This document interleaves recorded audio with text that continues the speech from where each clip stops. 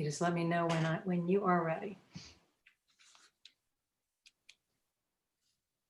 We're good. Thank you. Good morning. The hearing board of the South Coast Air Quality Management District is in session. Today is December 8th, 2020, and we are meeting via Zoom remotely, given the current pandemic and the stay-at-home orders in place in the state of California. We have a number of matters that the hearing board will be hearing and dealing with today. One of the matters is on consent calendar for today.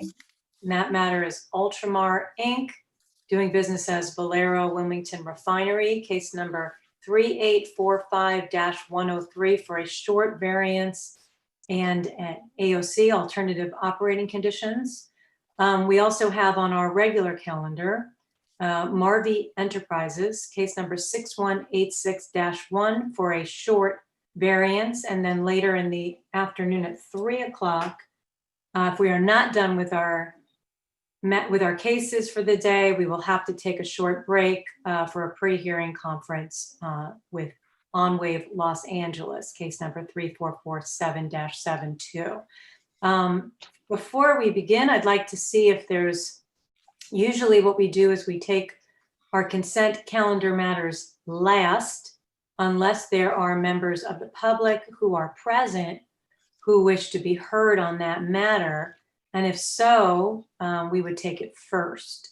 So I'm going to ask at this time if there's any member of the public who wishes to be heard on the matter of Ultramar, Inc., doing business as Valero, Wilmington Refinery. And you can indicate that you wish to be heard by looking to the bottom of your screen, or I don't know where it is if you're on a phone. But there should be a raise hand button, and you can do that, or you can either indicate that you wish to be heard by raising your hand, or otherwise letting me know, turning on your camera, or just speaking into the microphone and unmuting yourself. So I'm going to give a second to see if there's anyone who is present for that matter, and if not, we will take it second. Okay.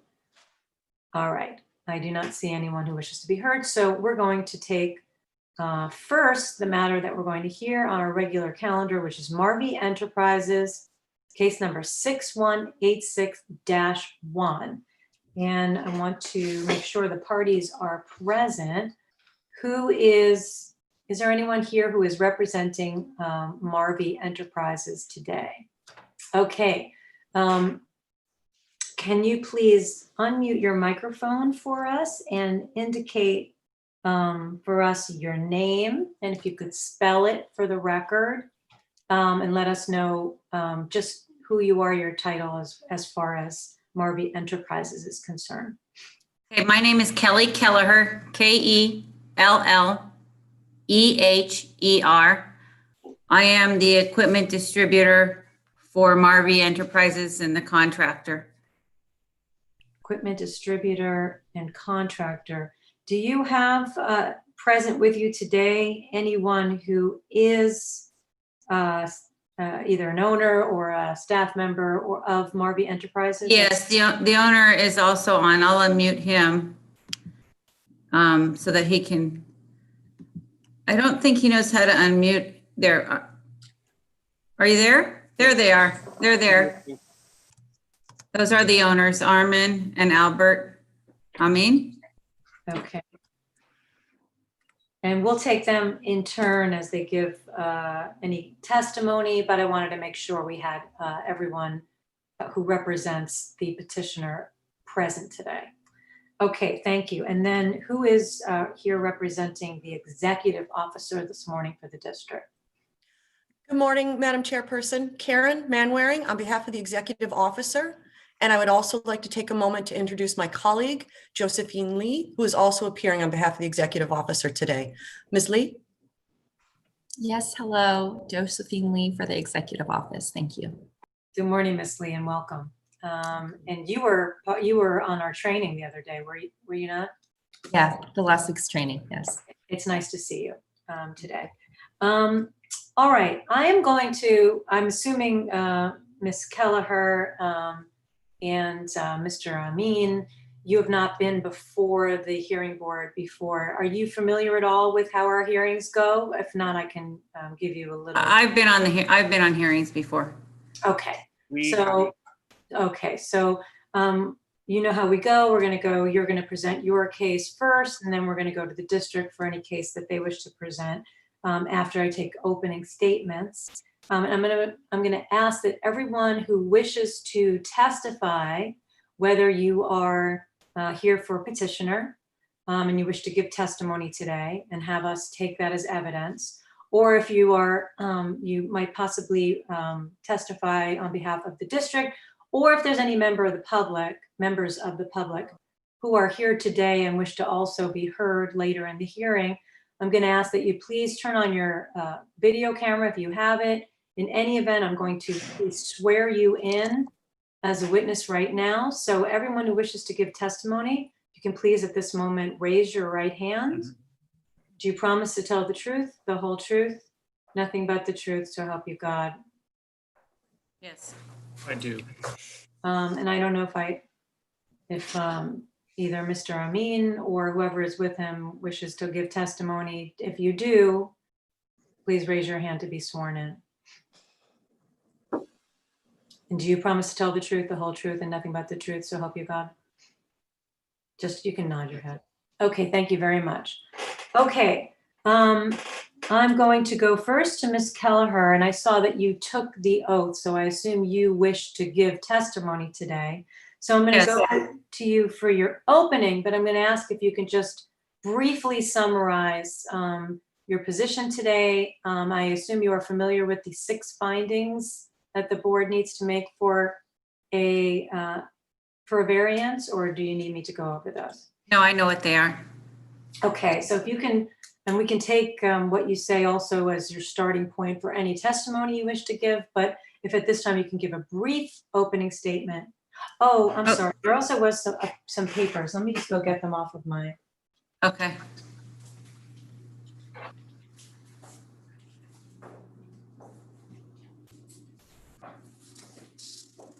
Okay, we received 3 documents, 1 2-page document and 2 other documents. Are these district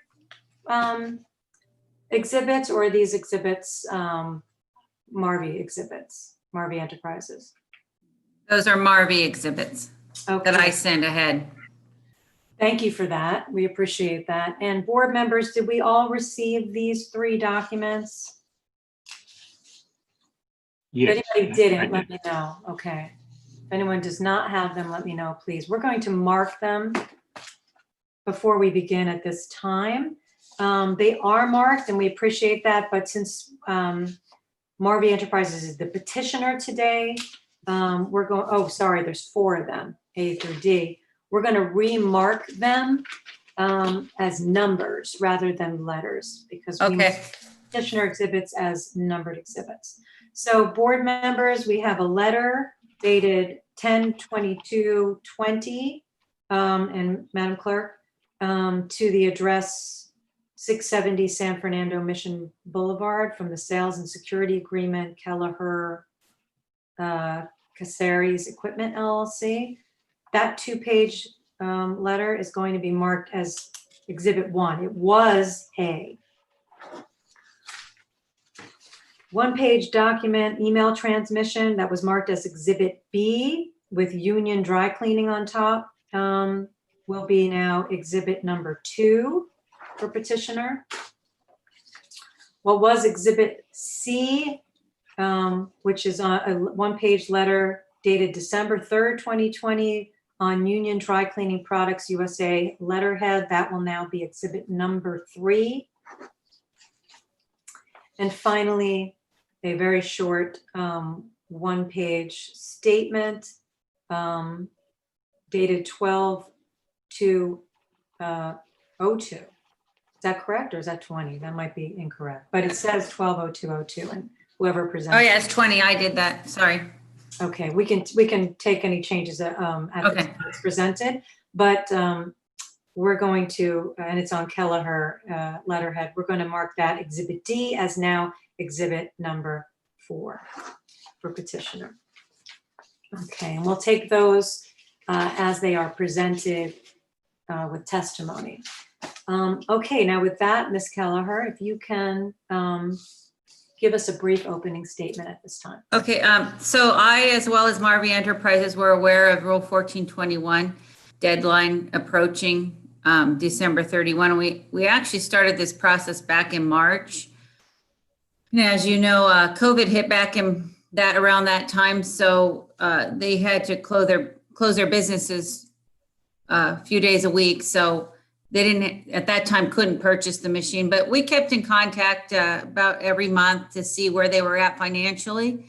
And then in the factory, the factory also, Italy was hit very badly with COVID. So, in general, they've been behind the whole year. So in October, Marvi felt as though they could proceed financially with the purchase of the dry cleaning machine, knowing the deadline was approaching. And normally they stock these machines in the United States, but they just couldn't get, they were behind from Italy. So by the time we ordered in October, which we would have normally had by December 31st, we were told it wasn't going to make it in time for us to get here in December 31st. And we were told that the machine would ship from Italy December 2nd. So that puts it into the United States somewhere in and around the second week of January, and then give it a week maybe to get here from Georgia. So we plan, right now it's actually ahead of schedule a week, but the original date that it's due to port is the second week in January. And once we receive it, we're going to turn it around the very same day and install it. And they're not operating every day anyway, because they're really slow. So it's not a huge detriment that the perk machine will stay in there. Maybe they'll use it 1 day a week or 2 days a week, and then we'll get it in by the third week of January, the new machine, to comply with Rule 1421. Thank you. Does that complete your opening? Yeah, and as you can, let me just go over the exhibits real quickly. Exhibit 1 is the sales and security agreement showing you that he actually did purchase that machine. And can we wait on that once? Oh, sure. Go through those as your, Okay, sorry. your evidence. That's okay. But I'm going to go to Ms. Manwaring and Ms. Lee for your opening statement for the district. Thank you. Good morning, Madam Chairperson Prusak, members of the board, and good morning, Ms. Kelleher, and to the petitioners this morning. We did speak last week about the status of the petition. I have not yet seen those documents, but I did speak with Ms. Kelleher about that and anticipated you receiving them. Before you this morning is a petition for a short variance seeking relief from Rule 1421, specifically the provision that prohibits use of a perk dry cleaning system after December 31st, 2020. You may have noticed by now that this is the first of several similar requests based on that compliance deadline. The district is evaluating petitions seeking time to continue using perk machines while they replace the machine after New Year's on a case-by-case basis. As to the request filed today by petitioner Marvi, Marvi has identified a path to compliance, as just indicated in the opening statement, and the district remains unopposed to today's request, subject to the evidence and testimony heard today being consistent with our understanding of the petition. Normally, I might conclude my opening statement there. However, because this issue will come up again and again in the coming weeks, we thought it would be more helpful to say some more about PERC and provide some of the information we think will be helpful in evaluating evidence and in reaching a decision on this and similar requests as we go forward. We also hope by the end of the day to have a better sense of what type of information and evidence this board would like to see in order to make decisions that may be more difficult that come before you in the coming weeks. So briefly, what is Rule 1421 and what is perchlorethylchloroethylene? Nope, that wasn't even close. I'm going to try again. Perchloroethylene. And now that is the only time during this proceeding I intend on saying that word. Perc is considered a human carcinogen. CARB, the State Air Resources Board, identified PERC as a toxic air contaminant back in 1991, and they adopted an airborne toxic control measure, an ATCM, in 1993. Subsequently, the district adopted Rule 1421 in 1994, and that rule is entitled Control of PERC Emissions from Dry Cleaning Systems. We were granted an ATCM equivalency status from CARB on this rule, and then we amended the rule in 2002, setting the December 31st, 2020 deadline as the phase out for all PERC dry cleaning systems in the district. This means that dry cleaners in the district have had notice of this deadline for more than 18 years.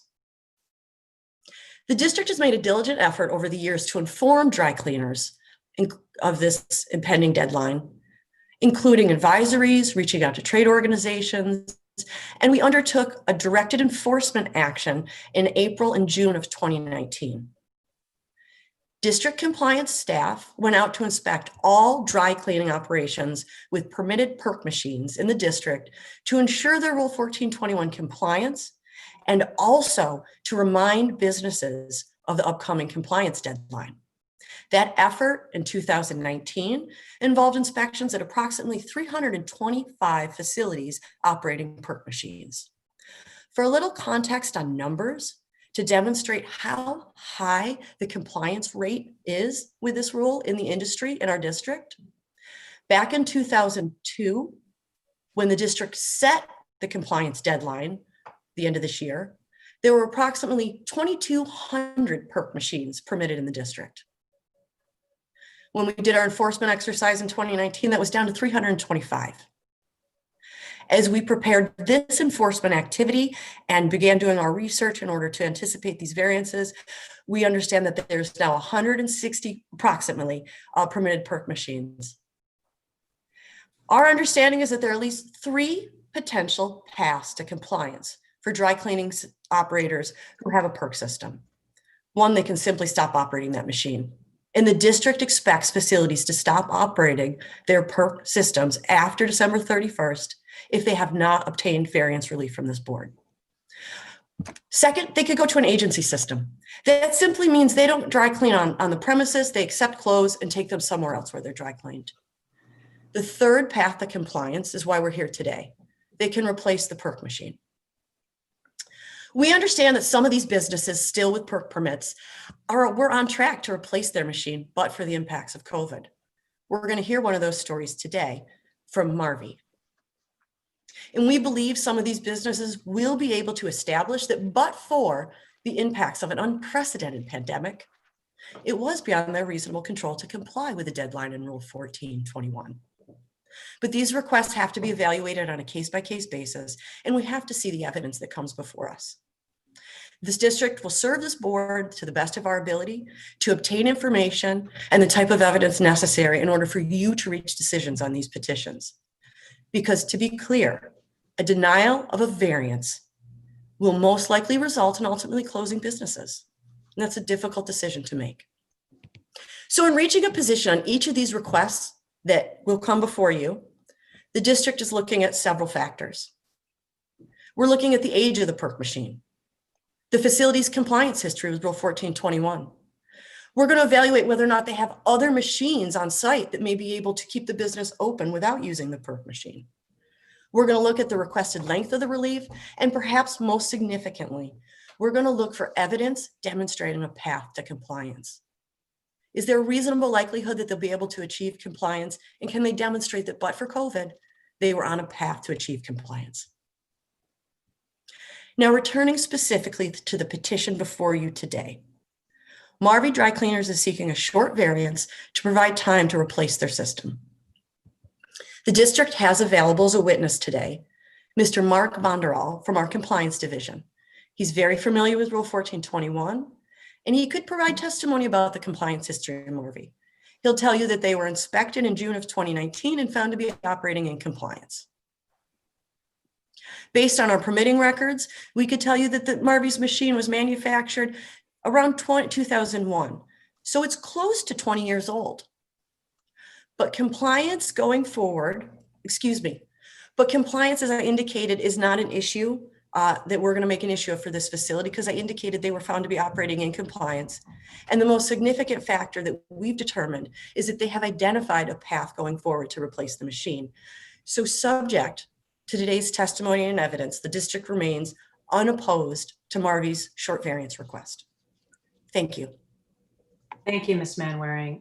Ms. Kelleher, before we go into your presentation of this, of whatever additional evidence you have for the 6 findings that we need to make, I just want to let you know of a few issues we'll need to hear about from you.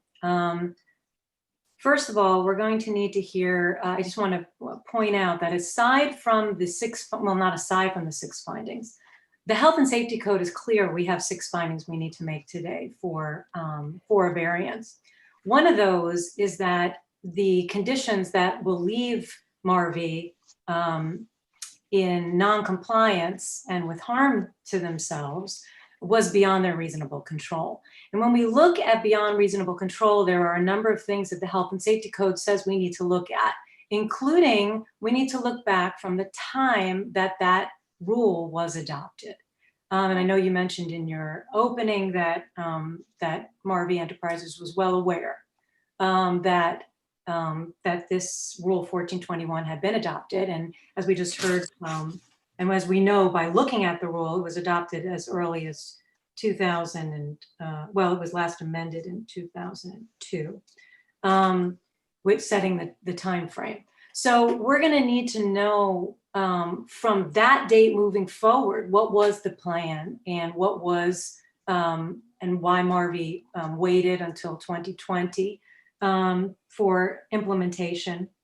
And also, it goes both ways that you're asking for a very short period of time. Of course, it's great that you have a path forward, but we're talking about a variance.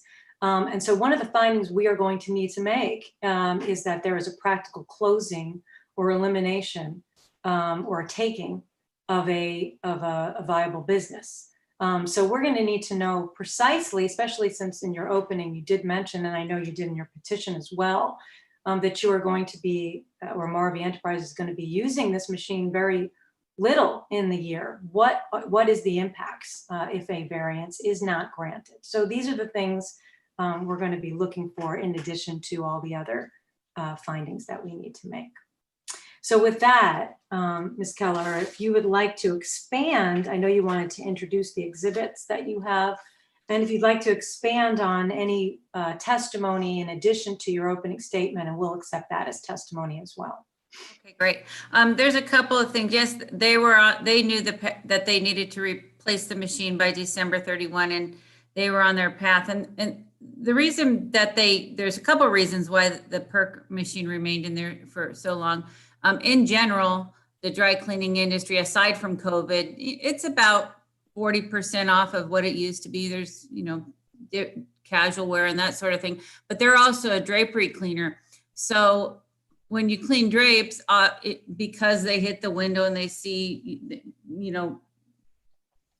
dirt more than average thing, they're better to clean in PERC. So because they had a good portion of their business cleaning drapes, they kept that PERC machine. They also had a loan on the machine, so they couldn't get rid of that before the loan period, and they'll have to let you know what that loan period was on the dry cleaning machine.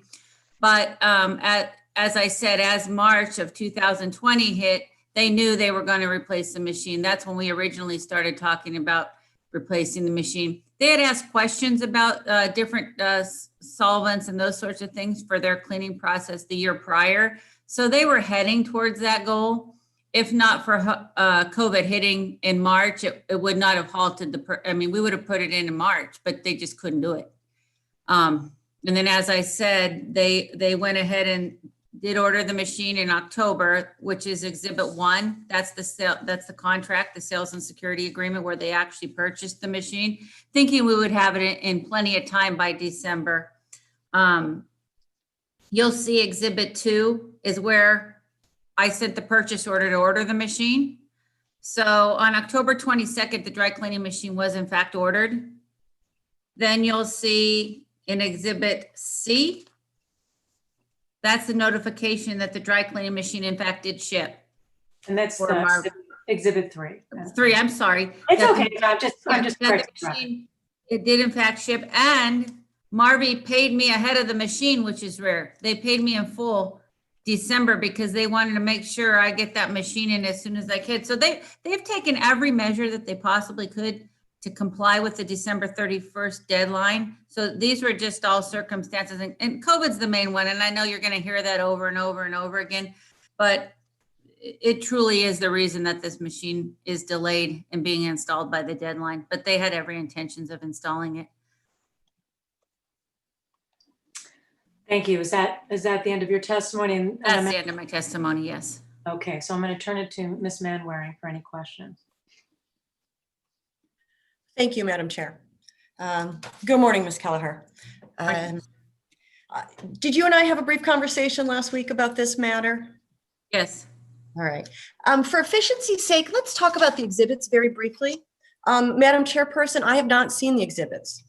I'm so sorry. I meant to ask you that because you had Yeah. indicated. Would you like to take some time off the record to take a look at them?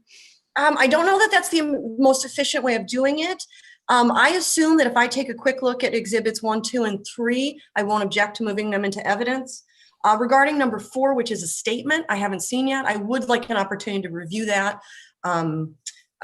prior to any request to move that into evidence. Okay. So maybe we should start with questioning, and then on a break, I could take a look at those documents. Would that be the most efficient way to proceed? We're not taking our break until 10:15. Okay. But we could take a break. Why don't we just take a 5-10 minute break? I don't know if you were going to want to discuss it with any member of staff as well, Ms. Manwaring, but let's do that now. I don't have the documents.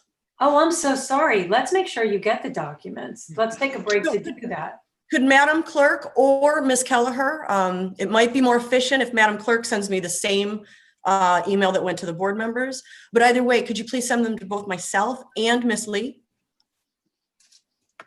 Okay, we're going to take a 5-minute break, and then if you're not done when we come back, let us know and take more time. And Madam Clerk is going to send those to both Ms. Manwaring and Ms. Lee, and then you'll take the time to review it and ask any questions of staff that you need to.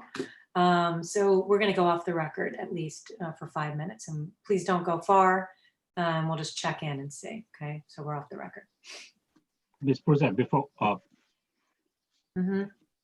before you take the break, I was just going to add one item. Left, so we are on break. I think. Oh, we're on break. Okay, never mind. Yeah, when we come back.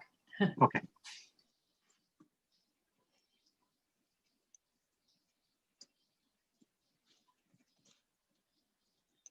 If anyone's listening, I should have said, don't leave the meeting. Just make sure you mute your microphone if you don't want anyone to hear what's going on in the background.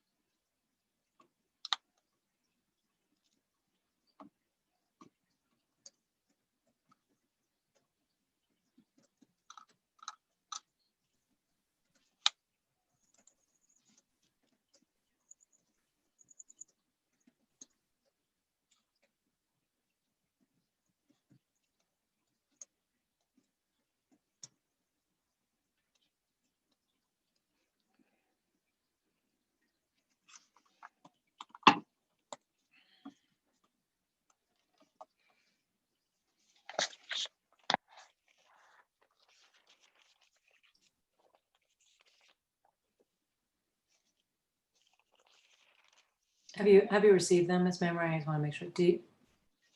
The district is ready to go back on the record when all parties are ready. Okay. Okay, I see. So make sure Senator Holden is back, and then we can go back on the record. Oh, and thank you, Senator. And Madam Clerk, are you present? I know she probably had to leave. Okay, thank you. Okay, then we'll, well, I'm going to make sure. Oh, Ms. Callahan's right there. It's hard to find everyone. Everyone changes places. Okay.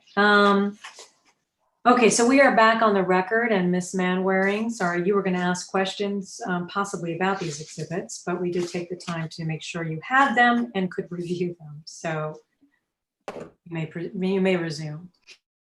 Thank you so much. We did take a moment to look at the documents. They're not too lengthy, and they appear entirely consistent with the opening statement that Ms. Kelleher provided. Just to clarify, Ms. Kelleher, you did take the oath this morning, right? This is testimony? Yes, I did. Okay.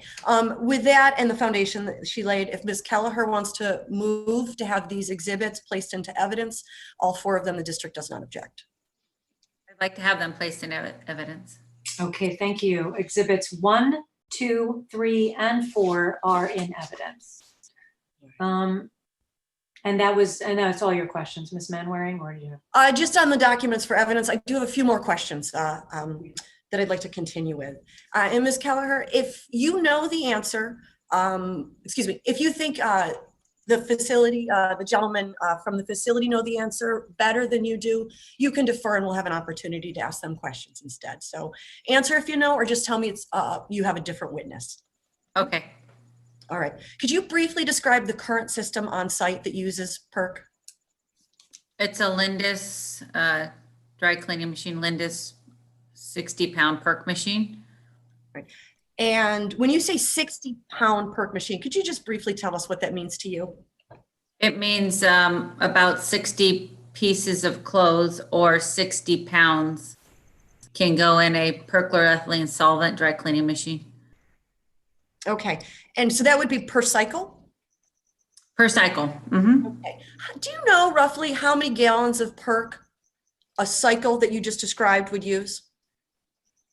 I don't know in Marvi's particular instance, but I do know that depends on the type of garment that goes in there, the weight. Like for instance, if you put a leather garment in there, we'll use a lot more solvent than if you put a silk blouse. So a rule of thumb, the rule of thumb that you use is 800 to 1,000 pounds per gallon. Thank you. In your opening, you mentioned that that particular machine, the Lindis, had a loan. Did you say that that loan is paid off? I'm not sure that you'd have to ask Marvi that one. Okay. Are you aware of whether or not Marvi has any other dry cleaning systems on site at this facility? They do not have any other systems. Okay, so if they are not granted this variance and they cease operating that single system on site, would that essentially close their business? It'll close it for the 2 weeks until they get their machine in, yes. Are you familiar with what the current perk limit is on the Lindis machine in terms of gallons per year? On their current permit, I am not. Okay, if I said it's 52 gallons per year, would that sound reasonable or sound familiar to you? 10 times. I'm not sure. Normally it's anywhere from 6 to 10 gallons a month. I don't know what was granted at their particular facility. Okay, all right, I'll ask them that question. And Okay. again, the reason I'm asking that question is because we understand from your testimony that there's been a drastic reduction in business. And so we would assume that there's a corresponding reduction in use of the perk machine. And the district may propose a condition on this variance limiting the amount of perk. We're not yet proposing that condition. We're waiting to hear what the evidence is, because the fact is, if the business demand isn't there, then maybe the limit on perk isn't necessary. But we're going to defer to this board. That's the reason I was asking those questions. And I can ask the facility about the specific perk limit on their permit. Okay. All right. Exhibit 4 that is now into evidence is a one-page statement. It appears that you prepared this. Is that correct? Did you prepare that? I did. And that indicates that this machine, the new machine that they're awaiting arrival, is fully paid for? They got a loan for it and the lender paid me. Okay. Your company is fully paid for the machine? I am paid, yes. Okay. Is that unusual to be paid Yes. so far in advance? Yes. All right. But they were worried about this rule and getting the machine in, and I think it was their way to try to make me hurry up if I could. But my hands were tied with the factory and COVID, and so I did the best I could to get it here. All right. I did the absolute best I could to get it here on time. So is it your testimony that the timing of the payment demonstrates their commitment to compliance with this rule? Yes.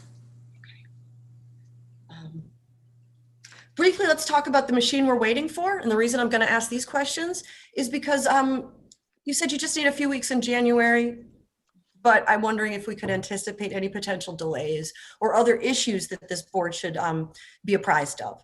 So are you in you mentioned an Italian manufacturer. Yes. So are you in communication with that manufacturer for this machine? Yes. All right. Have they given you a specific timeline for delivery? Yes. They said yesterday, I spoke to them again, and they said it was a little ahead of schedule. So probably the beginning of the second week of January. And then remember, that comes into port, the Gulf, and then it clears customs, and then it comes to us. So assuming it clears immediately, then I could potentially get it in 5 days if it cleared immediately after it arrives. But that's why I say give us a week to get it here. That means clearing customs and getting it to us in California. Okay, I'm just going to bookmark that. That's a little bit concerning to me because of the tight schedule based on customs, but I'm going to defer to your business decisions and the duration that you request under this petition. We normally, they clear those containers. Those containers, I guess the port it goes into is used to the containers coming from that company. So they x-ray them now. So we've not seen in a few years any delays of weeks. We've not seen it. So it's your testimony that based on a conversation you had just yesterday with the Italian manufacturer, that the machine is coming and you have not been informed of any reason to expect a delay from the manufacturer. That's right.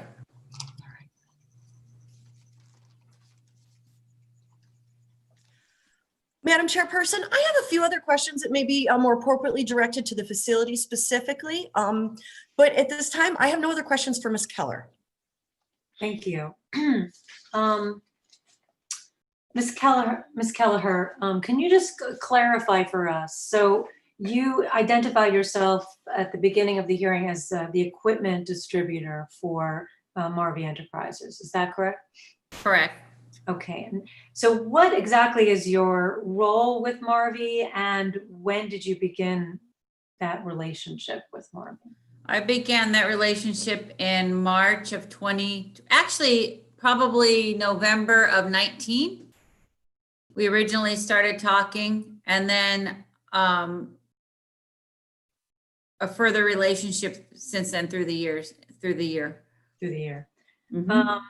And so your role is simply as a distributor assisting Marvi Enterprises in complying with the rule and acquiring the correct equipment. That's right. That's correct.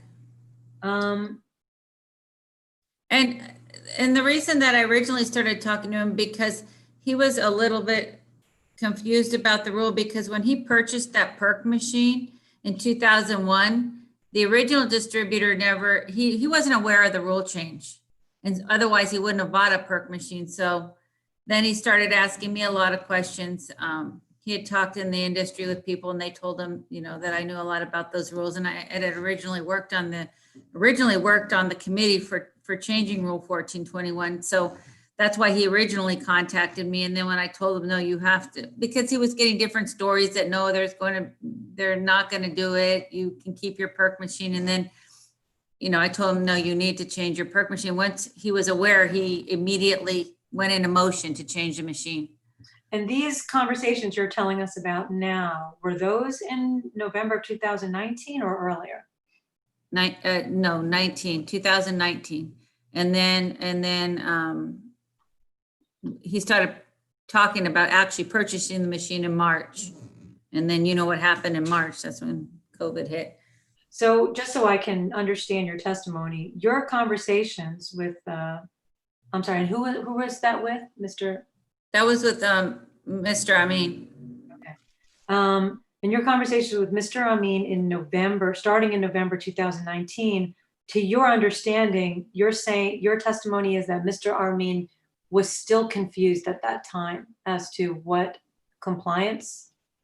He was, because he wasn't aware when he purchased the machine of the rule. That's what I'm finding with a lot of people. Now, I don't know, you'll have to ask him if he owned the store and if he purchased the store, but yes, he did not know the rule. And when I explained it to him, then he immediately knew he had to comply. Okay. Thank you. So and also I would want to clarify with a follow-up. So you said it is not normal operating procedure that you receive full payment before you place a purchase order? No.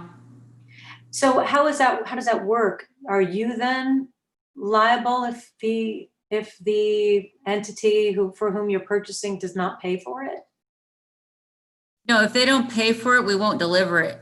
So that was one of the reasons that he wanted the bank to pay me ahead, because he wanted to make sure that this was top priority, that get my machine in first. There's others in that container for other purchasers. Okay. But he just wanted to move forward as quickly as possible. So he went ahead and paid me.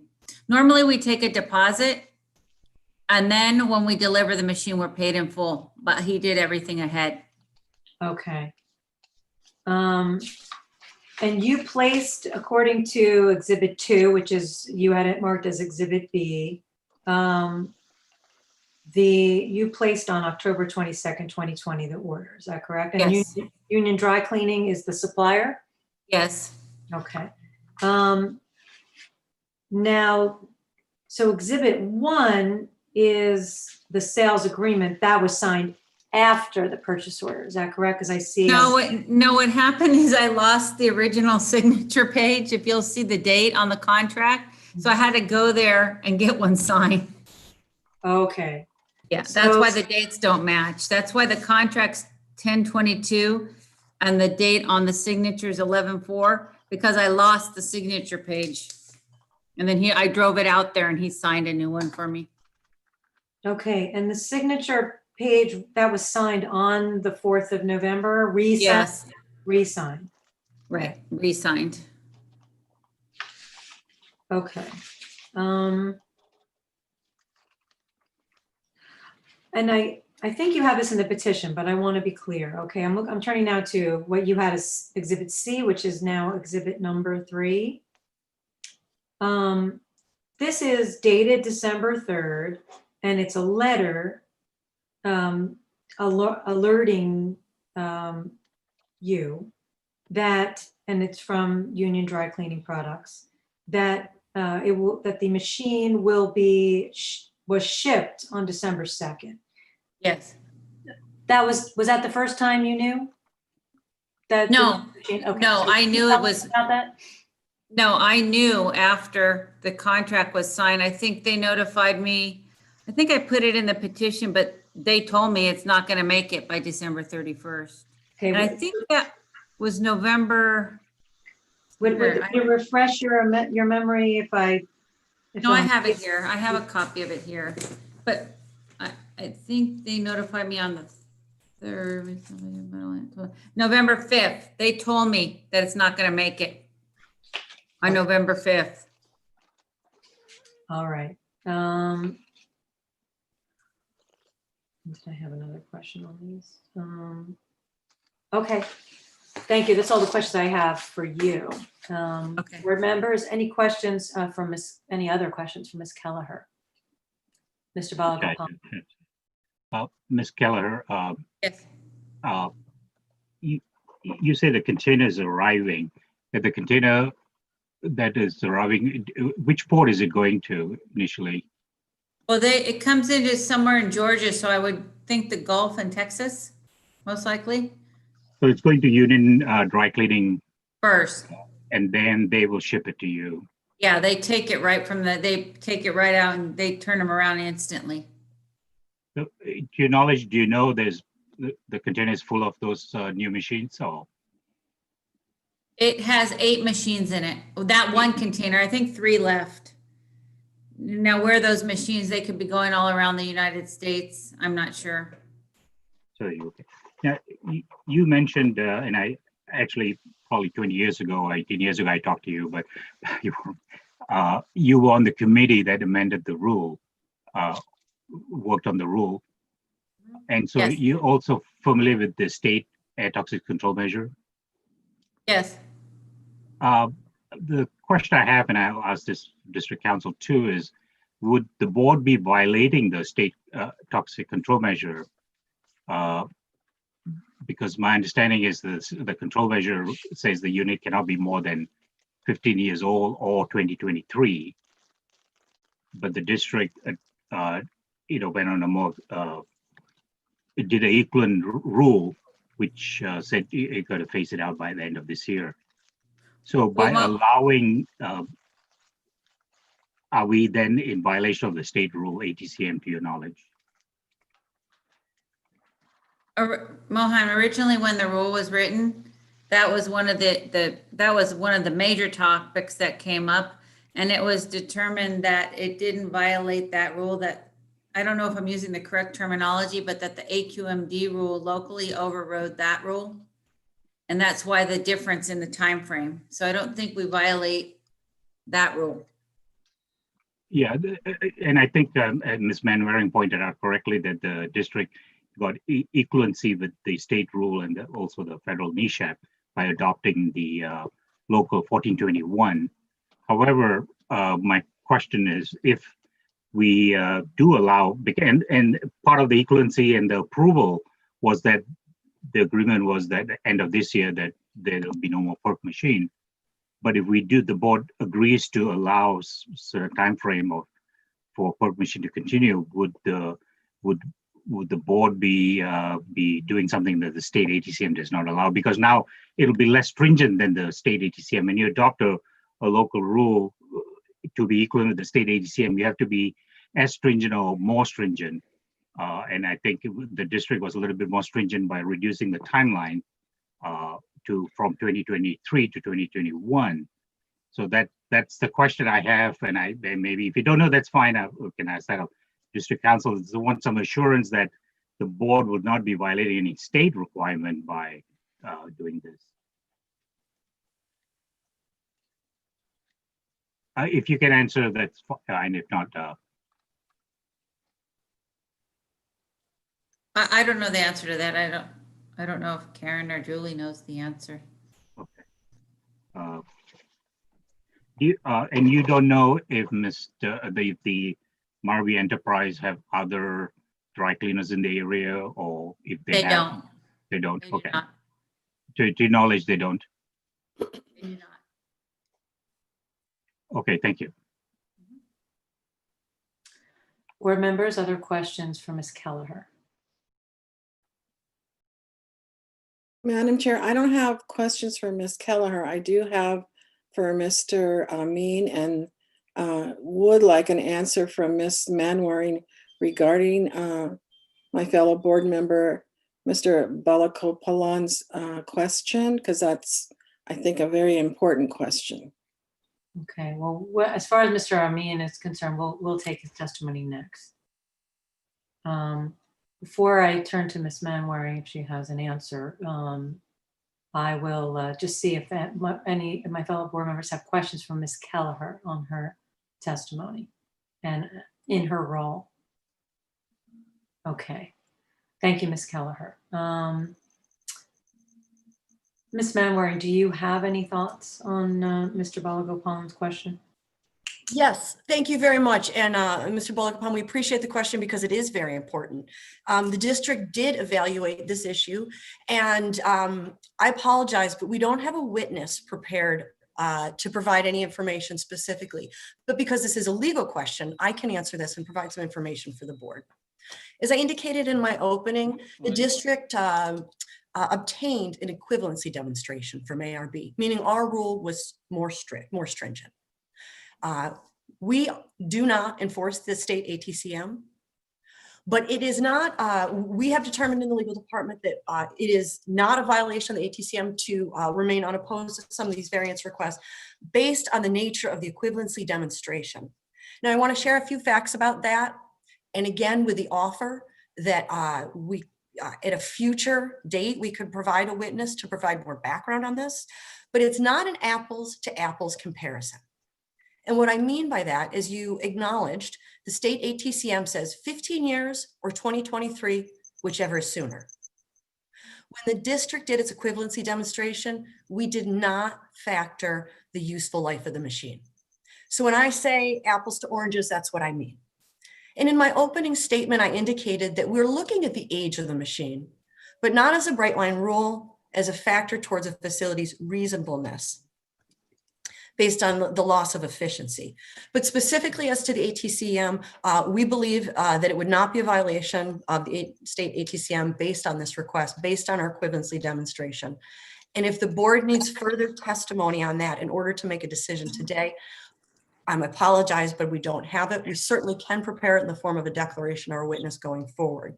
But the legal answer to Mr. Balagopan's question is, it is not a violation of the state ATCM. Is that sufficient, Mr. Balagopalan? Yes, I'll take that. I just wanted something, to the record that that's the case. And perhaps if you do want further evidence at the conclusion of today's hearing, you could direct us so and tell us what it is you would like to see, and we'd be happy to provide it. Okay, should I just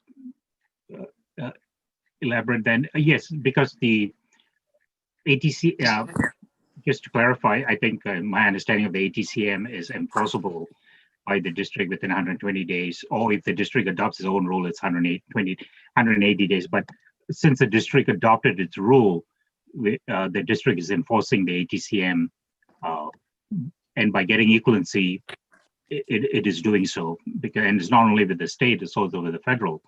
However, the ATCM is very specific, and for the rest of the state, the machine, if it's older than 15, they have to stop using, and or until 2023, when the district adopted 1421. And I know some of this because I was involved with some of this early on in discussion, and that's why I talked to Ms. Keller, who was a chock full of information and getting information from her on the machine. So I sort of remember talking to her.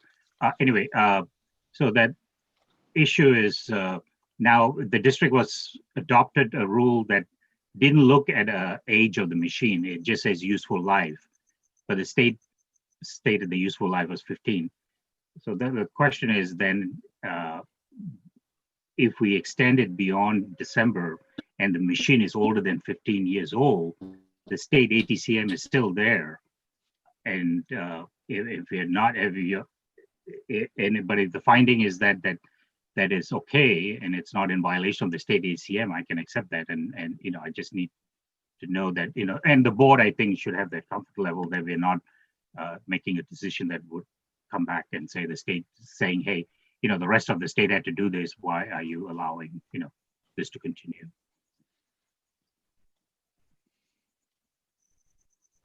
So are you requesting that additional information for the well, I next think Ms. hearing? Manwaring Do said you they need are it for going to this provide something, not today, but hearing? so- Okay, well, do you need it for a decision today?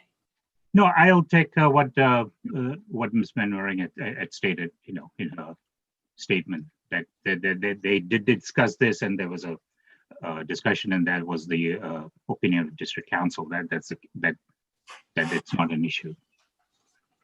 Okay. Thank you for that representation, Ms. Manwaring. Madam Chair, I do have one question for Ms. Kelleher. Oh, okay, yes, please.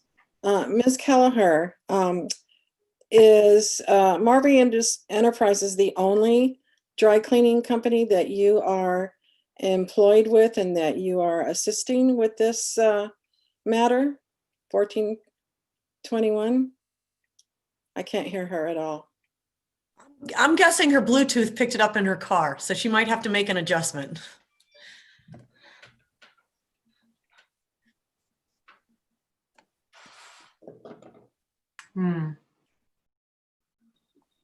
I see her, I just can't hear her. Yes, Ms. Kelleher, can you hear us? And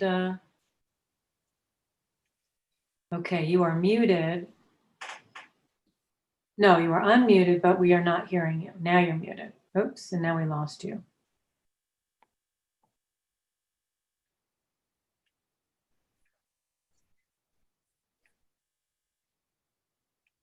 Is Ms. Kelleher available? Can you hear me now? We hear you, we don't see you, but I assume you're driving? You can hear me? We can hear you. Can you hear us? Can hear me? No, now we don't hear you correctly. Ms. Keller, can you hear us?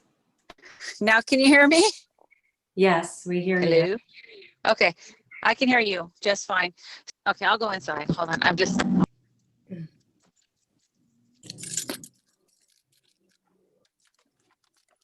Ms. Kelleher, are you available for the hearing?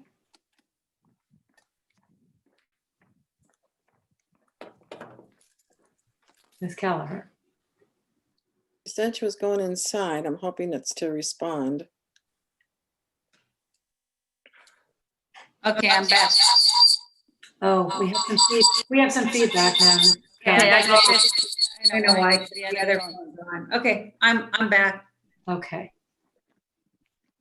Okay, is your audio? Oh, there you go. Yeah, Okay. here I am. All right. Ms. Verdugo-Peralta had a question for you. Yeah, my question is Marvi Enterprises the only dry cleaners that you are assisting with Rule 1421? Are you employed by any other dry cleaners? I have about 4 of them right now, but they bought used hydrocarbon machines, and they bought some machines ahead of time that'll make it by the deadline. So yes, this is the only one that we need to request a variance for. Okay, thank you. Any other questions for Ms. Kelleher, once again, before we move to the next witness, which I assume of Mr. Amin? Okay, before we will move on, and before we do that, Ms. Manwaring, I thought you had mentioned in your opening that you only have an inspector that's available today. Are we gonna get someone who can give the board an idea of what the risk is to nearby communities or whoever is around each machine well, we'll start with this matter, and what the risk is for others who might wear the clothes or what have you, so that we can get an idea of what we're talking about when we're weighing risks versus benefits as part of our 6 findings. Madam Chair, the permitting engineer would have taken into account all those factors, acknowledging sensitive receptors and other adjacent uses that would have impacted issuing of an air permit. We did not prepare a witness on that today. Okay, As I so indicated- the fact that the permit exists would mean that it wouldn't have risk that's over a certain threshold. Is that correct? 73 south. Arrival time on this route is similar to Sorry. 405 south. That is correct. Okay, but we need to take into account that it's a human carcinogen versus a non-human carcinogen, correct? Okay, and we just have to weigh that without knowing exact impact from a particular machine. Is that? Yes. Unless this board is asking for something more specific, we have not run that analysis for this purpose. Okay, now it will be much more difficult to, I think, make that balancing without knowing. But you know, if we could get something that enables us to have an idea of, you know, each of these machines and what their impact is, that would be helpful. Madam Chair, I do believe this petition identifies anticipated excess emissions based on the poundage of clothing. Does it? I don't think there was anything. Oh, I apologize. We've seen several petitions. I may be thinking of the wrong one. Did they not?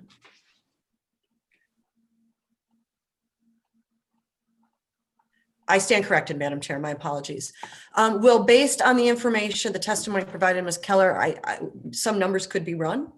But again, I believe the issues you're asking about would have been taken into account during the permitting phase. So it's a little unclear to me, the balancing that would be taking place. Could you say a little bit more so we serve this board's needs?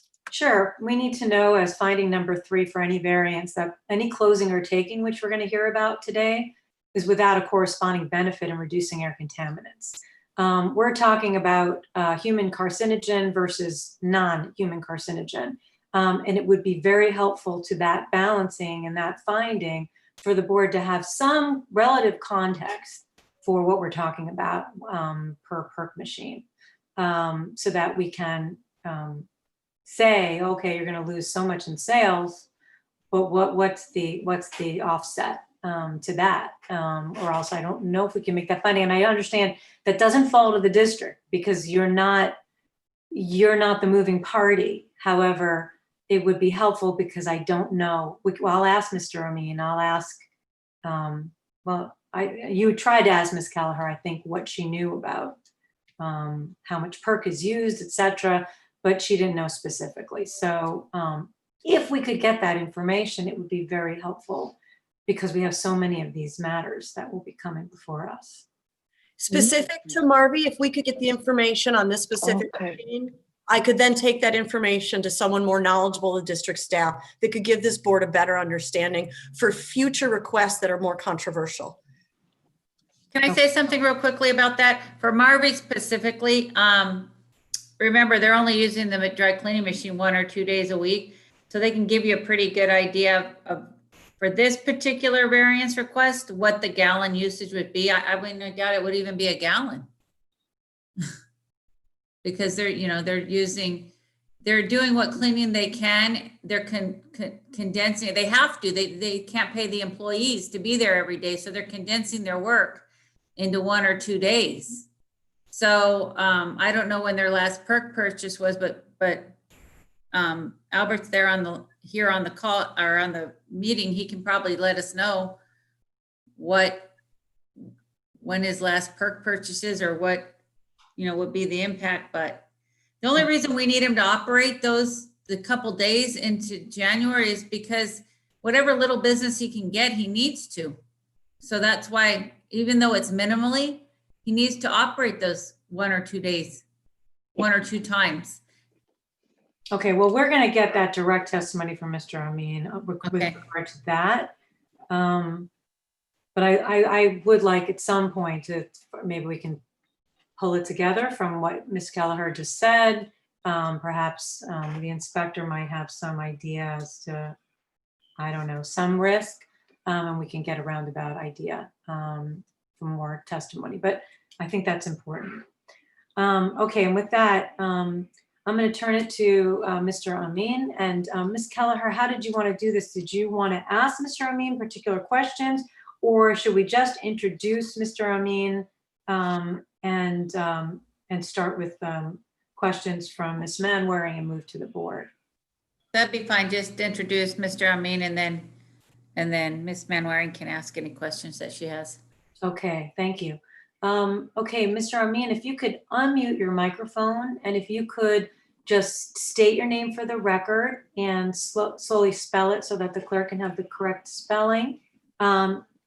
And then indicate, I believe you're the owner, but just indicate who you are in relation to the petitioner and let us know that you took the oath today.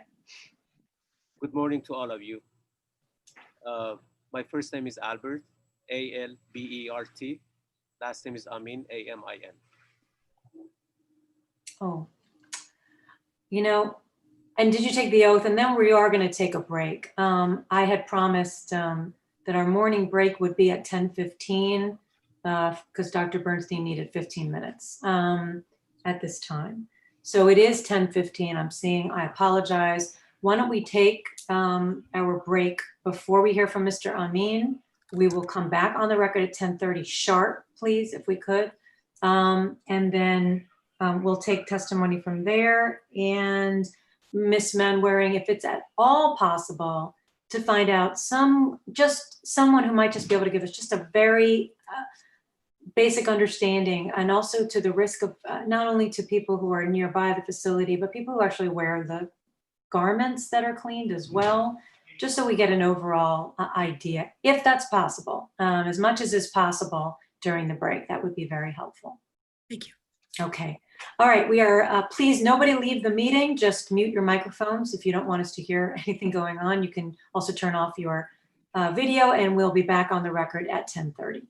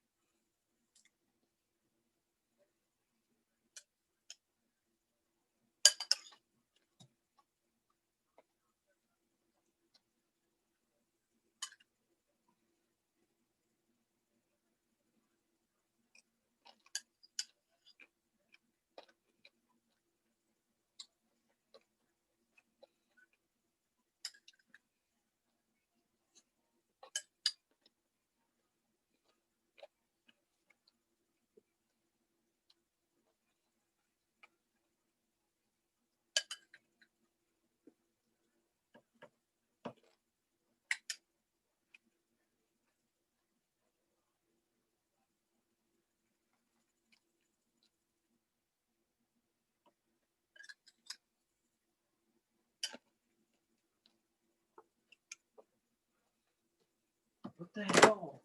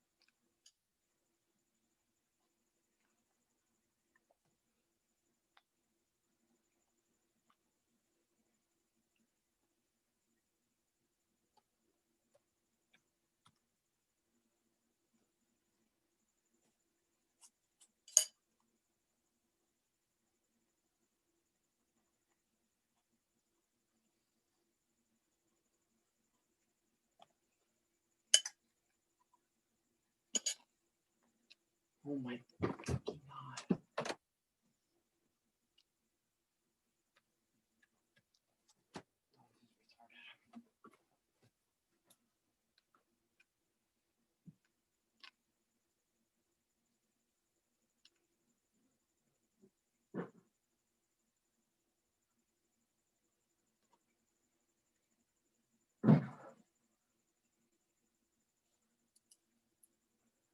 No more. It's taking forever.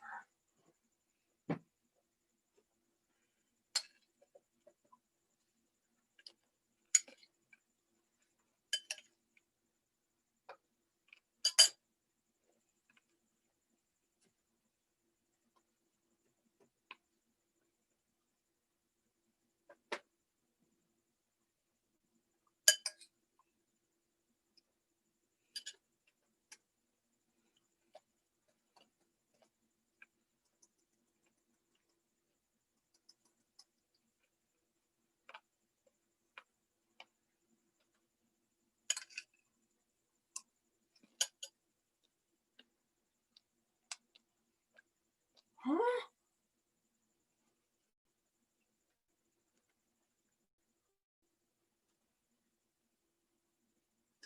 What do you mean by that?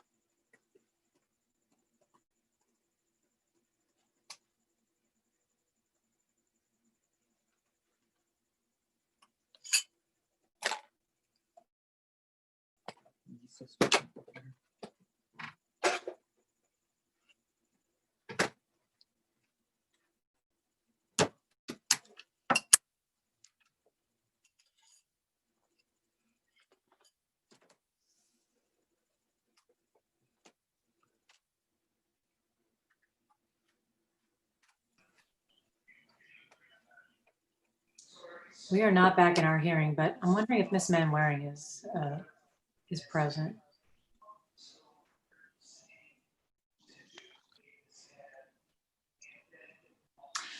Ms. Manwaring, I was wondering, while I was sitting making my tea, whether or not it would be possible to get a portion of the staff report for 1421, and perhaps in the staff report, there is some discussion of PERC and its impacts generally. And that might be helpful. If we could just get that to the board, we could probably use that in this case and in other cases as well to help assess the issue that I was raising.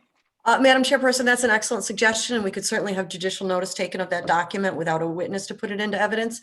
Going to take me a few minutes to track it down and find the appropriate paragraph. Sure. I thought I'd try to get you before 10.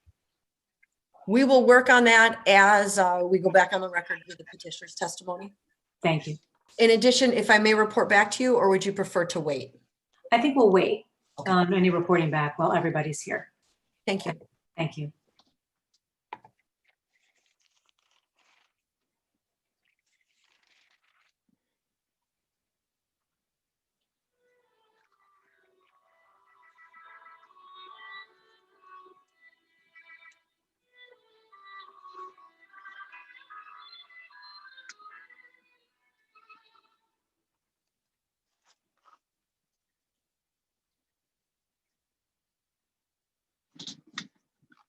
Should I just send my teacher an email that I'm having Yes, just tell the truth.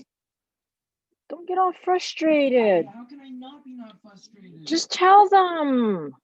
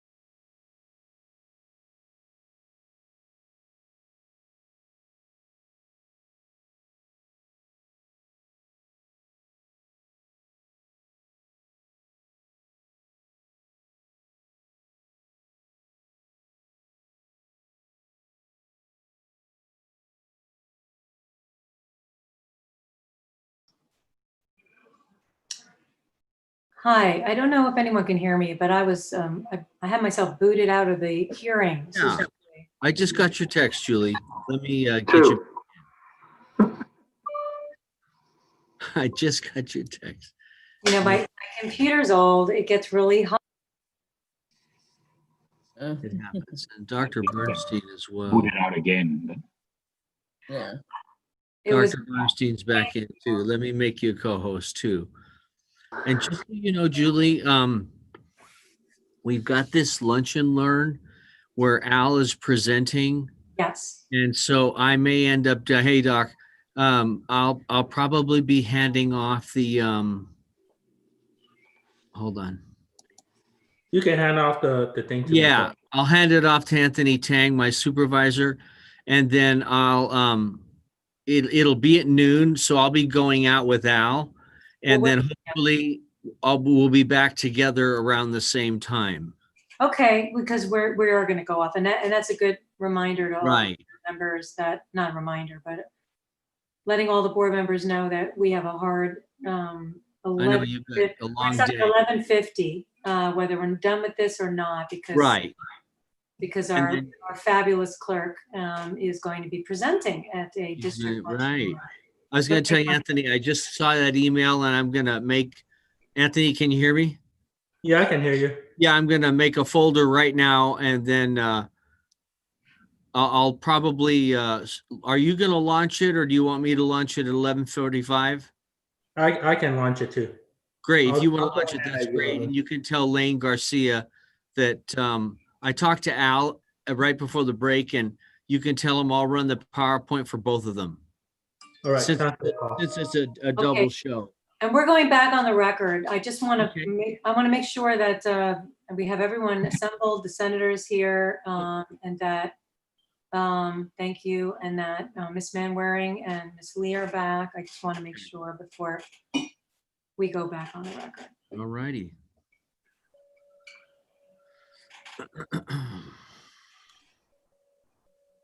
And I did tell you are co-hosting. You're all Yes, set. thank you. Thank you for that.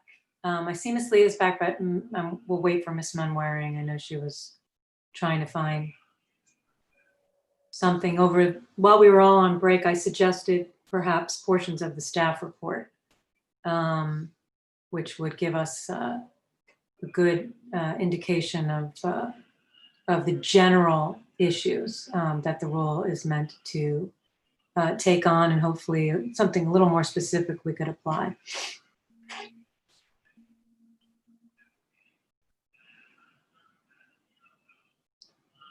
And I'll continue to wait. And Ms. Manwaring, when you're back, just please put on your camera.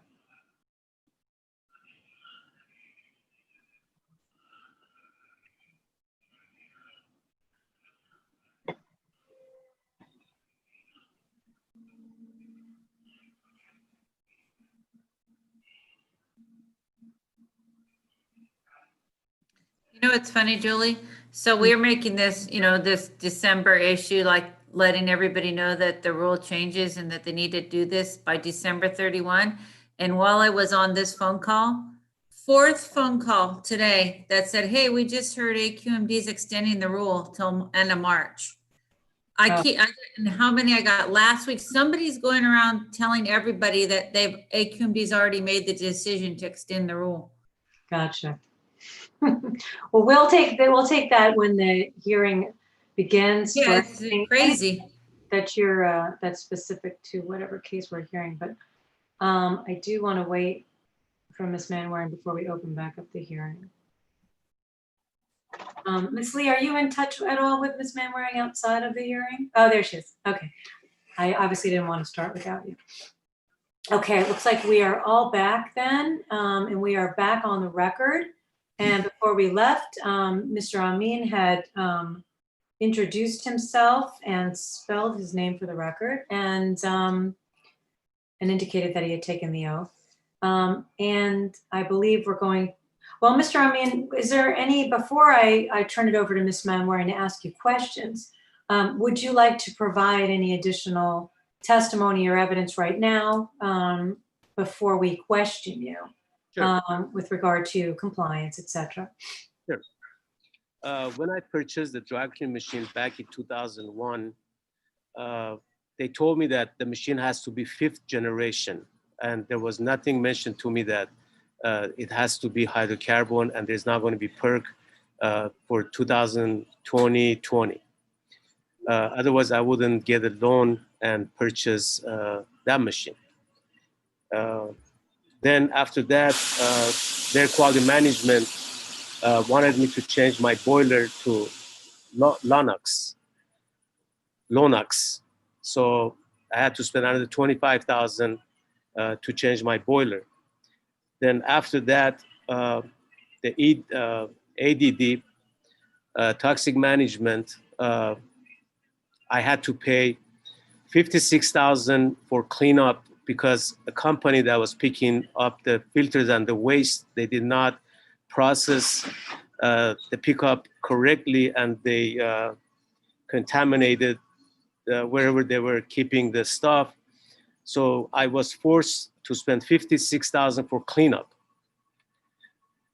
So then after that, when I found out that for sure 2020, it's the last year of the machine and the pandemic is not going to change anything, and we are not going to be able to continue for maybe another year or two because of the whole situation.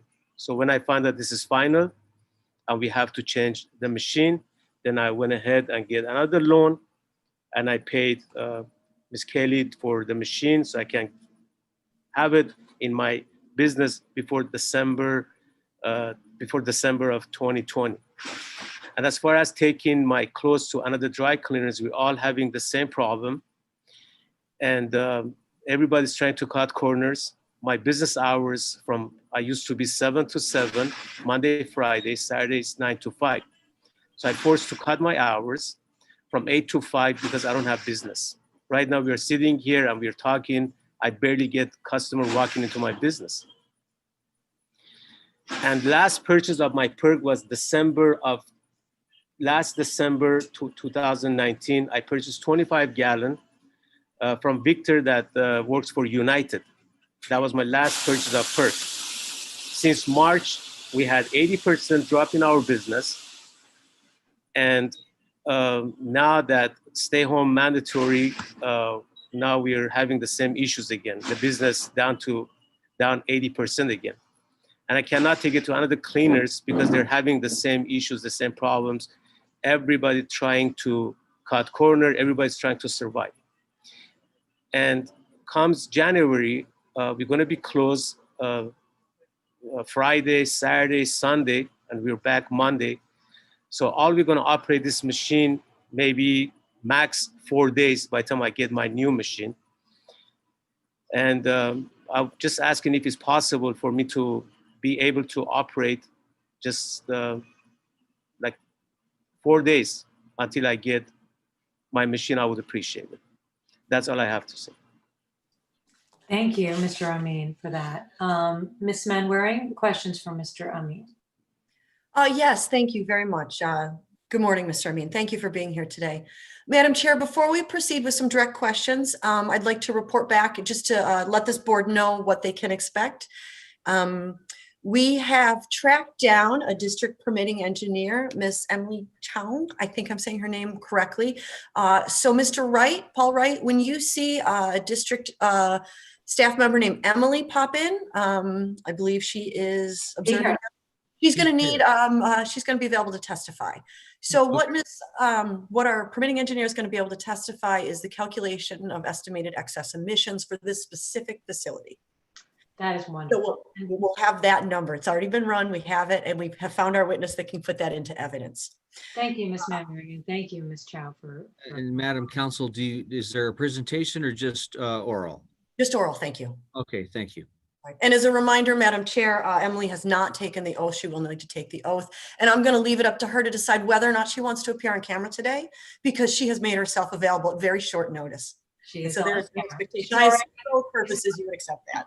She looks camera ready to me. Oh, fantastic. I don't see her. Oh, she's here already. Great. Hi, Emily. In addition to the actual estimated excess emissions on a pounds per day number, we could bring Mr. Vandera on, who is available and could apply. I indicated we didn't need his testimony because compliance wasn't an issue, but he's very familiar with Rule 1421. In addition, he's familiar with Rule 1402 and could testify from his personal knowledge about how the district back calculated PERC limits in order to stay within the 10 in a million cancer risk threshold. If that is necessary for findings today, Mr. Von Roel could provide an explanation. But I think it's Emily's testimony that you'll find most valuable. I think so as well. And Okay. thank you. Thank you for that. Well, I'm wondering if we should take Ms. Chow's, I don't know if because she wasn't prepared to be present today. Should we take her testimony out of order and take her first so that she can leave? Or should we continue with Mr. Amin? I'd like to you know what, actually, that's an excellent suggestion since her testimony will be very brief. It is, I believe 5 short questions is what we identified over our short phone call in the break. So if no one objects and if Emily's available. Mr. Amin, would that be okay with you? To please take our testimony first? Sure.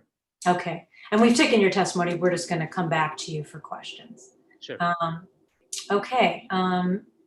Ms. Chow, then I'm going to swear you in. If you can just please raise your right hand. Do you promise to tell the truth, the whole truth, nothing but the truth, so help you God? I do. Okay, wonderful. Then I'm going to turn it over to Ms. Manwaring for questions, and then we'll turn it over to Ms. Kelleher after that. Okay, great. Ms. Chow, thank you. Could you please state and spell your name for the record? Hi, my name is Emily Chow, EMILYCHAU. Thank you. And are you employed by the district? Yes, I am currently air quality engineer too. How long have you worked for the district? 20 years as of this May. Oh, I'm sorry, I haven't met you before.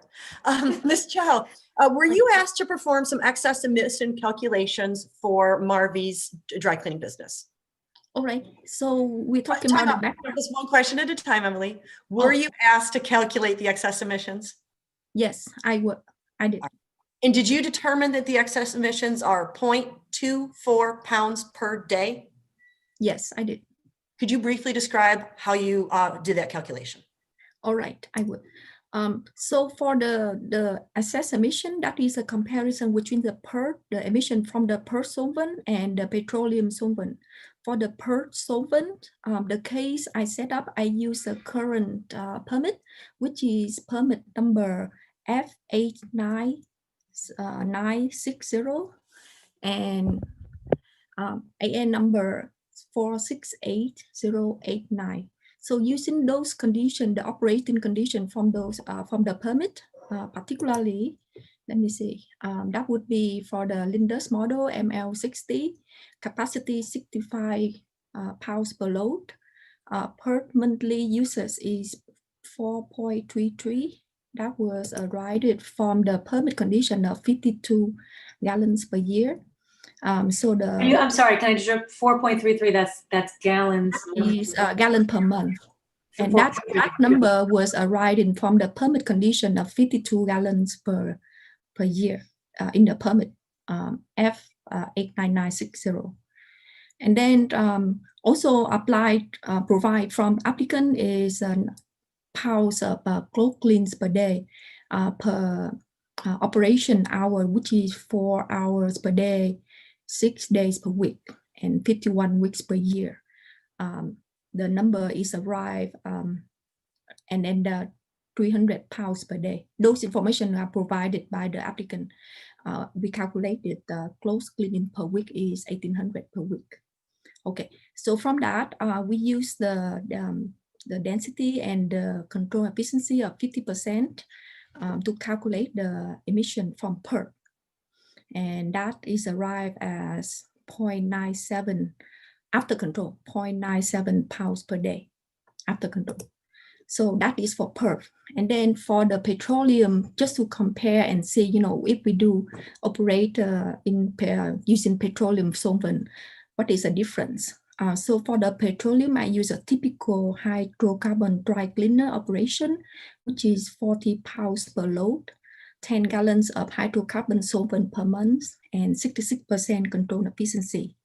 So using that and then using the same operation hour, the same number of operation hours and close cleaning per day, we got the calculation, and the number is 0.73 pounds per day using petroleum solvent. So with that, 0.97 using PERC minus 0.73 using hydrocarbon, we got the 0.24 pounds per day difference. Thank you very much for that testimony, Ms. Chow. We appreciate it. So just summarize a little bit. I just heard you testify that based on the 52 gallons per year, the maximum monthly amount is about 4.33 gallons per month of PERC at this facility. Correct? Okay. And if this facility were to operate 6 days a week, 4 hours a day at their maximum permitted amount, the excess emission, as you just testified, would be estimated at 0.24 pounds a day. Is that correct? Yes. Okay. When you say excess, I assume that we subtracted, using PERC versus using the petroleum solvent. So just to clarify. Thank you very much. My thinking was that all PERC was excess emission, but you have properly put into evidence that in fact there is a delta, right? Because we would take away what they would be allowed to use normally. I'm a little bit confused because it's PERC that's going away, and what you are subtracting out seems to be a different number. So I'm a little bit confused by that.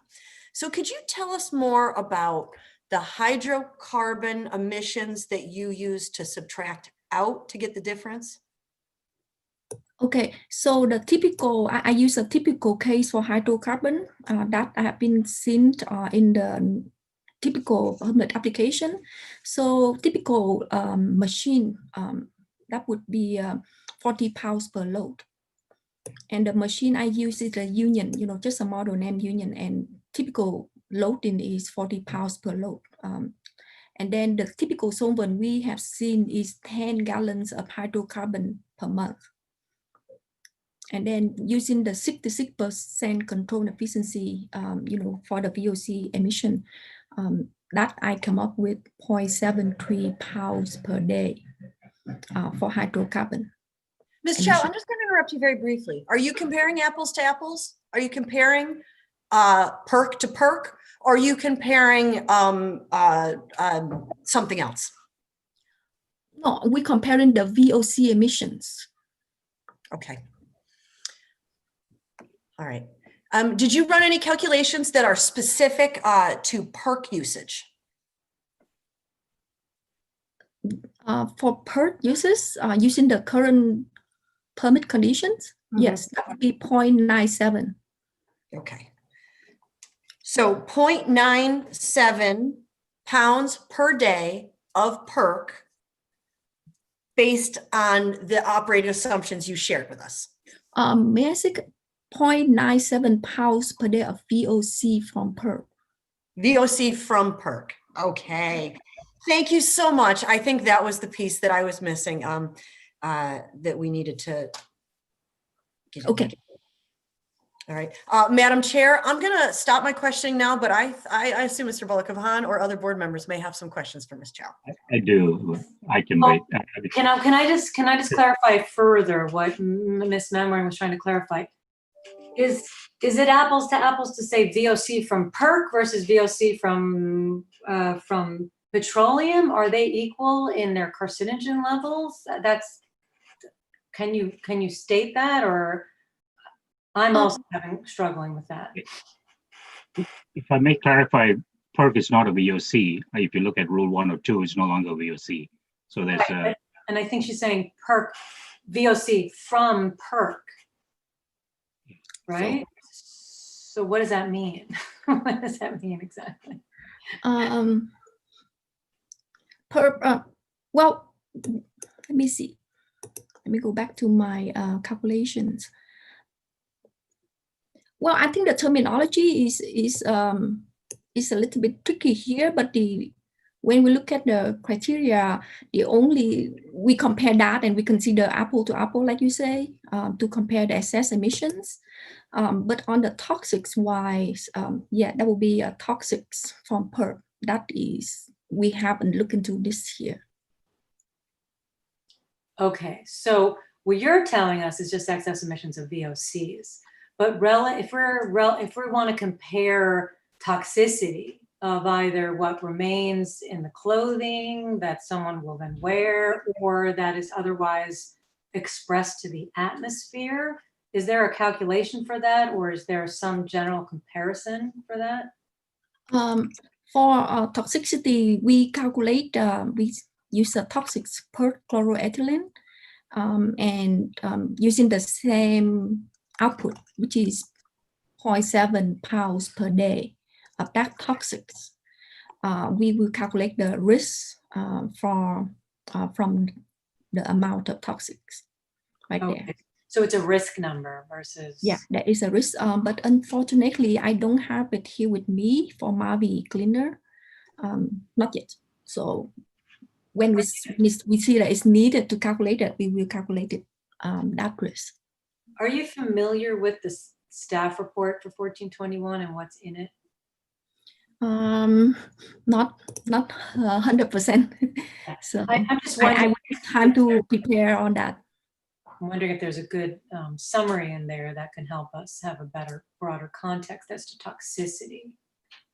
But we'll get to that. Okay, so you're not, so just so I can clarify, and then I'll have Mr. Balagopalan really dig in.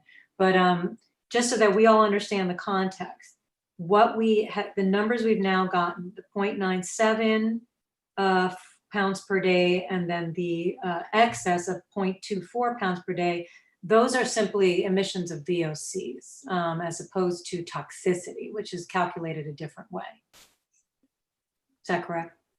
Right. To measure the level of toxicity, that will be a different calculation based on the risk assessment. Yes. And does the petroleum-based solvents, whatever is used in that cleaning, does that have a human carcinogen as a component, to your knowledge? It does. No. So you know, and it does not. Yes. Okay. Hydrocarbon solvent doesn't have the toxic air contaminant listed in room 1401. Okay, thank you. Mr. Balagopalan, I didn't mean to jump in, but I just want to make sure we have the basics before you dig in on the more technical level. We all appreciate that. Thank you. Ms. Chow, they're not using hydrocarbon in their machine currently. Do you understand it, correct? Mm-hmm. Yes. They're using PERC. Mm-hmm. Yes. And you're aware that PERC is not a VOC. Okay. Yes. Okay. So I'm trying to understand your basis in subtracting a hydrocarbon when they're, the excess emission, because they're not using that right now. So I'm not sure the validity of subtracting that. But let's move. Just on the PERC, you estimated based on the 4.33 gallons per month, 52 gallons per year, that they would have made about 0.97 pounds per day of PERC. Mm-hmm. And do you happen to, can you look up real quick? I think when Ms. Brusak's question also is related to the risk. What is the equivalent amount of risk from this, on a quick, basis, like 0.1 pound per day equivalent to how many, what kind of risk are you going to see? Okay. Excuse me, if I may briefly interrupt, Ms. Chow, do you understand the question? And do you know that I'm going to let her testify, but we had also, I believe what you're getting at is what Mr. Vonderall might be able to testify to, but if Ms. Chow can provide that information, please do. Okay, I think I understand Mohan's question regarding the risk. So I have not run a risk calculation or risk assessment for Marvi at this 0.97 pounds per month amount. But I have another I have another facility dry cleaner variants that I have run the health risk, and maybe I can pull it up quickly and have a good comparisons. Maybe I can make it a little easier, Ms. Chow. And if you have access to it, the lookup table in 1401, and in table 1, it'll give you a level of how many pounds equal to a risk of 1 in a million. That'll give you an idea. Oh, okay. I don't want to hold up the time of the board, you know, why I'm looking it up. But let me see. Let me state, yeah, we could bring on a witness that would testify that 67 pounds per year is the maximum amount to stay within the 10 in a million cancer risk threshold of 1402. I believe that is the information that you're essentially getting at. And that 67 pounds per year is based on the standard distance. So then we would have calculated the distance at the specific facility and put some number less than 67. That's how we got to the 52. So I do believe that is the information you're going for. And if Ms. Chow has had an opportunity to look at the table, maybe she could provide testimony on that. Ms. Chow, are you familiar with the question that Mr. Balakabahan is asking?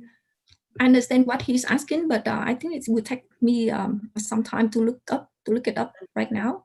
So if you prefer to call another witness from compliance, because I know exactly what you're talking about when we went through this route in 2007, we already went through the calculation on this, and the risk is less than the threshold.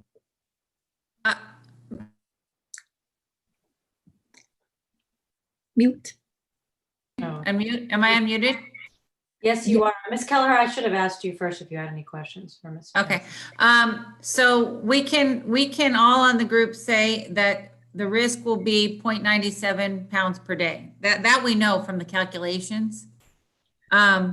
So we can say, or Mr. Amin there can say, look, testify that he's going to only use that machine at most 4 times before the new machine gets in. So at most, his risk will be 97 or 0.97 per day, 4 days. That's what he's down to. Stop there. I think we're mixing here apples and oranges. Well, the problem is that to compare this to hydrocarbon is irrelevant to this rule, and he's not going to use hydrocarbon. No, I agree, but the 0.97 pounds per day is not the risk, it's the emissions. The risk, okay. That's what I'm trying to clarify. Oh, I'm sorry, then I used the wrong terminology, but we can take whatever that risk number is, times 4 days at most. That's the, he'll use the machine 4 times in that 2-week period, because it's not like normal operations. So if we know what that number is, the risk per day, times 4, then we're at the calculation. Well, and we understand that, and what we do understand is that what is being presented by Ms. Chow in terms of excess emissions, not toxic or bad impact yet, but as far as excess emissions, that is conservatively based on permit limits, not on what currently is actual usage of the machine or what may be the limitations under the variance. But we do understand that it is okay. on the maximum allowable. The question is whether we want to get a more specific number. I do understand what Ms. Manwaring is saying, that you can know that the threshold was 67 pounds per year, and so any permitted amount would certainly be underneath the threshold of 10 in a million risk. And that is helpful. I think, I don't know, Mr. Balagopalan, other board members, I mean, one thing I just would like to have is definitely just a little more context as to the potency of PERC. And so I think the staff report would be very helpful with that. And so maybe on a break we could get that. But Mr. Balagopalan with that, oh, Ms. Manwaring, go ahead. Yeah. Madam Chair, thank you very much. I just wanted to suggest, I have tracked down the 1997 staff report. I'm trying to track down the 2002. So far, I only have a Word version that's a draft. we're working on getting you the 2002 draft staff report, and it will contain some very it will contain the language you're looking for that is more descriptive of the qualities of PERC. Thank you very much. I think that will be helpful. Mr. Balagopalan, do you, given everything that Ms. Manwaring has presented and what we just said, do you need a more specific number in order to make the findings for yourselves? And well, I think Ms. Manwaring did indicate that, and I have some knowledge that permits were reissued in the 2010 time, or maybe even 2002 timeframe, to reduce the emissions of PERC to 10 in a million. So a number of dry cleaners got revised permits. So when Ms. Manwaring says 67 pounds per year, I'm not sure if she meant the usage, 67 gallons per year, or 67 pounds of emission. I was a little confused there. What the permit, so I think it's some clarity there. I think the permit was reissued to so many gallons per year. I think Ms. Chow said 52 gallons per year. So that's their permit limit. And you're right, their usage might be much lower than what they were permitted for. But that permit limit at 52 gallons per year was equivalent to a 10 in a million risk. And I just wanted to put the context there, So, and I think Ms. Prusik, you wanted to know what level of risk are we looking at from this limited operation if they were doing 4 days or a gallon a day of emissions or so forth. So to do that, I think it would be helpful to have a roundabout estimate. Yeah. Madam Chair, if I may. Ms. Chow made herself available on the spot and testified as to the calculations that she performed. I want to apologize to this board that it took me as long as it did to understand that we were comparing apples to oranges in that regard. So Ms. Chow, thank you for making yourself available, and we are not going to ask you to testify to risk assessment. I think when it's time to question Mr. Amin again, my question to him is simply going to be, if you accept a condition limiting it to 4 cycles, how many gallons of PERC can we expect you to use in those 4 cycles? And then we can come back at another time and tell you a risk assessment based on that. But we need to hear from him. How many gallons of PERC are going to be used in this maximum of 4 cycles? And then I think we're going to have a much better sense. Okay. And if Ms. Chauvin is finished or maybe would come back, we can move back to Mr. Amin, and maybe it was taking it out of turn. No, we always run the risk of that when we present evidence on the fly. She testified to exactly what I asked her about, and it wasn't until 10 questions in I realized what Mr. Balakapan realized at the second question. Right, of course. We'll turn back to Mr. Amin, and I just wanted to say, Ms. Manwaring, for the record, and Ms. Chow, that again, you do not have the burden of proof in this matter, and we appreciate your attempting to get together the evidence that we're asking for in order to make those findings on the fly. So thank you. Okay, so we're going to turn back to Mr. Amin, and I think Ms. Manwaring, did you get to ask your questions? No. You didn't. I have not asked him yet. I just identified the question, the question that I have. Okay. Could you, Mr. Amin? Yes. How many gallons of PERC are used during a single cycle of the Lindis machine? Probably one quarter of. Didn't we just go from gallons to quarts? So I mean, for the next 2 weeks, the time that you guys would give me, we're looking at probably 1 gallon the whole 2 weeks that I'm going to be using. Okay, so based on your understanding of your machine, you would anticipate using about 1 gallon of PERC to operate 4 cycles. Exactly. And based on your current customer demand, do you anticipate, would you anticipate that demand for 4 cycles? I believe so, because I don't really have that much business right now. Okay. We don't get that many customers. And as much as possible, I try to wash the clothes and maybe not even a gallon. As I said, we get maybe 10, 12 customers a day compared to 175, 200 customers a day. So I'm down 80% again. So I'm looking at most probably, I don't know, time comes, but I'm assuming that I might use maybe a gallon for the 2 weeks extension if you guys would give me to operate. That I would appreciate. And you're used to keeping records, right? You keep records of exactly how much perk you use? Of course. I mean, for last 30 years operating the dry cleaners, you guys would not find any violation in air quality management file from Marvi Inc. Convenient Draperies and Cleaners. Not even one time.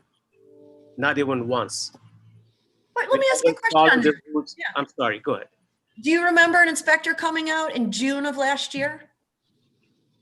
June of last year, yes. And they found you to be operating in compliance. Is that your recollection? Yes. Ms. Prusek, I think we have the information. No further questions for this witness. Thank you. And then if we can continue to try to get that estimate while we take other questions from the board and track down that staff report. Yes, Ms. Prusek, if I may state it out loud, because I know that there's lots of people listening and lots of people are helping me right now.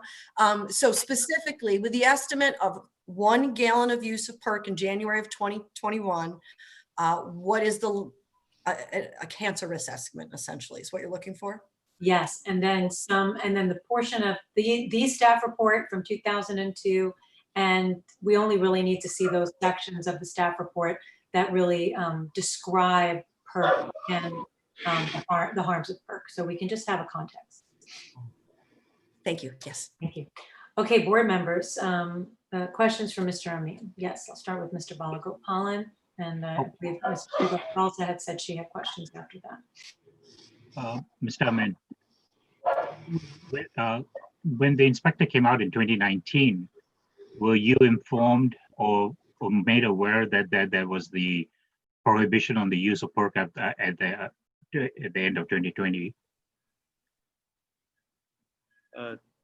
Did he tell you about? I mean, they did I think we heard testimony that they did. Inspectors did a special inspection of all the dry cleaners using PERC, and you also was one of the facility. And you said they showed up at your facility. Did they tell you at that time that the clock is running down and you need to look at replacement by the end of the year, this year? Yes, I knew by then. But then there are always mixed messages. Like 2 weeks ago, I can show you on my phone that I received a text that they extended the PERC machine until end of March. So it's always mixed messages. I would never got the right answer. There will always be different things out there. I have it on my phone. I can show it to you that I got the text message that. Let me stick with what the district informed you. The text message that you got, that wasn't from the district, was it? No, that was from a manufacturer a company like Miss Kelly, that they sell machines, that they said the machine, they extended air quality management, sent out a memo that the machine, PERC machine, can be used until end of March of 2021. But you did not see a memo from the district? No. That's why I called Kelly immediately. I said, even though, we purchased the machine, I'm glad that we purchased the machine, but this is what is out there. I don't want anybody to be penalized. Please look into it.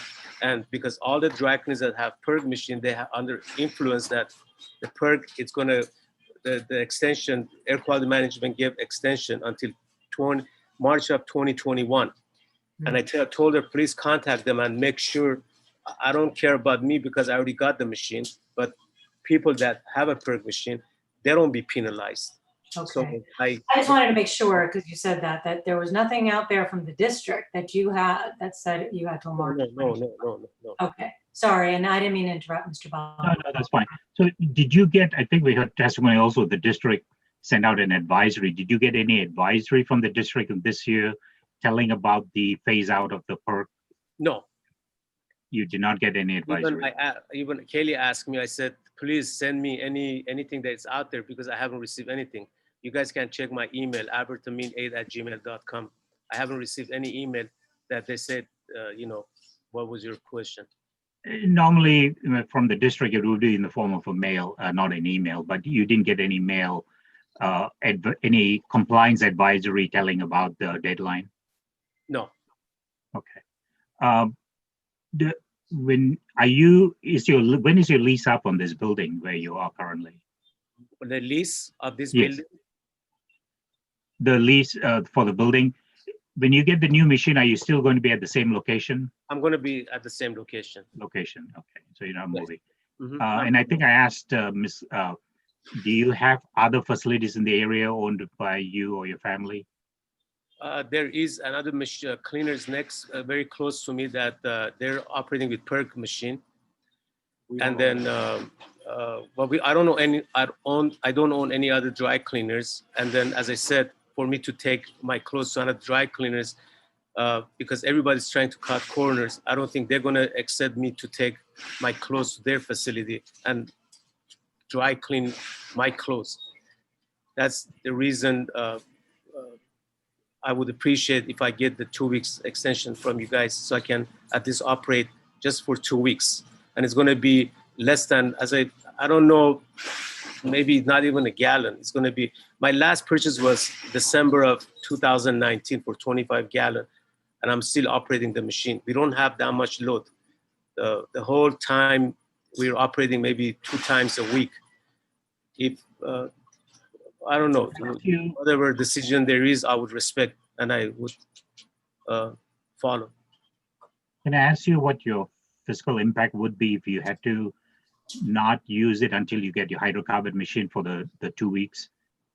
I'm Would getting that be a paid closing of your business?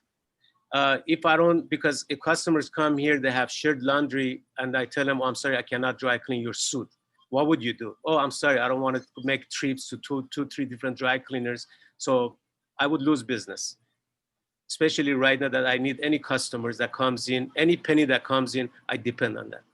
Because I have my own expense, I have my own family that I need to survive, food on the table, education for the kids. So I would really appreciate you guys consider that. 2 weeks, it's gonna be like 4 operation. At least I'm not gonna lose customers for them to take the laundry. They're not gonna accept that. Okay, give me your laundry, but take your dry cleaning. Take your ties somewhere else. Take your suits, take your sweater somewhere else. You know, your decision, whatever it is, I will respect, as I said. Now, I think the anticipation is you'll get delivery early part of January, but if there's delay in shipping and delivery, are you anticipating any kind of, when you say, just 2 weeks in January, but what happens if there's a potentially some delay in delivery of the You have equipment? my word on that. Sorry for interrupting. You have my word on that. I won't operate. Then I'm gonna just 2 weeks. I operate after that. Machine is not here. I would stop operating. As I already paid for the machine, and I'm paying interest on a machine I don't even have. I should just Mr. Ami, just so you understand, if we grant the variance today, we would grant an order, and that order would have a termination date. So we wouldn't need your word. You would need to comply with the order, and if conditions are put in, with those conditions. I just want to make sure you understand that as we move. I understand. Okay, thank you. Go ahead. Of course. That's all the question I have. Thank you, Mr. Amin. Ms. Verdugo Peralta, you have questions. Thank you, Madam Chair. Mr. Amin, how long have you had that dry cleaning business? Since 1986. Okay, during that time and to present, are you a member of any dry cleaners association in California? No, I'm not. Not at all? Not at all. So you don't receive any notifications from them at all? No. Okay, and based on the fact that you are a permitted facility and that we had somebody actually go out there, you did not receive any advisory from the South Coast AQMD in the mail? Personally, I don't, but I can check with my brother. He's not here at the time, but I can check with him because we received the mail. If I'm here, I would go through the mail. If he's here, he'll go through the mail. But I can check with him. I mean, I can ask him right now, call him on his cell phone and find out for you, if you need to know right now. Find that out. I'll be more than happy to Call during find the lunch break, and maybe we can find that out later. But I just want to keep present here because I was very much involved with this rule-making process. I was the governing board member and the governor's appointee on the governing board when we created this rule. I had the original amendment to the rule in working with the Dry Cleaners Association and all of the permitted dry cleaners that we met with and could possibly meet with to make sure that they would not be impacted adversely, because I was very much a proponent and advocate for small business, which you are a part of. And we really felt that working together, because I was part of that committee as well, the amendment that I came up with was going to be very friendly with your association, your industry, I should say. And giving you 18 years, we felt was adequate amount of time for the people who were going to have to buy a new piece of equipment based on the fact that 10 years before, the AQMD had required your industry to purchase the PERC machines. So I felt that it was incumbent upon AQMD to help you and your industry either purchase new ones. And we had a small business assistance fund. Did you take advantage of that fund at all? Did you receive any monies from AQMD? No, I even called them. They said the only money is available for wet cleaning, nothing for you that you want to purchase a dry cleaning machine. I asked several times that only if you want to purchase wet cleaning machine, we'll give you, I'm not sure, but I think about 15,000 or 20,000. Right. And I told them if I can get assistance, I can get help to purchase a dry cleaning machine. They said there's no assistance or help to purchase a dry cleaning machine. That's what the answer I got from Air Quality Management. That's partially correct, yes. But in the 18 years, I mean, you have not received any notification, any discussion with your fellow dry cleaner owners at all about the impending rule, other than what you say that you received this text from, I'm guessing it was a manufacturer of machinery, of new machinery. Is that who you're saying you received the text from? Yes, that the text says that I have a very good news for you. Call me as soon as possible. So I called them back. I said, what's the good news? That they said the Air Quality Management extended the PERG machine until end of March of 2021. And that's what I called Kelly immediately. And other than Ms. Kelleher, you never thought to call the AQMD directly?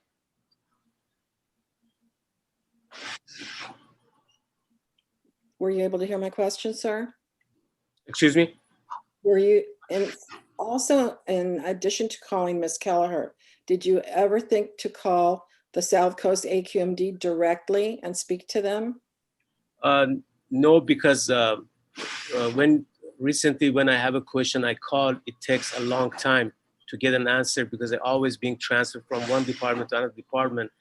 And that's why I said it's easier for me to contact Kelly to see if this is really true. And I asked if you could look into it, not for me. I already purchased the machine and I'm waiting for the machine to be installed, at least for other dry cleaners that they have PERG machine. Because many of them got the news that they can operate the PERG machine until end of March of 2021. Well, I'm sorry to hear that that was your experience, because normally, especially if you're a small business, which you are, and if there is an impending date, a sunset date like this is, they normally put you in touch with the correct people right away so that you won't be out of compliance. So, but I understand what you're telling me, and that's unfortunate.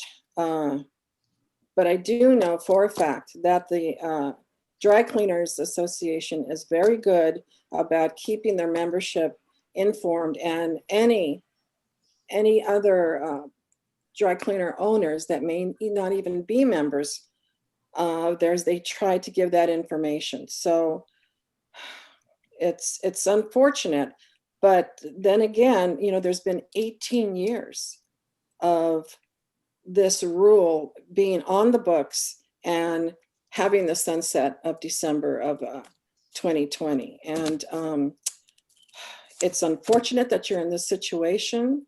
Do you have other questions? No, not right now. I'll just make my comments later. Yes, Mr. Amin, did you want to add anything? I don't want to repeat myself, but as you know, machine was purchased in 2021, and I had a loan on that. And You meant 2001, correct? I'm 2001. I apologize. 2001, and then I had a loan on that for 6 years, and after that, I had to change my boiler because air quality management didn't want my boiler that was only 12 years old, wanted that to be changed. So I went ahead and I changed it. So after that, I had to pay for the toxic management because of another company did not do the job right. And I was penalized to pay $56,000 plus $15,000 to an attorney to fight that case. So one after another. So you tell me, how can I go ahead and spend another $70,000, $80,000? In 2008, we had that for years. We had that economy. Now we have worse than ever. We have this COVID-19 that many small businesses are hurting, and I'm one of them. But I'm still went ahead and purchased the machine, and I respect all the rules and regulation in the book. So one after another was coming to me, so I had to take care of all those things. Honest to God, it wasn't in my mind at that time to rush the machine because I had until end of 2020. So I had to take care of other stuff because they were more important. So that doesn't mean that this is not important. It is important, but I didn't have the money. I didn't have the fund to go ahead and, everything, loan after loan after loan. So I need a breathing space. I need to breathe. I can't just constantly go after pressure. As I said, I have my family. I have my own expenses. I have my kids' education. So, and then I have my employees. So, Let me take you through so that we can kind of just go through this because I think we want to try to shrink down those 18 years and understand where you were at each point. So if you can just let us, I guess my first question is, were you aware in 2002 when the December 2020 date was put in place? Were you aware at that time? No. Okay, so you were not, were you following the rule? Did you know about the rule? As I said, I did not know about the rules. Even when I purchased the machine from Wyatt Bennett, my understanding was that the only thing that is concerned, the air quality management, is the 5th generation. There was nothing mentioned about the PERG machine. Otherwise, I wouldn't pay $60,000, $70,000 for a PERG machine. I would purchase the hydrocarbon, not the PERG machine. I had no idea.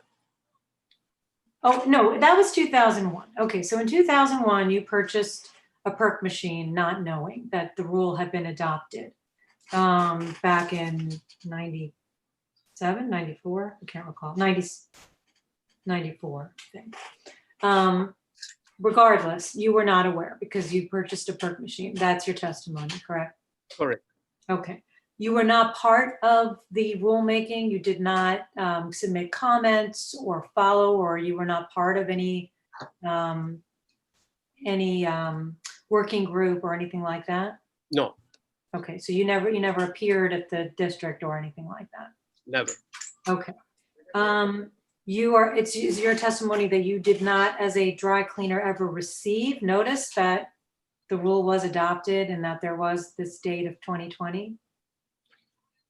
I'm sure there have been a letter that I need to confirm with my brother, but as far as I know, I found out last year that 2020 would be the last year of a PERG machine. Okay. But as I said, every time there would be a different thing out there that, what. Let me get to that in a minute, but okay. So back in 2002, your testimony is you did not know at that time that the rule had been amended and that a sunset date of 2020, December 2020 had been put in place. At that time, I didn't know, but later on I learned that it's the rule of the air quality management that PERG machine is not going to be run. The last year of the machine is 2020. But as I said, when did you learn that? Do you know? Somewhere along the timeline. For sure that I learned that this is definite. This is like 100% is going to happen. It was last year. But before that, there was telling us if the machines is 19 years or 17 years, they could still operate. There will always be different things out there. The machines that are 18 years, or as I said, last year was the time that I really find that 2020 would be the last year of PERG machine, and nobody can operate anymore, and this is serious. And during the time that you were hearing conflicting information up till last year, I know you're still hearing conflicting information, but regardless, up till 2019, you knew, but you were still hearing conflicting information. You mentioned in response to a question by Ms. Verdugo Peralta, you had mentioned that it's hard to get in contact with staff at the district. Did you attempt to do that, to try to understand what the rule was and when you would? Even before I called the air quality management, I contacted Kaylee way back that I need to change my machine. I didn't want to wait until end of 2020. We've been talking to Kaylee. It's been, we were trying to change the machine in May or April or May of this year. But as I said, business was getting slower and slower and slower, and it was really nothing out there.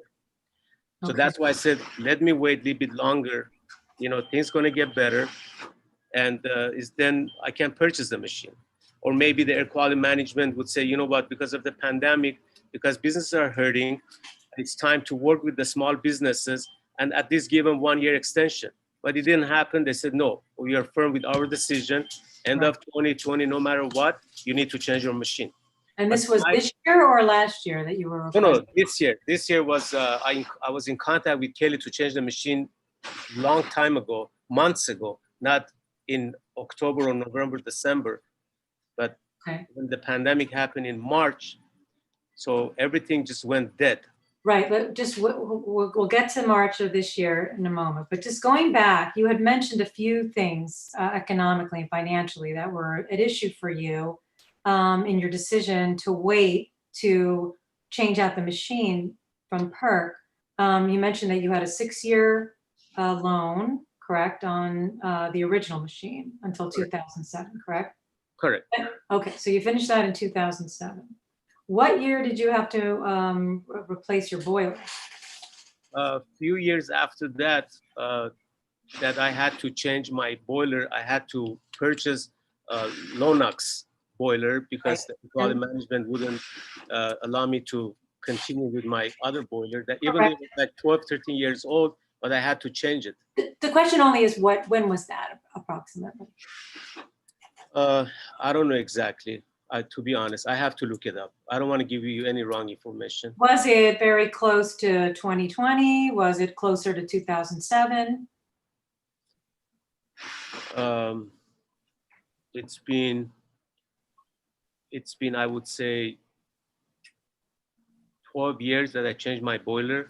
Okay, so about 12 years ago. And then what about the toxic management cleanup that you said you had to do and pay for? What? I believe that was about 8 years ago that I had to pay $56,000 for cleanup.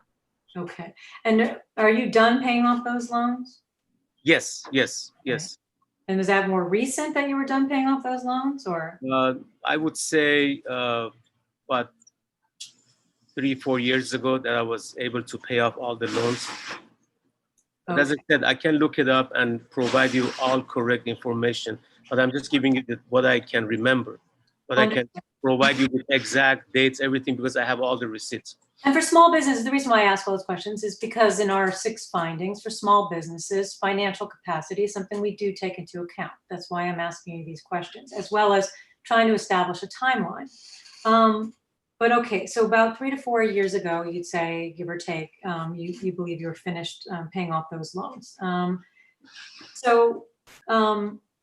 Why? Okay, let's say that it was even as late as June of last year, of 2019, when there were inspections that were made of your facility, and inspectors had gone out and tried to make sure that everyone knew the PERC rule was coming due. And why not at that time or any time in 2019, look into purchase of a new machine, knowing that there's I 2020? did. I was doing my homework. I was looking at other options, what options I have, what cleans better, what machine is better. So I didn't want to just go ahead and spend $70,000 without knowing where I spend my money. So I needed time to call many salesperson to have them come to the cleaners, go over everything with them.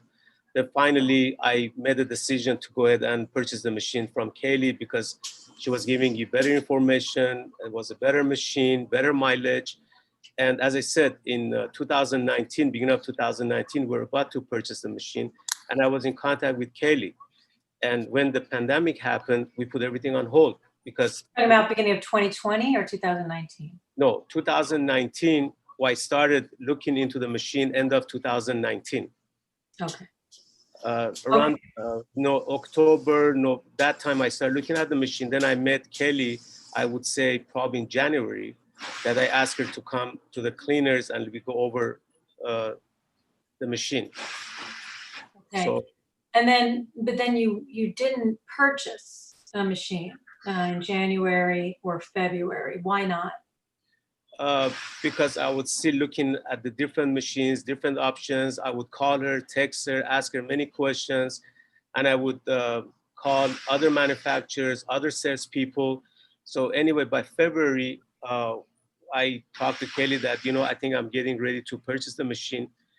And we talk about the price, we talk about everything. And then in March, the pandemic happened. So I was worried about other things than purchasing the machine at that time. Okay. I had to see where I stand with the business because there was no income. Okay. And then knowing, I'm taking from your testimony, and you had said this earlier, that started with the pandemic, there was a significant reduction in your throughput through the machines in your customers. Is that correct? About 80%. Okay, about 80% starting in March? About 2 weeks, 3 weeks into March. Okay. And does it stay that way? Stayed that way, yes, yes. Okay. And then, so what was the reason, I just don't want to put words in your mouth. So what is the reason why you waited until October to finally purchase? Yeah, because by then I was sure 100% that there would be no extension. Even I called one-time air quality management. Madam Chair. I think I have the name of the person that I talked to. They said, no, there's not going to be. Yes, go ahead. I'm sorry, Senator, yes? The question's been asked and answered over and over again. It has not. Question- Yeah, this is the first time we're getting through a timeline, and I want to make sure I understand it 100%. And we're almost done. The timeline has been established. Okay, yeah, because I asked the question. So now I'm going to have Mr. Amin finish the question. Sure. Yes, when I contact the air quality management, first of all, I asked them if there would be any help from their side to help me to purchase the machine because business is not good. It's very slow. So they said no, and I said if there's going to be more extension for dry cleaners to like more time for us to purchase the machine, they said no. 2020 would be the last year, and I knew that this is it, and I have to act fast. And I told Kelly, this is my, let's purchase the machine. I got the loan. Here's the money. Purchase it. Let's move forward. Okay. So I did my part. If the manufacturer in Italy, they had those issues, they have, you see, everybody has issue with COVID-19. We all hurting, suffering from COVID-19. To go back and forth to say, oh, you're at fault, I'm at fault, we're not at fault. The pandemic happened, we all need each other. We need to not saying you're at fault, no, I didn't do it on time, no, you didn't do it on time. This is what happened, and I had to make a decision for my business, and I made a decision. And we appreciate your telling us that today, Mr. Amin. And you have to appreciate, we just have findings that we're required to make before we can grant the variance. That's why those questions were asked. I understand you have a job, and I understand you have a job. You guys want to make sure that the environment is good for my generation and their generation and another generation. I appreciate that. I respect that. But right now, to go back and forth, who is that for? Why did I make that decision? Why didn't you make it at that time? Why make it at this time? Why not? Money. Money does everything. Okay. Money plays a big role in anything. And I appreciate that. And as I said, that is something that we are entitled and are expected to take into account for small businesses. That's why I asked those. I appreciate that. Okay, with all that and that timeline, anyone else have any questions for Mr. Amin? Ms. Verdugo Peralta, and then Senator. I just had one more. You had mentioned that you had an amount of perk left. Can you tell us how much you have left? I don't think I have that much, probably counting the filters, because they're always perk inside the filters. And then probably looking at max, assuming probably, I don't know, 20 gallon, 25 gallon, something like that. Okay, and based on your existing business, I know it's slowed down, about how long do you think that those 20 gallons will last you? Machines are operating so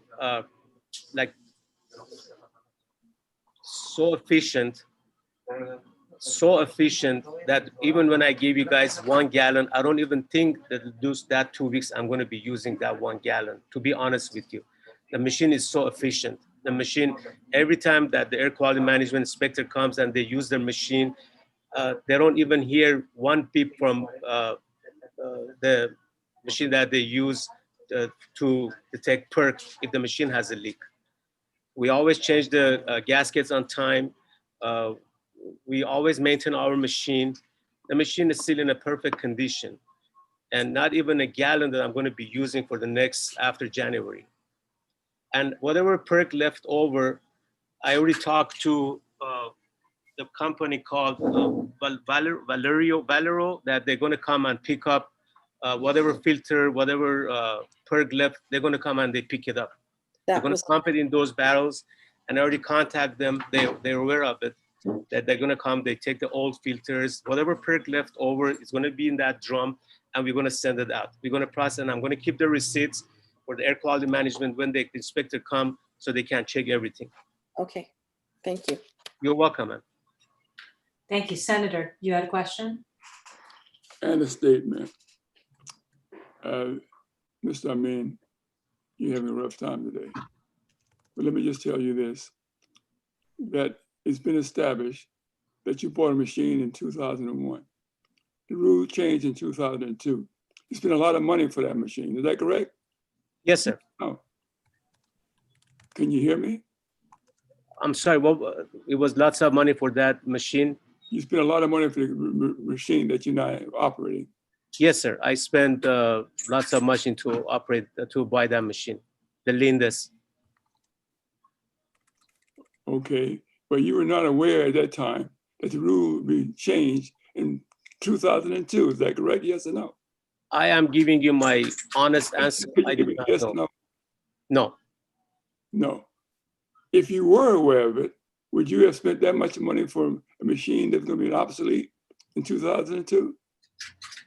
No, had I known, I would not buy a perk machine. I would buy, different machine that's not operated by perk. I would not spend that kind of money on perk machine. So it's clear that you've been put in an awkward position, given the fact that the rules changed subsequent to your purchase of that machine that is now operating. Correct. I'll just tell you that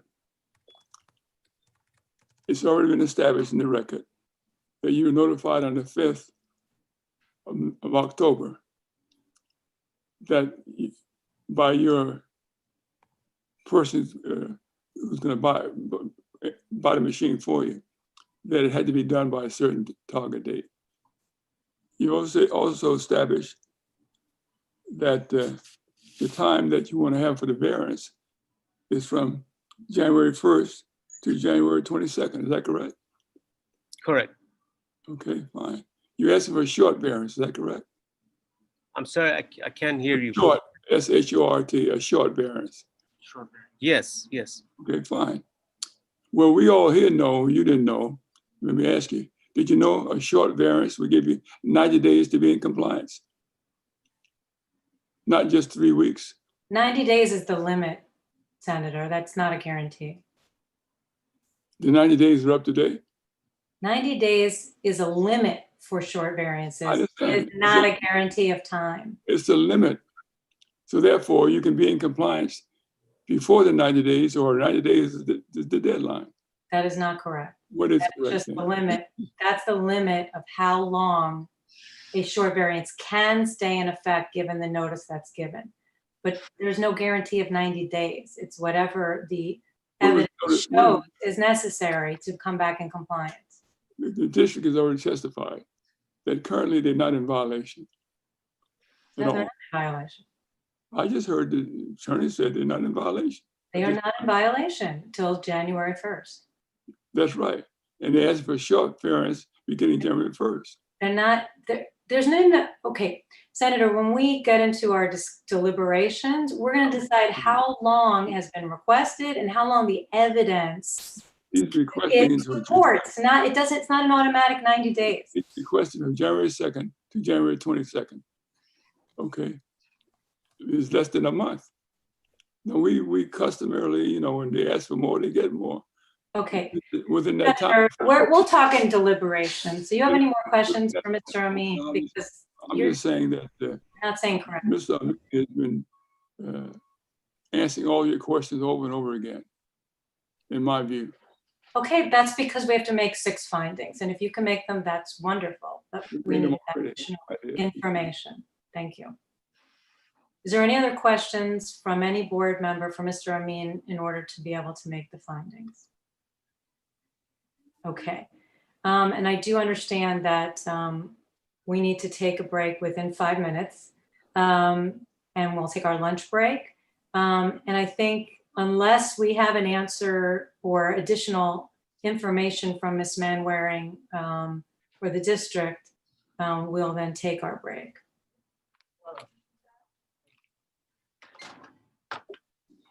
Madam Chair, I'm sorry, did you want the district to weigh in on your schedule? No, I know we're still waiting for possibly the staff report for 1421 and possibly an answer as to the risk. Oh, good. I think I've got 90 seconds if we can get that out there. So I have submitted to the clerk the board agenda item from the 2002 rule amendment. The reason we did that instead of the staff report, because the staff report is more than 600 pages long, including a socioeconomic analysis. The board agenda item is very succinct, and I think it will provide some general information that will be useful today and for future hearings. Okay, wonderful. Regarding the cancer risk of using 1 gallon of PERC over the course of this variance period, or 1 gallon per month for calculation purposes. The engineer is looking at the different tiers and is working with her manager to make sure we get the correct information. I'm not ready to provide that testimony without an opportunity to speak with that witness. Okay, and the information that you just mentioned, not the staff report, but that other information, we can have that during the lunch break, or? The board agenda item is a written document that I request the board take judicial notice of. Has been submitted to Madam Clerk. It should be distributed as soon as she is able to distribute it. Okay, and understanding she is the speaker, so we'll, as soon as she can get to that. Okay, before we break, which we have to do in a hard 5 minutes, I see both Mr. Balagopalan and Ms. Verdugo-Peralta had something to say. Yes, thank you, Madam Chair. Before we break, I would like to hear from District Inspector or somebody, because we're hearing conflicting statement of a text messages being sent about March deadline. So I want to know what outreach has been done. Has there been any advisory besides that we heard about the 2019 inspection? Were there any advisory sent to all the affected dry cleaners this year? And what is this March 2020 21 email? I'm assuming it's not sent by the district. I just want some confirmation, that the district did not send out such a email. Mr. Balagopalan, I could request this board take judicial notice of the district's website, which has links to the advisories that we referred to. I'd also like you to take notice of the testimony that there was a district inspector at the facility in June of 2019. Um, I'm sorry. Wait. Take notice of.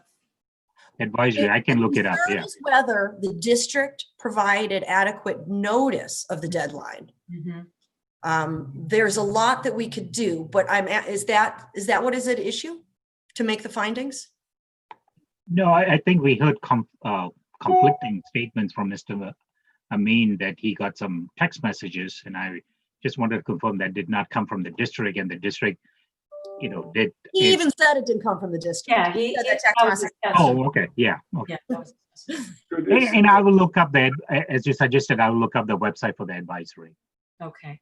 And then, and we can take judicial notice of that. And so board members may look at that. So clarification between the agenda item with language about PERC, judicial notice of the advisories on the website, and a live testimony when we come back from the break about cancer risk.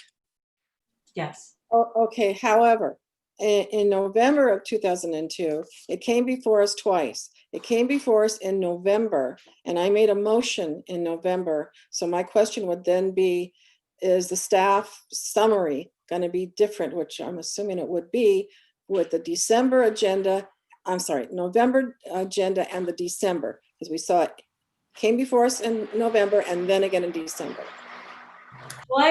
Well, Ms. Marion can answer, but just to be very clear, when we have a rule that is clear on its face, as this rule is, that has a date of December 31st, 2020, we're not looking at a staff report for anything having to do with the rule, what was the intention, or what were the amendments and when were they made. More, we're looking, I only asked for this for some context for the board with regard to the impacts of PERC on the environment and on human health. That is something separate from the rule itself, which I think we can take judicial notice of for that particular purpose. So with that background, Ms. Manwaring, just want to make sure we're getting that there's no changes in that.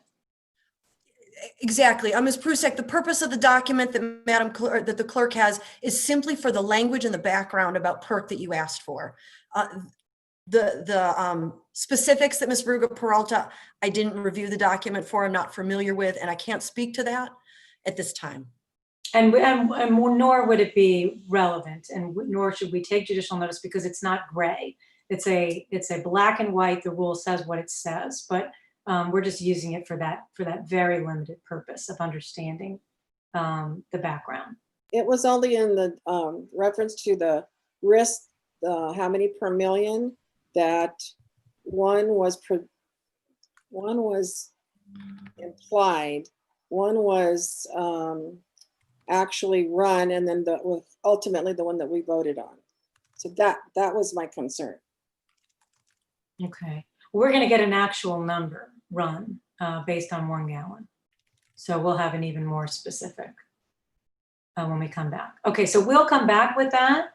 And we're going to take the break because we have to excuse our clerk so she can go ahead and do her learning lunch. So we're going to, let's take an hour. Would that be sufficient, Miss Rothschild, so you can also take a lunch? Okay, so we're going to go off the record now. We'll come back at 12:50, and hopefully we'll be able to finish up quickly. Again, please do not leave the hearing or the Zoom, because you might have a hard time getting back on. Rather, just make sure you have muted your microphone, and if you want to turn off your video. And we will be back. We're off the record, and we'll be back on the record at 12:50. Thank you.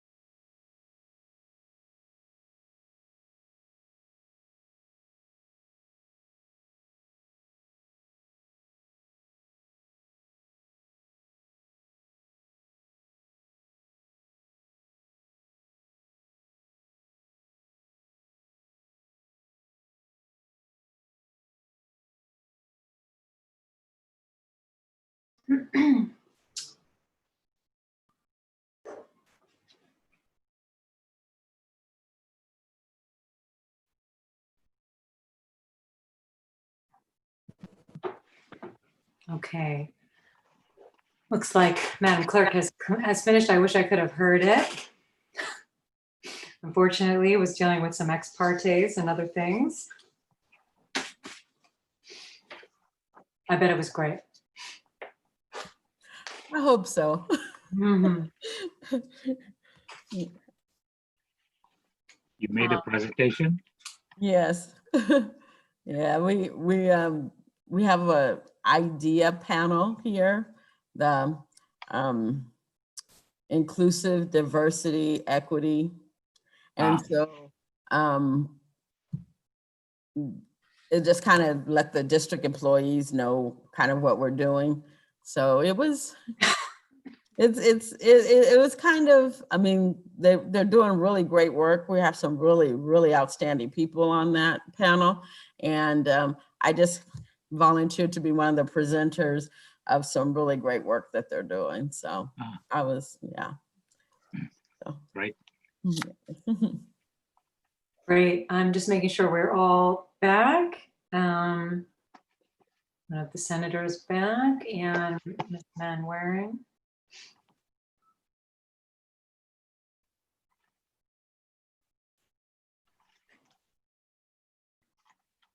I see Ms. Lee is back. And Mr. Ali, who is a new alternate on the board. And Ms. Manwaring is here. Senator, are you present?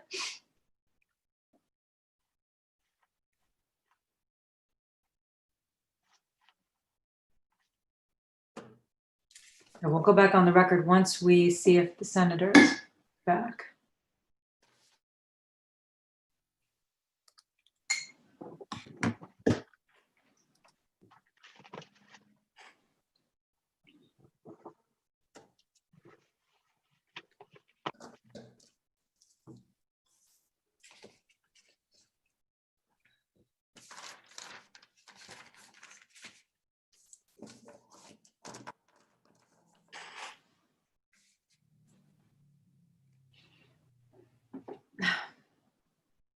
Talk about toxins. The construction next door is sealing something very horrible smelling, and it's all in my house. So if I pass out, you'll know why. 1-800-CUT-SMOG if you want to file a complaint. Yeah, They may turn us off again. So if you see me go blank, no. That's Edison's fault.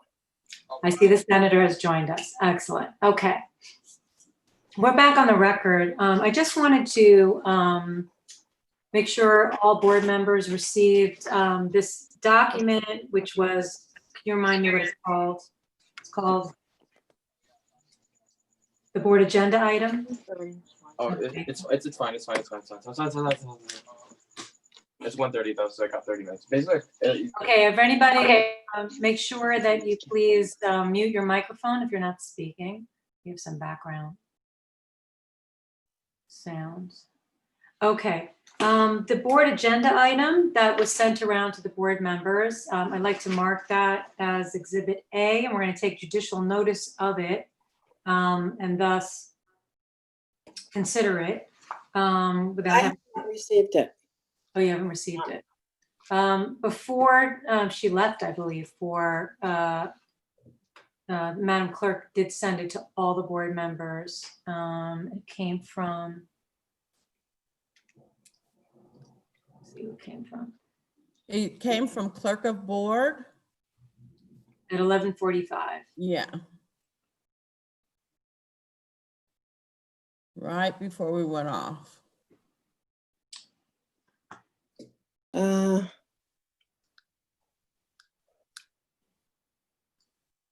I have an email. Is it down below? Yes. You are on looking at it. Where it says board meeting date, December 6th? Yes. Yes. Okay, got it. Yes. Yeah. Okay. I'm gonna mark that as Exhibit A, but I want to make sure if we're going to consider it and what it says, I just want to make sure that Mr. Amin and Ms. Kelleher also have an opportunity to take a look at it. I don't think we asked the clerk to send it to either party, but is that possible to do? I would need to get their email addresses to send it to them. Well, you don't want to say that on the live webcast, but perhaps. I believe we have Ms. Keller's email from the information that she sent to us. I can check the petition. Why don't you send it to me and then I'll forward it to Albert? Okay, very good. We'll do Okay. Okay, just let us know if you don't receive it. Okay.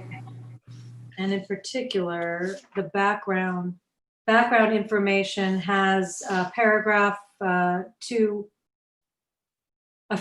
four paragraphs about on the background of PERC and dry cleaners as a percentage of the PERC in, I think that's in that.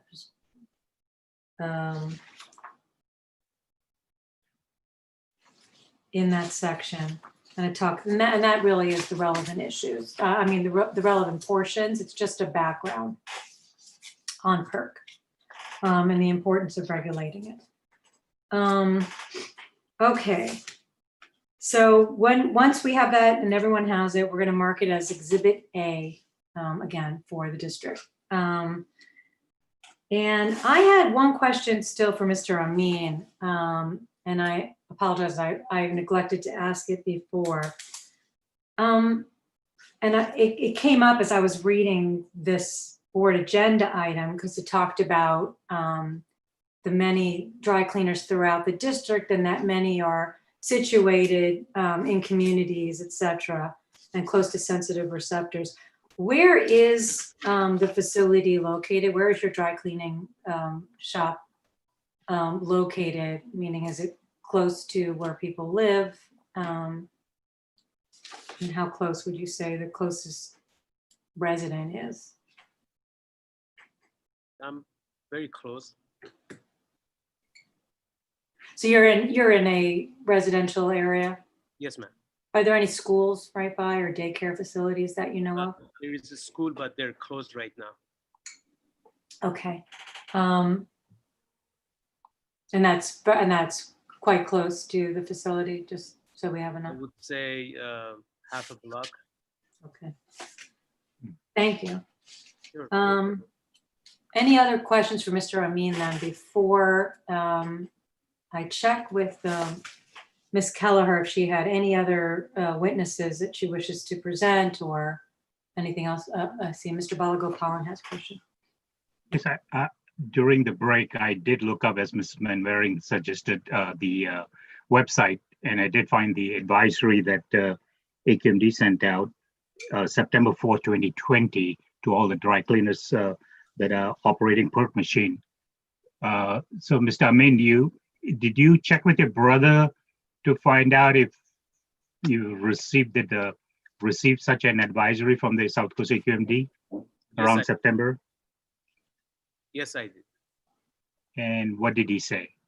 Yes, he had received it. He received it. So, Yes, sir. Okay. So that reinforced what the inspector mentioned in 2019, that at the end of this year that there'll be a phase out of the PERC machine.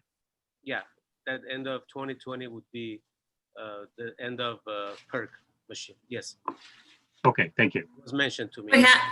What I think happened, what is my recollection of what happened, and only because dry cleaners called me and I saw them, that's when I alerted the CCA that CCA didn't put anything out. So then I alerted them because I'm on the board of the CCA. Hey, we need to put out a notification that December 31st is coming up. So I drafted a letter along with, I used your letter that one of the dry cleaners gave me that did come in September. One came in September and one came about 2 weeks ago. But that was the first that they received. And as far as finding it on a website, you're not going to get any dry cleaner to look on your website to find it. I 9 out of 10 times when we go for these air quality permit applications, I have to go in with my laptop and help them create their account. They're just not that type of people or industry that do that. So to have it on the website, they wouldn't be able to find it that way. But the letter I did have several cleaners call me and say they got that letter, and I got a copy of it. And then I posted it on an industry Facebook, and then I had CCA post it on their website. But unfortunately, in the whole state of California, there are only 130 CCA members. What, can you tell us what CCA stands for? Yeah. California Cleaners Association. There are only 130 members in the whole state. Well, thank you for that. Oh, go ahead. Did you have more to add? Because Nope, that's it. Okay. I'm sorry, Ms. Kelleher, you mentioned there was another advisory that came out late a couple of weeks ago. Yeah, a couple of weeks ago, they received another letter from AQMD. What was the date on that? I didn't look. Find that. About 2 weeks ago. I 2 don't know weeks the ago? exact date. Okay.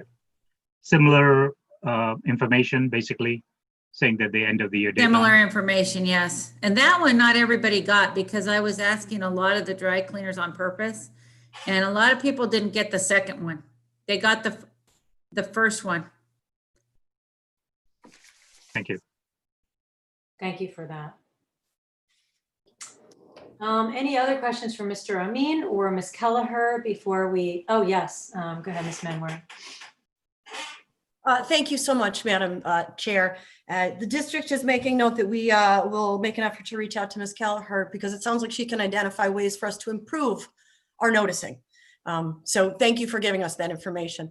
So before the break, we talked about 1 gallon of perk used over the course of this variance term. So my compliance staff alerted me to some additional questions that I'd like to ask Mr. Amin. About whether or not we could even craft that condition and make it an enforceable condition based on his machine. So Mr. Amin, I'm going to ask you some questions about your machine and putting perk in it.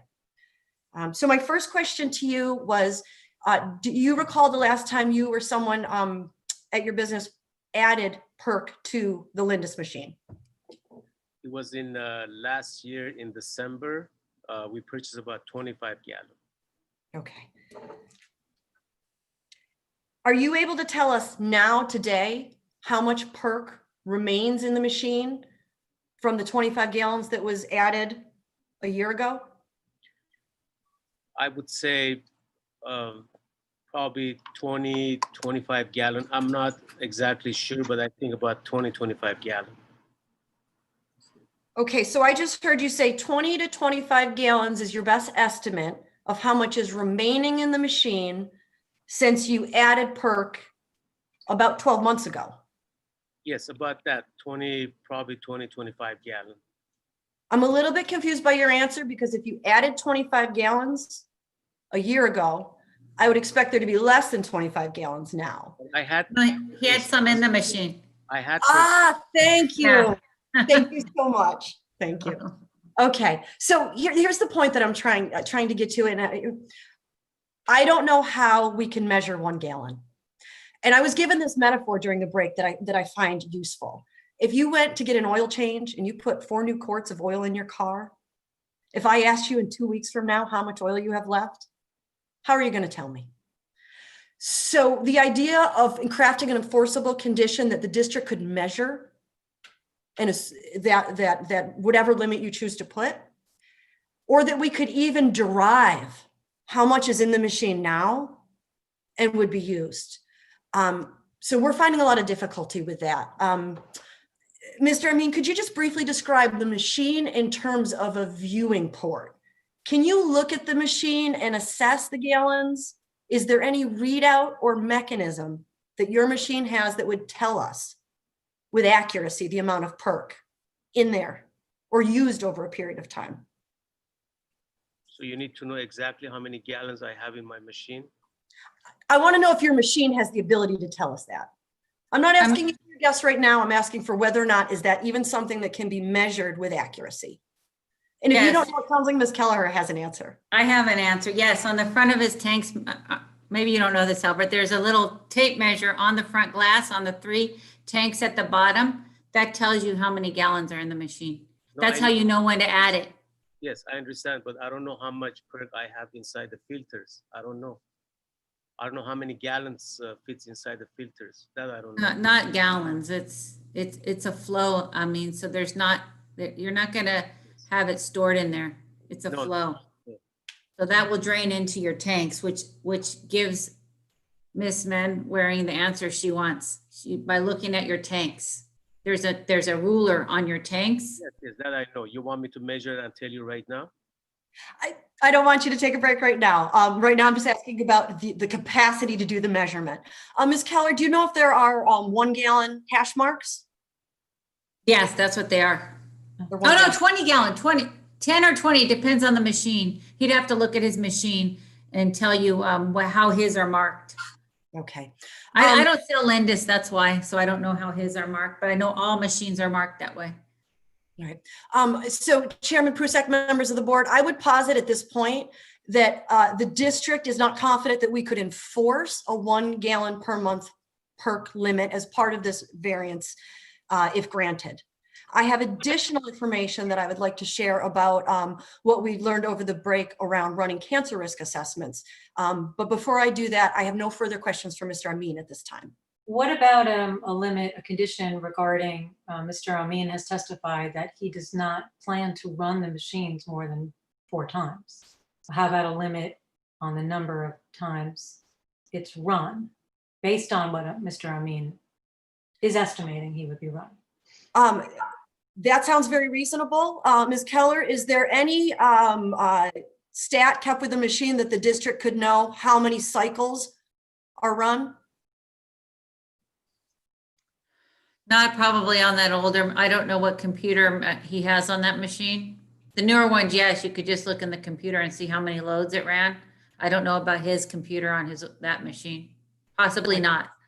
Ms. Prusak, I don't think that that is necessarily the death knell of the condition, but it relies on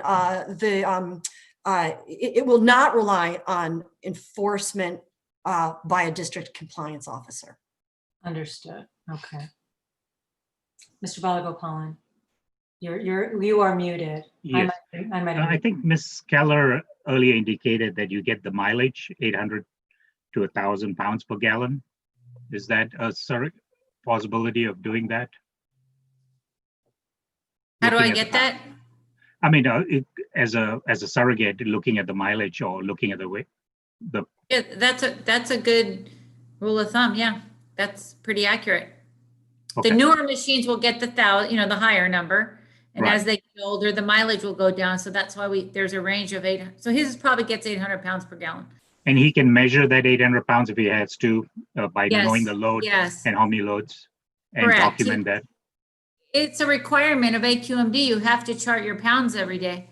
Right. So he's not going to hit that 800. In fact, that's in your rule. That's cited in your rule, the pound per gallon. So as you can see, of course, he's not going to do 800 pounds for that 1 gallon in the 2 weeks that he needs to keep the machine. I mean, he's mandated, they inspected him and checked his poundage. That's a requirement. He still has to comply with that rule to track his poundage. Think about it, even if you put 65 pounds in a 24-hour day, he still won't hit it. Okay, thank you. It's a little over my head, but Mr. Balagopalan, does that help you to figure out how we might be able to craft an enforceable? Yeah, yes, I think it's potentially we could use mileage as a surrogate because of the difficulty of measuring the actual volume of perk because of the it's the increment that the mark is 10 or 25 gallons, so you won't see the 1 gallon. So if the board is going to allow this and wanted to use some other means, then that might be at the low end. We can specify a certain amount of mileage or weight of clothes that should not exceed. Does mileage equal the amount of pounds of clothes? I'm not understanding what mileage means exactly when it comes to mileage is the usage of how many gallons you can get out of that solvent per pound.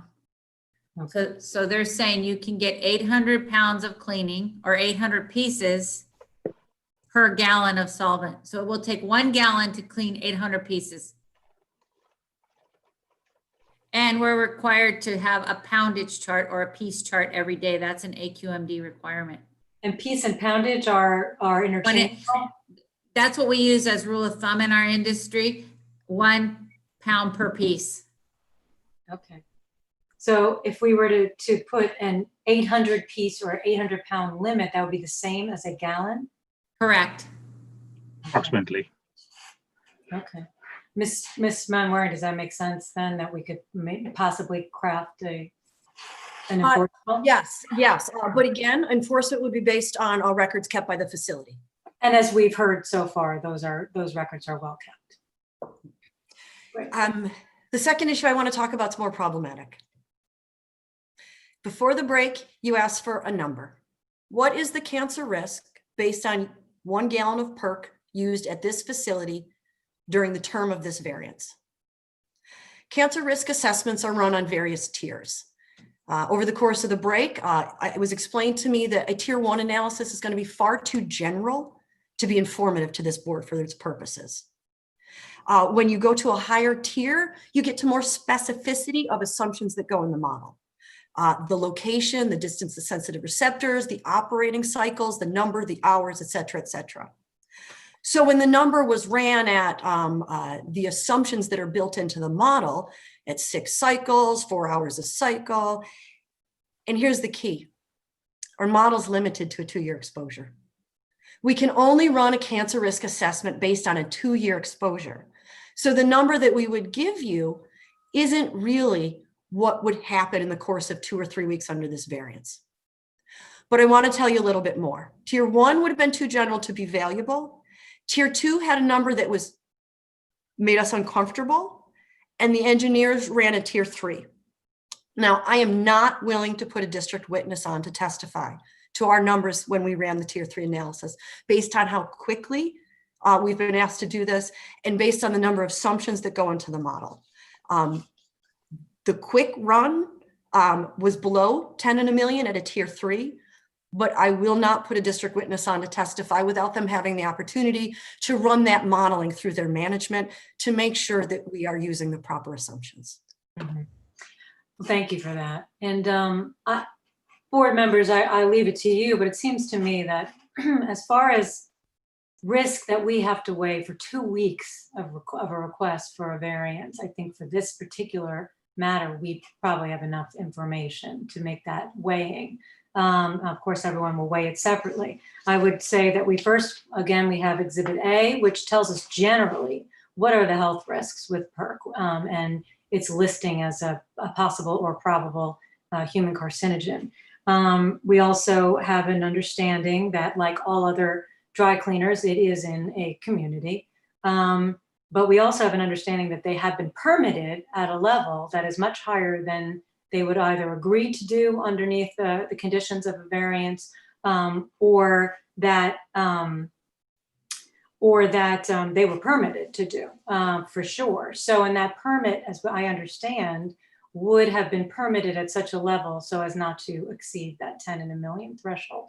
So I think based on what we have so far, I don't believe we need to have, and obviously we're not going to get it. But do any other board members wish to have to continue this matter and get that more specific number, or do you agree that we have enough evidence at this point to weigh and balance and make those decisions? Dr. Bernstein.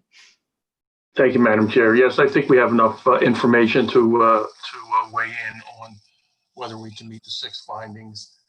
It looks as if the cancer risk assessment, the possibility of performing one, we're not going to do that. But given 1 gallon usage of PERC in total over 4 sessions or 4 usages by this cleaner, it seems to me there's a minimal risk to the environment and to the particularly to the sensitivity sites that are close to the cleaners. It seems to me there's minimal risk here. Thank you. Anyone have an opposing position? And otherwise we'll move off of that issue, and we'll we'll see if Ms. Van Waring wishes to present a witness on anything else. Okay, thank you all. And thank you, Dr. Bernstein, for that. Ms. Van Waring, you had mentioned that you were going to introduce the inspector. Did you wish to do that, or was that just if we had questions? That was only if compliance history or direct questions were at issue. So no, the district doesn't intend to introduce Mr. Vonderall unless you have questions. And Mr. Vonderall would, if questioned, Would be able to testify about the information that you provided in your opening regarding the clean inspection, that there were no issues found, no citations, correct? Yes, and for the absolute disclosure, if he were to testify, he might have additional testimony on whether or not the district provided notice, but I don't think whether or not this facility had notice of the rule is at issue. So I don't think that testimony is necessary either at this point. Madam Chair? Yes. We lost Miss I However, noticed that. Okay. She is calling in, so if you can. Do you have any idea when we lost her? It's probably just a few moments. Probably in the discussion you were just having with Miss Manwaring regarding Mr. Vanderong, but I don't know if you've let her in or not. Oh, I do see someone's waiting. Hold on. There's a phone number waiting. Is she calling in? Yes. I'm gonna allow her to talk. That all I can do? Probably. Yes. I will unmute. Yeah. Can you hear me? Oh, yes, now we can. Okay. Okay, I lost about 5 minutes. Karen was just going into her explanation. Of what? Of whether she's going to, or of enforcing 1 gallon. Enforcing 1 gallon. Yeah, Ms. Prusek, it sounds like I should repeat the district's position on the cancer risk assessment then, because I think we lost Ms. Ruga-Peralta for that. please, and then I'll recap what I said. All right, so Ms. Ruga-Peralta, there was discussion about how the district had concerns that a 1 gallon per month or a 1 gallon limit during this variance would not be enforceable. And there was much discussion about how an 800 piece limit would serve as a proxy. And then we moved on to the position on cancer risk assessments, which I don't believe you heard any of. Is that correct? Correct. Okay. During the course of the break, it was explained to me that first of all, cancer risk assessments are run at different tiers, depending on. Okay, I'm back. All right. Sorry.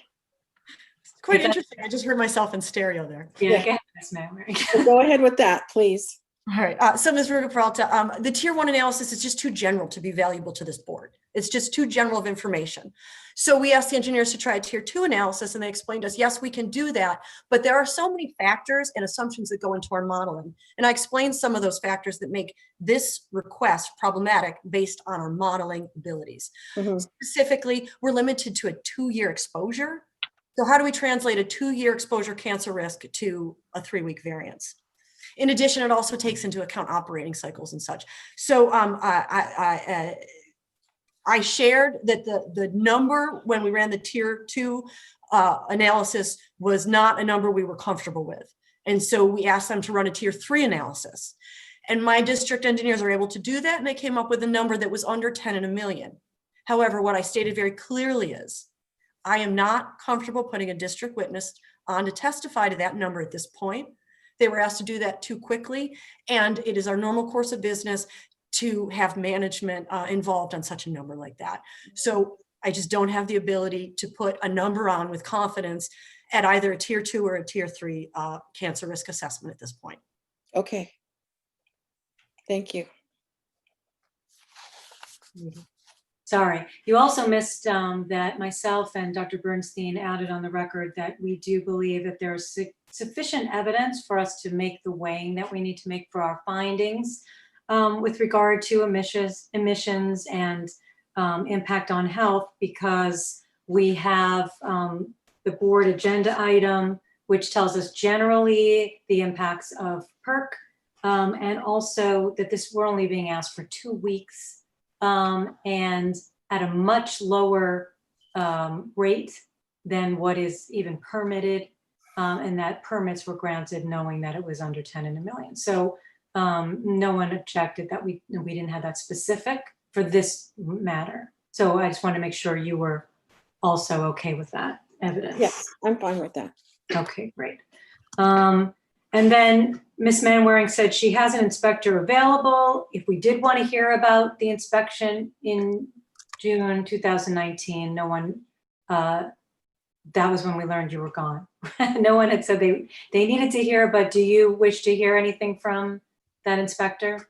Only what he, in other words, was that his notice is that the only notice that this particular business owner received? Did he understand that it was sunsetting it on December 31st? Was there discussion there? That's all. Whether that discussion occurred in Right. June 2019? Between the inspector and Mr. Amin.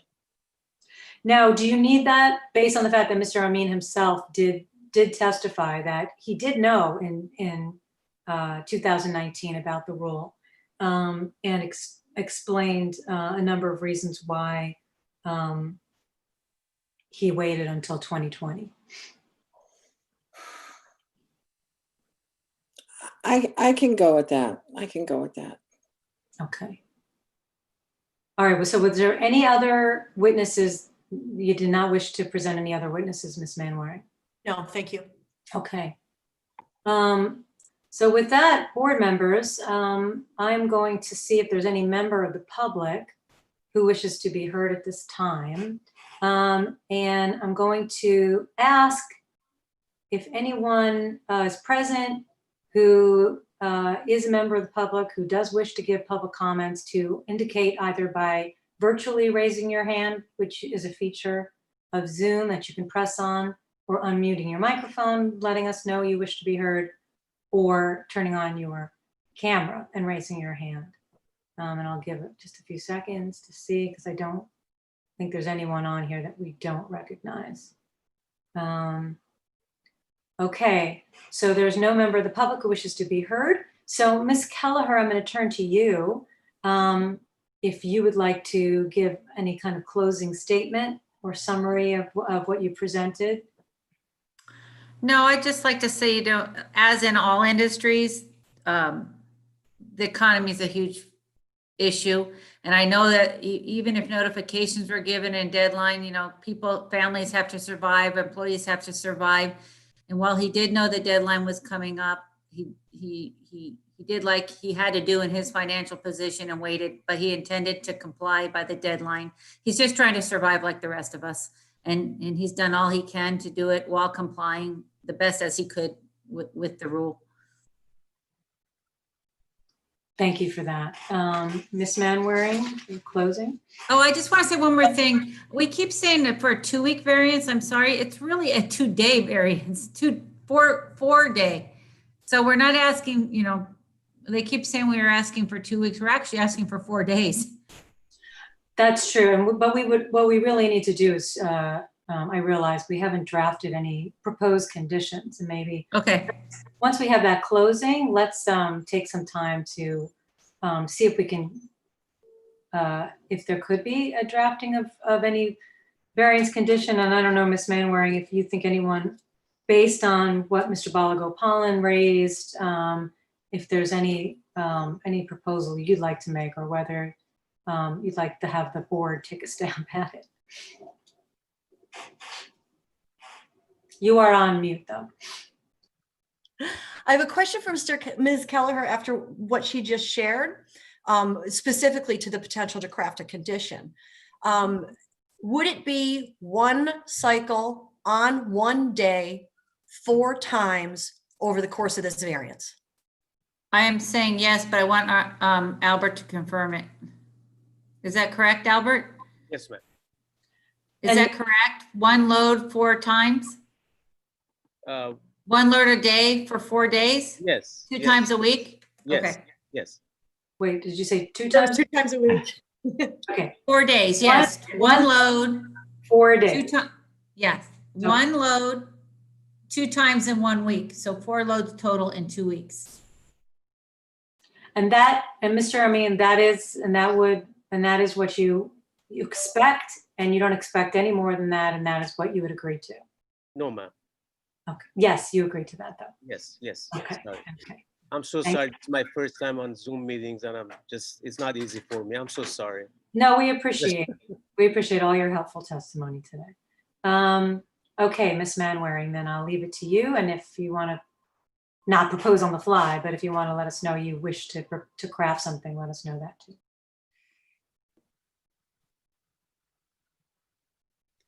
We would be happy to participate with the petitioner to craft a condition. So are you prepared for my closing, which I can be very brief? Yes, why don't we do that? Why don't you give us your closing, and then we'll go off the record. Perhaps if there's some way, is there some way for you all to communicate off the record? That actually is going to be very difficult for us to coordinate at this point. And I think we're very close. So if you don't object, Ms. Keller, how would you propose describing what you just said? Is saying 800 pieces over the limit of the variant, would they specify the days that the cycles would be run? And here's the concern. The board is going to want us to actually write out the language that they're required to comply with. So we need to take what you just shared with us and put it into an enforceable condition. Petitioner shall only operate the Lindis machine as follows during this variance. Sure. So Albert, what are your 2 days that you clean? Are they the same each week? Okay. I'm going to be closed Friday, Saturday, Sunday. And then most probably because I was closed for 3 days, probably by Monday, I would do a load. Then I'm not operating Tuesday. We're not operating Wednesday. So most probably on Thursday, I would operate the machine again, and then the following week. But then we have so Monday, Thursday, Monday, Thursday. Yes. Monday, Thursday, Karen. So we say the Lindis dry cleaning machine will operate 1 load. Monday, we'll give a date, and Thursday, whatever that Monday and Thursday is, and succeeding Monday and Thursday. I think that works. My only hesitation, and I don't want to argue against you, is that seems very limiting. Yes. If in fact you didn't get all the pieces in, so what I would propose is shall only operate 4 times. I don't know if it's 4 days or 4 times. Shall only operate 4 cycles over the course of this variance, not to exceed 800 pieces. That's good. That's good. I think that would allow them greater flexibility. Okay. Sounds good. Could you give us that? Ms. Prusek, I actually have a question that either Ms. Keller or Mr. Amin may be helpful with. Okay. Could either one of you tell us approximately the length of time a single cycle runs? About an hour. Yeah, No. about an hour. PERC machine about an hour, but other machines, hour and 15 minutes. Different solvents, but a PERC machine's about an hour. About an hour, yes. Thank you for that. Sure. Ms. Prusek, if you're ready, I just have a few sentences that would be my closing at this point. Yes, please. All right. Subject to the condition we just discussed, the district remains unopposed to the short variance request to allow continued use of the PERC machine for a short period while this facility replaces the machine with a compliant unit. We've heard that the machine was bought before the district passed the rule with the deadline. If this was an adversarial proceeding, I might take issue with the notice testimony because I feel confident the district did do a diligent job in reaching out to dry cleaners, including multiple notices. And as I said, over 300 inspections in 2019, including this facility. But I don't think that's important for your decision today. This Lindis machine is the only machine on site. Your choice not to grant this variance would mean it would be an effective closing for those few weeks without a corresponding benefit in air air control, air pollution control. So for that, the district remains unopposed based on what we've heard today. Thank you very much. Board members, I just want to frame a few issues as we head into our deliberations.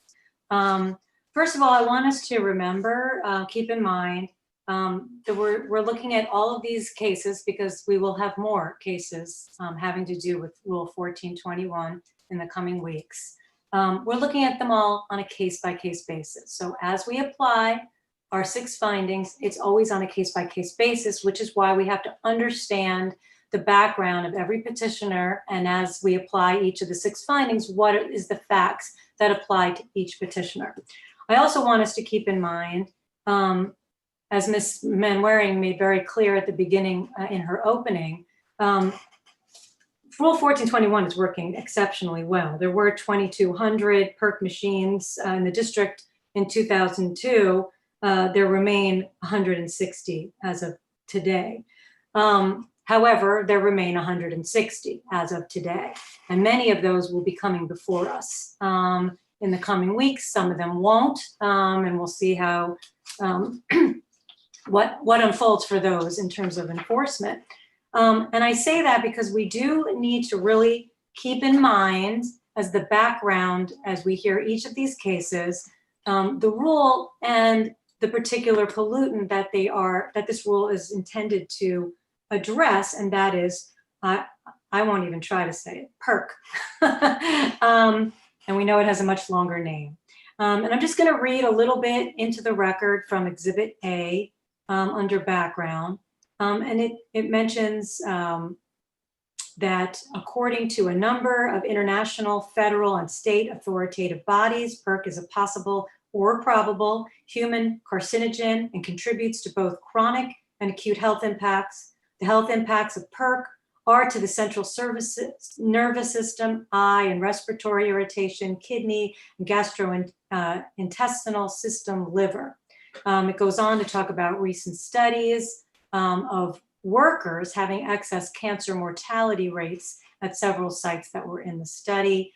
And it goes on and talks about the harms of PERC. And I think it's very important as the background of each of our deliberations that we have that and keep that in mind, and we will re-raise it for each of the hearings. Also, I did read in this board agenda Exhibit A that of course, dry cleaners are generally small businesses. Now, we'll talk about what that means for our 6 findings, but it also means that there are many of them. They're scattered throughout the district. And usually, as Mr. Amin said, is the case with this one, they are within communities. And so there is an impact from that.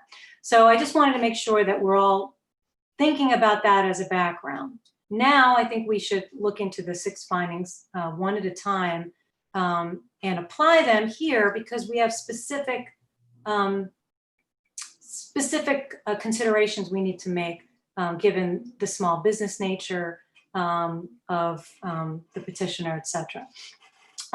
So let's start, of course, we'll just go through one at a time. The first is that no variance shall be granted unless the hearing board makes the following findings. Let's start with the first finding. Petitioner for a variance is or will be in violation of any rule, regulation, or order of the district. In this case, it's not a question. They are not in violation. And in particular, I think that's very important also as context that we heard both in Ms. Manwaring's opening, we would have heard if we had put the inspector on, and we did hear from Mr. Amin directly that this facility is not in violation of any rules or regulation of the district currently. And in fact, in their inspection, they had nothing wrong, nothing cited. And Mr. Amin testified that in his, did he say 30 years, many, many years, no NOVs that he recalls have been issued. So they are not currently in violation. However, we know that the rule goes into effect as of January 1st, 2021, and we've heard the evidence that they will not have that machine in place by January 1st. So they will be in violation of Rule 1421. So we can make that finding. Is there any other thoughts on that finding before I move to the next. Okay. Yeah, Yes. you Mr. know, I was looking at the rule language, and let me just read what it says on the purpose of the rule is to protect public health by reducing perchlorate emissions from dry cleaning systems by transitioning to non-PERC alternatives. Now it says facilities using PERC are required to comply with the federal and the state airborne toxics control measure for PERC. And I did look up during the break the state air toxic control measure, and it's very, at least from what I read, that the air advisory said do not, you have to, PERC machines should be removed from service once they become 15 years old, or by January 1, 2023, whichever is sooner. So, but we also heard Ms. Manwaring's, I don't know what you call it, a statement that they had looked into it and does not feel that it'd be a violation of the state ATCM. So, so I just wanted to put that, on the record there, that's the case. But my literal reading is that they, that it won't meet the state ATCM. Okay, but you can make the finding that they are in fact in violation, will be in fact in violation of a rule of the district, correct? That yes, definitely a violation of the rule, yes. But it's an important point to make, and but the variance that's requested is only for Rule 1421 of the district. Right. Okay. And that will be the sole scope of the variance, just so the petitioner is aware. So moving on to the second finding that we need to make, that is the beyond the reasonable control finding. So it's that due to conditions beyond the reasonable control of the petitioner, requiring compliance would result in, and then we'll determine whether we can find harm to the petitioner, but it's the beyond reasonable control. Now, I want to turn first, just so we all are on the same page, to Health and Safety Code section 42352.5, and those spell out additional considerations we need to make in the finding of beyond reasonable control. Now, I'm going to read some of them that are relevant here today. First of all, and by the way, it says we shall consider. So these are considerations we need to make. That's why there were so many questions that were asked in this regard. First of all, in determining whether or not conditions exist which were beyond the reasonable control of the petitioner, the hearing board shall consider the extent to which petitioner took actions to comply or seek a variance, which were timely and reasonable under the circumstances, and very important, in so doing, the hearing board shall consider actions taken by the petitioner since the adoption of the rule, regulation, or order from which the variance is sought. That is why, just so that Mr. Amin understands and we're all on the same page, that is why so many members of the board were asking questions about 18 years and whether what has been done in the 18 years since 2002. Generally speaking, that is what we would consider, and we are considering that as well, and we have that timeline. However, it goes on to say in the same Health and Safety Code section that in determining whether or not requiring compliance, as used, it goes on to in subdivision B of that Health and Safety Code section, defining a small business. Now, this petitioner is a small business. If the petitioner is a small business, in determining the extent to which petitioner the hearing board shall consider, the factors specified in subdivision A above in the following manner. In determining the extent to which the petitioner took timely actions to comply or seek a variance, the hearing board shall make specific inquiries into and shall take account the reasons for any claimed ignorance of the requirement from which the variance is sought. And that is why it was so important that we understood when Mr. Amin should have known, when the petitioner should have known, did know, etc. Because even though it's been on the books for 18 years, we are going to take into account why there's a claim to not have known or to have known conflicting information. Also, we want to take into account taking reasonable actions to comply. We take into account the petitioner's financial and other capabilities to comply. Now, because they are a small business. That's why it was very relevant to understand the timeline of the financial outlays that Mr. Amin was talking about with regard to the loans on the original piece of equipment and the boiler and the cleanup that he had to do, as well as what's going on with COVID and the loss of a customer base and business. So with that background, let's have a discussion, board members, on beyond reasonable control. I believe, and again, case specific, and I want us to be very careful to be case specific, because knowing that we're going to have many, many more of these that we're going to have to go through every single timeline, because we're not going to agree on one, and that's going to be the standard for all the others. But in this particular case, it's my position that that I think that it was beyond petitioner's reasonable control. I do believe that Mr. Amin was sincere in possibly not knowing at the time. I do believe that the district did significant outreach. I was reading Exhibit A. I saw there was a lot of Korean speaking language outreach. Obviously, Mr. Amin doesn't fall within that category. But it's hard to get all of these on board. I also agree with the fact that some of the advisories on the website, while they're there, I had a hard time finding them. So I'm sure that that is difficult for small businesses. At the very least, Mr. Amin did state that he was very clear in 2019. I know that there was the inspection in June of 2019, where the deadline was told. We know that there was discussion at least by November 2019, where petitioner was well aware of the deadline in 2020. So I'm looking from that time frame, and going backwards in 2019, no one would have assumed a COVID pandemic.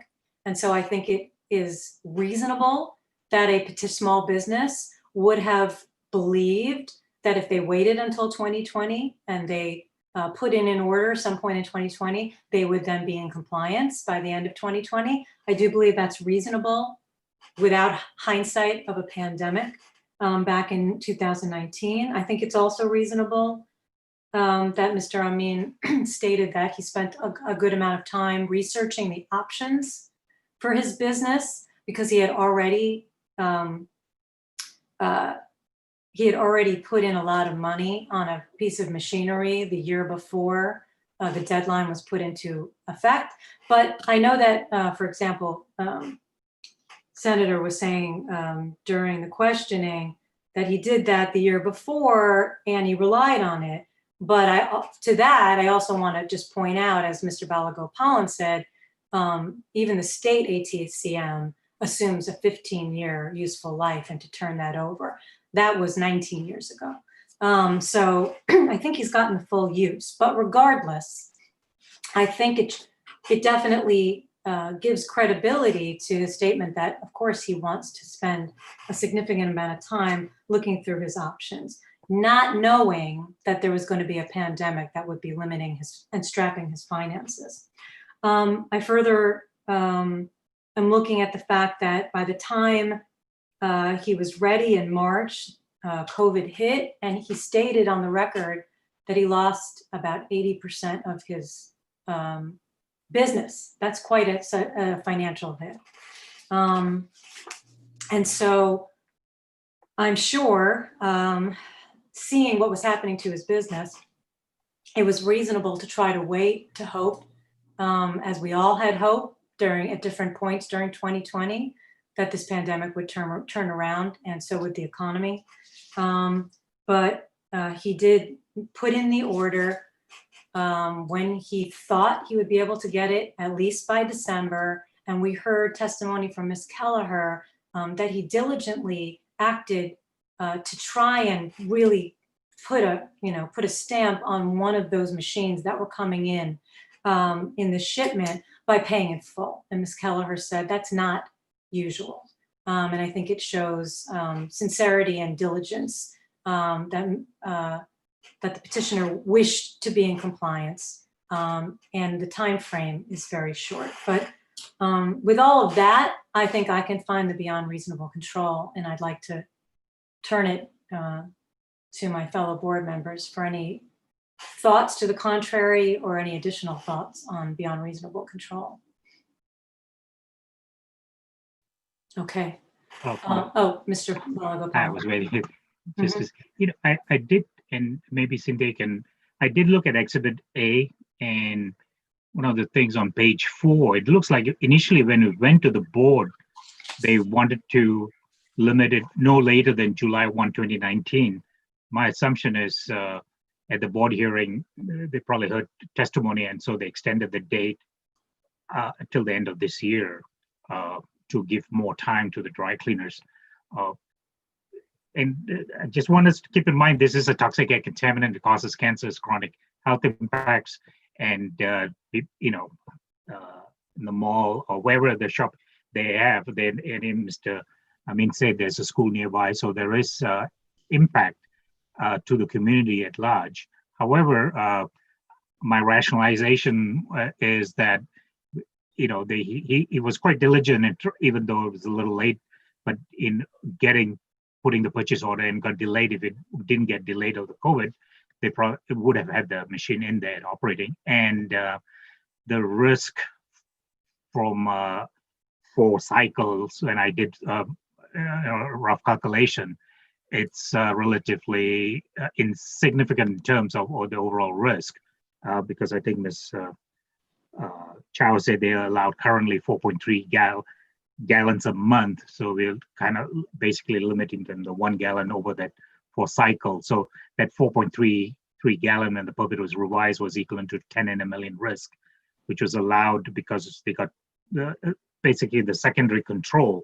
So by limiting them to 4 cycle, it's again further reduced, and it's over a very short period of time. So the risk is. Let's talk about the risk when we talk about balancing the risk, but that'll be a good starting point for that. But on the beyond reasonable control. Oh, beyond, okay. Yeah, no, I think he made, to be fair to other dry cleaners in the basin who knew and switched over because they knew this regulation was coming and they made that move. I think Mr. Amin, delayed switching over, but I don't think he expected the COVID to hit and, impact it that way. I think he knew he could have done it sooner, because I think in 2019 he was informed by the inspector, and then I think we also know in September 2020, this year, they did get the notice. But I think soon after that, looks like he put the purchase order. So he did. So yeah, it wasn't. There was financial hardship, and then with the COVID and the cash flow and so forth, there was difficulty in getting this going. But just to be, there are other dry cleaners who have done it and did it, and because they knew this was coming. And I don't think giving him again 4 days of additional operations going to put his competition or the people in any kind of a competitive advantage here. So I'm okay. But we do need to look at the beyond reasonable control separately. And I think these are all fair points. I think that, again, it's very important because we know that there are so many of these that are going to be coming. And there are 160 machines that are so far still out of compliance, that are still PERC. That we understand that there were 18 years. So, when we approach each of these cases, we have to remember 18 years. With that said, I think given that Mr. Amin testified and Ms. Kelleher testified that she was hired or approached to start working with them on the replacement last year, I I didn't ask this question, but I think it's implied that Ms. Kelleher, with all of her knowledge, would have advised Mr. Amin and petitioner to purchase well before, March, if under normal circumstances, they would get that. It would take so long to get it that they wouldn't be in compliance. Obviously, that's not the case, and COVID changed everything, and so they were moving along in what they believe. I'm not disagreeing with that, and I applaud Mr. Amin's efforts to get it sooner. So I think he did take the necessary step and unfortunately COVID and the production delay in Italy delayed further the delivery of this dry cleaning unit. And I'm glad we are looking at it on a case by case, because or basis, because not to bring the other cases, but I think Mr. Amin was quite diligent, at least in trying to get a new unit as soon as before the deadline. And because of his diligence, and we'll get to the next finding, but because of his diligence, he was able to cut down any non-compliance time, and only come to this board requesting 4 cycles in the first 2 weeks. And so that, I think, speaks loudly to his diligence. But I want to be very clear that every starting point is always the 18 years generally, and then we look at the case by case. Yes, Ms. Verdugo-Peralta, you wanted to add? Only if Mr. Balagopalan is finished. Yes, I am. I'm sorry, yes. Okay, thank you, Madam Chair. I'm trying to weigh the pros and cons of this. The fact that it has been 18 years and knowing how hard staff and everybody worked on getting this rule on the books, making sure that all of the industry was aware, making sure that consideration for small businesses was supreme when we were making this rule. And him having been in this business for as many years as he said, it's hard for me to ignore whether he was proactive, let's say, in getting through to the AQMD to ask the question directly. To me, it's like the DMV. Nobody likes to deal with the DMV. They take forever, but you have to do it because that's the source of information versus hearsay or a text or whatever. Having also worked with the Korean Dry Cleaners Association, they have members who are not Korean, and all their meetings, because I've attended them, are in English. And there also is translation, but for the most part, they are in English. So anybody can join. But again, that's not the one and only Dry Cleaners Association. There are at least 2 others that I know of. So maybe that could have been another source of information, a point of information. I totally give him credit for paying for the machinery in full ahead of time, knowing and trying to get this piece of machinery to his property ASAP. I recognize the fact that the pandemic has affected everybody, not just economically, but in time regarding getting equipment to your location. And I think that is, for me, what puts me on his side as far as trying to get him off the hook on this. I'm not happy about it because PERC is so dangerous. And the fact that if we weren't in a pandemic, that school would be affected by the PERC that would be emitted from his business. But beyond reasonable control, because of the pandemic, because I see that he had good intentions, I can make that finding. And just to be clear, for me, it's not just because there's a pandemic, because every case we're going to hear, the pandemic is the pandemic. Right. It's because I want to go back to that timeline I was trying to establish financially. Mr. Amin believes that 3 to 4 years ago, for example, he finally finished paying off the last loan for the last payment, which was the toxic management cleanup that he had to do. He could have started, recovered, but he had to recover first from that. but he could have started, looking around for, and maybe he should have done the diligence on the machine. I don't know if it's clear he knew at that point about the rule, but he should have known by that point, most likely. But he still wasn't required to until December of this year be in compliance. And it's the only thing I find compelling in this particular matter is that he retained Ms. Kelleher. He started speaking with her. She is clearly an expert on this last November.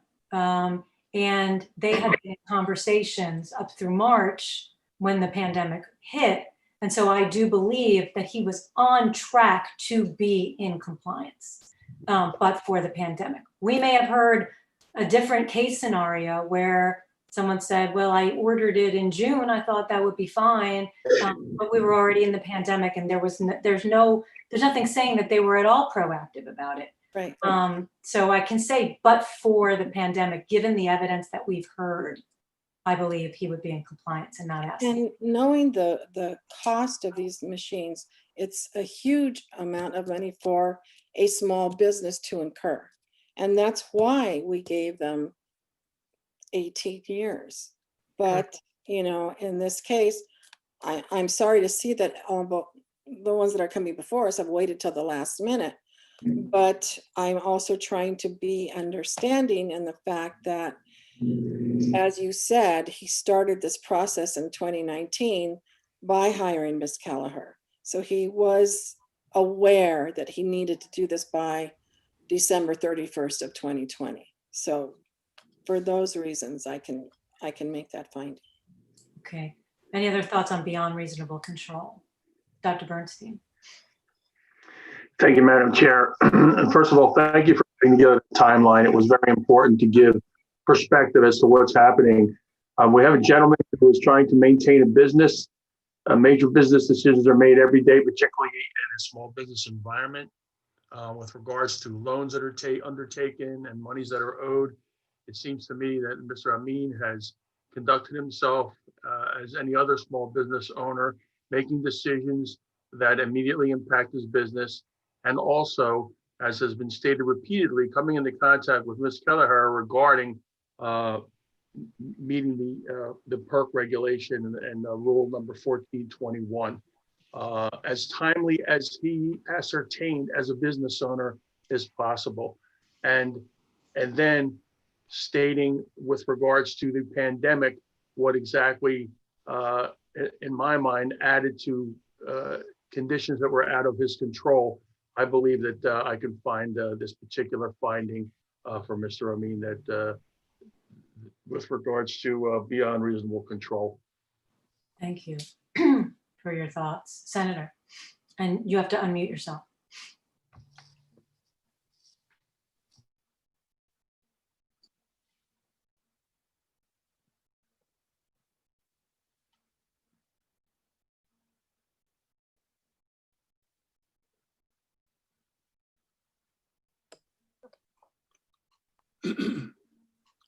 I agree it was beyond Mr. Amin's reasonable control. This is a hardship that he received or that was imposed on him early on in the game. He's not that well versed in these type of requirements that the district imposed on these small businesses.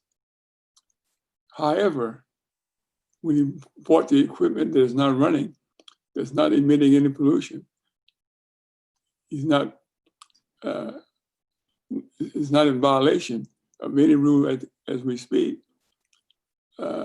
He just finally paid that off. A hardship is that you may not have the money. That wasn't the his testimony was he paid that off by 2007. There were other loans that he paid off 3 to 4 years. There are other events that occurred that caused him to spend more money in order to continue to be in compliance. Number one. Number two, when he realized at some point in time that he had to buy an additional piece of equipment, he was able to save enough money, we could pay in cash for it. So we would not be trouble with trying to make monthly payments or however. And then of course you got a staff working with you. You need 800 pieces of part, 80 pieces of 80 items per cycle.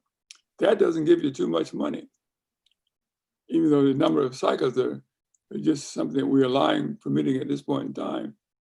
That's just for a couple of weeks or so. So I would say that Mr. Amin realized, of course, that the text or whatever that he received saying they would extend the time period. And it turns out that it was a hoax, that the time period was not extended for compliance.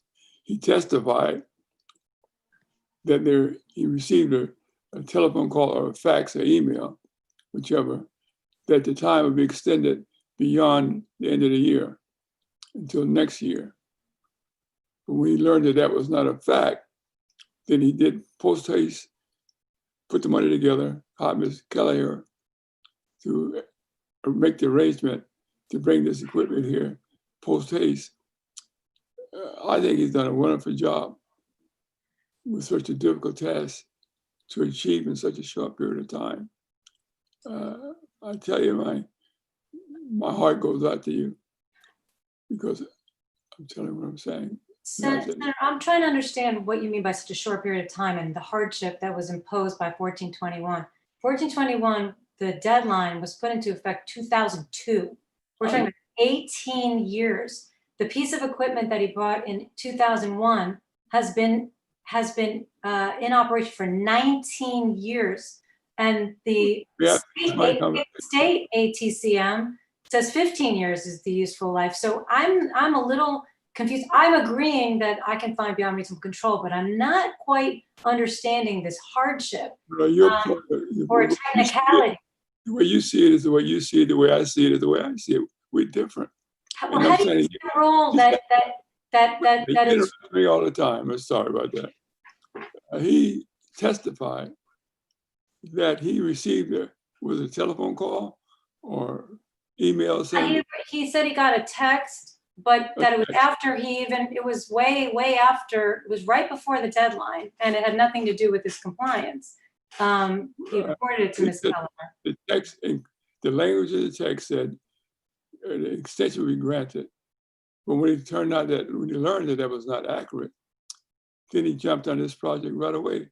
No, he had already done the project before he received that text from who knows who. He didn't get notice until October the 5th, when he knew at that point in time that he had to go move out, make a decision at that point in time. Okay. And the contract was not, the order was not posted until sometime shortly thereafter that. I just want to have a clear record. Mr. Amin testified that at the very, very latest, he knew about the deadline for Rule 1421 being December 31st, 2020, back in 2019 in June when he was, when he had an inspection. This is a rule that's been around with lots of notice since 2002. So that's 18 years. So whatever happened in the last few weeks, Mr. Amin did not say that had anything to do with his knowledge of this rule and the compliance for the rule. He had already ordered the piece of equipment. So I just want to clarify that only because we have so many cases, and this is a very important rule, and I don't want this board to give the impression to anyone who's coming before us that a rule that regulates something as toxic as PERC, and that's been on the books for 18 years, is a hardship to anyone. So I don't want us to start from that premise. First of all, he's not as we speak, he's not in violation.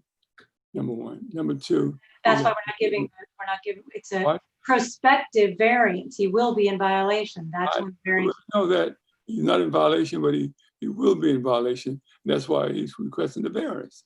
That's correct.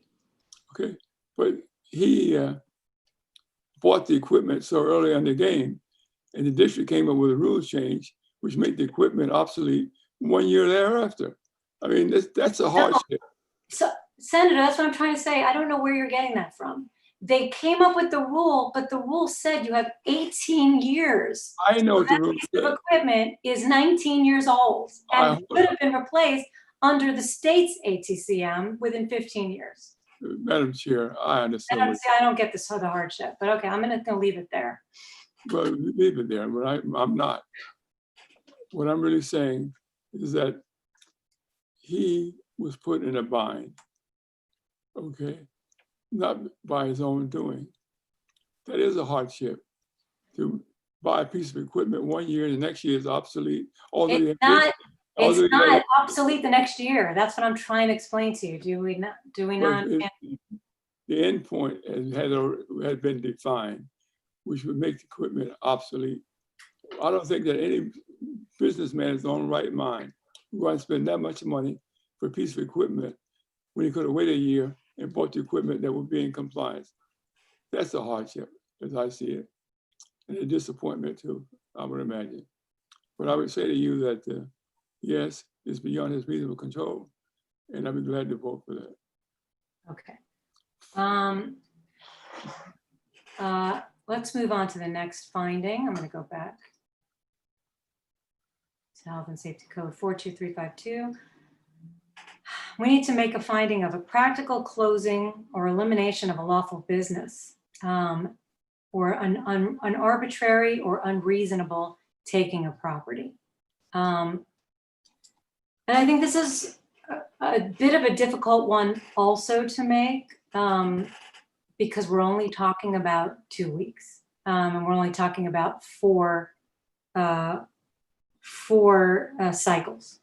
However, we did hear evidence today of a number of things. First of all, Mr. Amin was very clear that his business is suffering, and we know so many businesses are suffering significantly, small businesses in particular.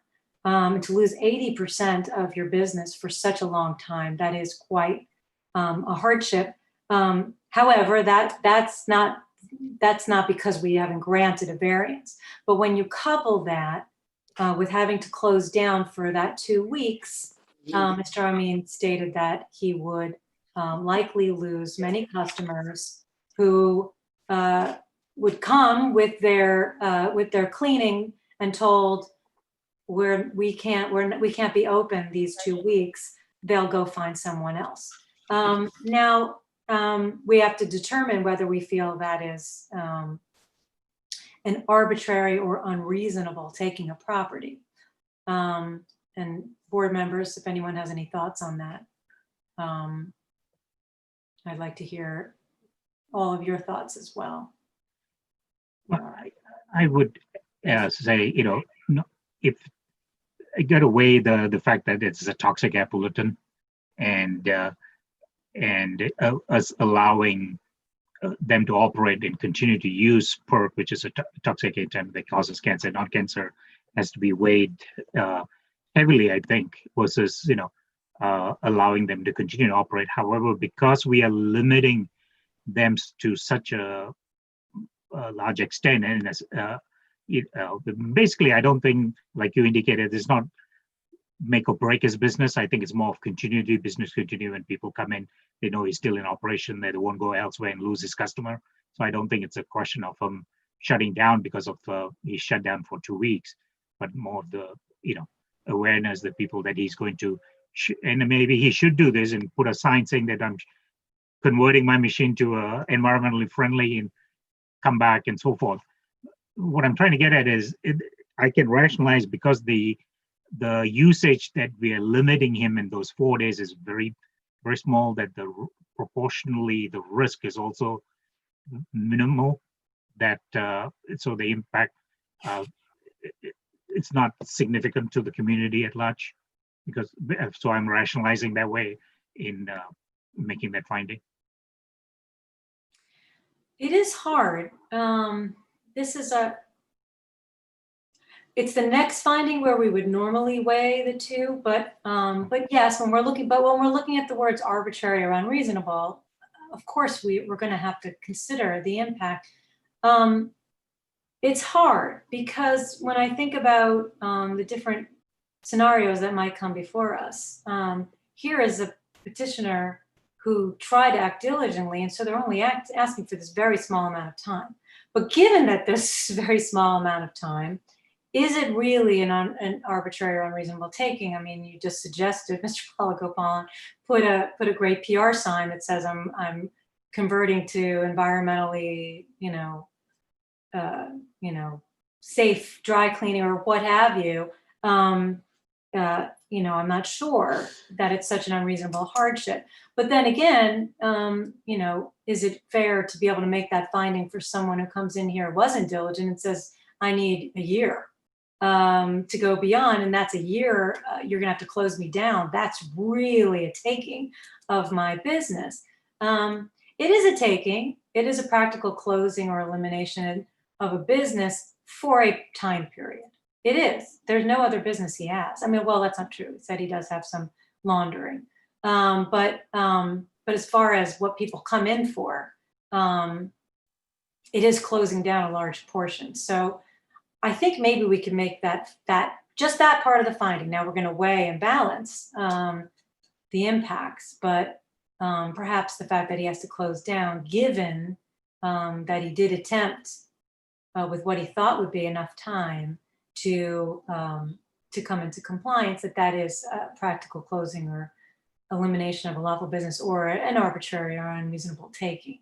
So I'm kind of leaning that way, but usually that small of amount of time we would say is not, but we have to do it on a case-by-case basis. And again, this is a business that's already lost so much of its customer base and business.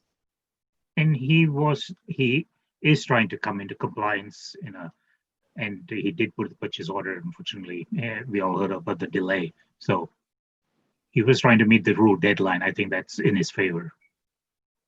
Anyone else have a thought in terms of arbitrary or unreasonable taking of property? Second part of that finding.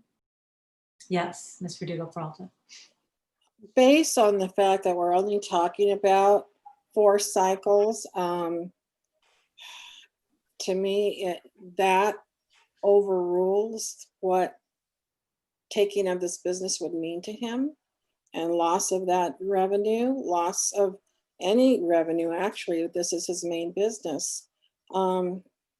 So I can make that finding based on that balance. You were talking about notification or a sign in front of the business. That was proposed, and there were supposed to be stickers. I thought that once they started using the new machine that were aqueous based, I believe, that they would be able to post that up there. And in fact, I know I've seen it at least one dry cleaner in my location, but it's a good advertisement for sure. But the fact that he is going in this direction anyway, I think also speaks for itself and speaks about his good intentions. So the fact that it's only 4 cycles that we're talking about, I can make that finding. Thank you. Any other thoughts? I think go ahead, Senator. If he closed them down, refused to grant the variance, he would lose all of his investment in the equipment they already paid for. And the people that are working for him would be out of a job. That denial should not even be considered, in my view. It's only for two weeks, so you have to look at the time frame. We're talking about if he doesn't get the 2 weeks. I understand that. You see, we're going to be so sanctimonious about these issues and the admission levels. The district had 18 years to shut them down. No, they didn't. The rule is not in effect. I just want to be clear. The rule does not come into effect until January 1st of 2021. So he's not been in non-compliance. We're talking about a variance from there moving forward. I understand what the gap is. I understand what the gap is. It's 2 weeks. But the fact of the matter, there's no equivalency when you talk about 2 weeks of emission compared to 18 years of emission in the same neighborhood, the same environment, with the same population density. And now 2 weeks should make a big difference? I don't think so. But what I'm hearing from this discussion, the 2 weeks is a big deal, and it's difficult for someone to consider that. Well, let me think about whether or not you give them 2 weeks. I don't understand that kind of thought process. given what the facts and evidence is. You bought the machine, paid in cash, you've been operating for 18 years after the rule was adopted. Whatever the emission levels were, they still are at that time. A lot of time, the district came out early on in this discussion. We do not oppose the variance request. They are not currently in violation, even though they may be in violation eventually. So that's why I got so upset. And the more coming before you, but when they come before you, think of the equal protection laws under the law, equal protection. You can't treat one any more different from you treat the other. Even if I'm going to raise it, equal protection. Okay. That is why we are being so meticulous and going through all the facts of the case, because we are going to put every petitioner to their proof for every one of these 6 findings. I still hope so. They can't take it like I this. can't recall a hearing where we haven't, so thank you for that. Okay. It sounds like, unless there's any other thoughts on that finding, we started talking about and Mr. Balagopalan started talking about it even before we talked about it with relation to that last finding, weighing and balancing. So the next finding is that this closing or taking, so we have all voiced our opinion that there is an arbitrary or unreasonable taking should we deny this variance. And would it be without a corresponding benefit in reducing air contaminants? Now, I want to, again, go back to the broad idea, and nobody knows this, or nobody has more forcefully stated this than Ms. Verdugo-Peralta, who was on the board, governing board when this was adopted. And I read into the record some of the harms of PERC, but I think we are all very aware of the harms of PERC. Both the carcinogenic impacts, the cancer risks, as well as all the other risks that I read into the record. However, as we've all been saying, because of Mr. Amin's efforts to make sure that he gets one of these incoming new machines as quickly as he can now to comply, and that he will limit so significantly how much he uses it in those 2 weeks, weighing that against essentially further traumatic, I think, losses to a business that's already struggling under COVID. Given all the facts that we've heard, I think we can make that finding.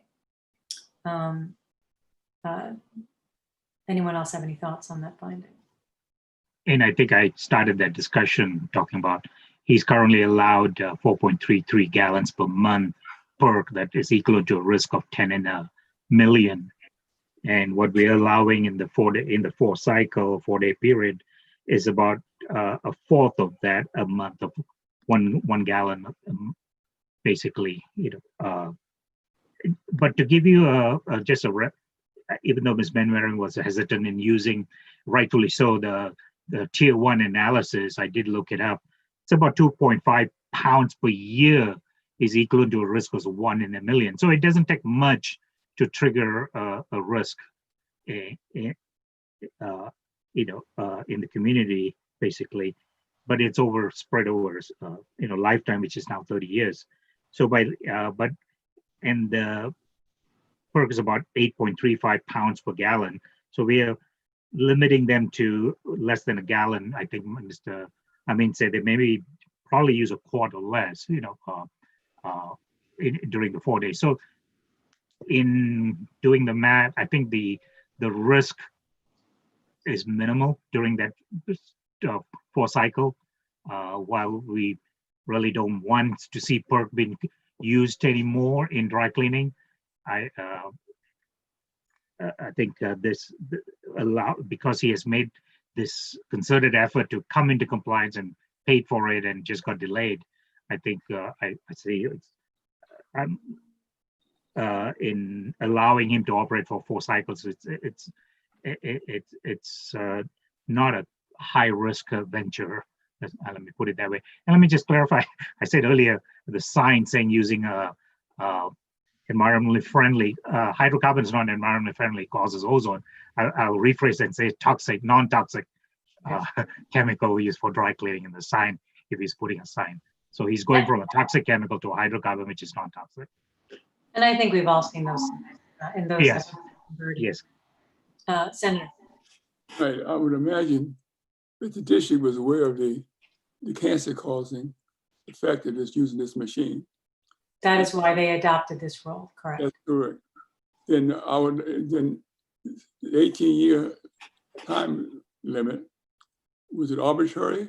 Or was that used as an example? They were polluting for 18 years at the same level, much more than the 2 weeks that's been requested. Yeah, I don't think it was arbitrary. If you have participated at all, and I'm sure Cynthia could go on for a long time explaining how the governing board comes up with the rulemaking, but rulemakings are anything but arbitrary. They go through working groups. They go through staff. I'd like to, that's the question I'm raising. Why did they do it in 15 years? Pollution causes cancer.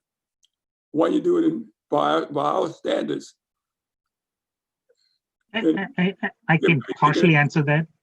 I can answer that. It was it was based on the expected life of the piece of machinery.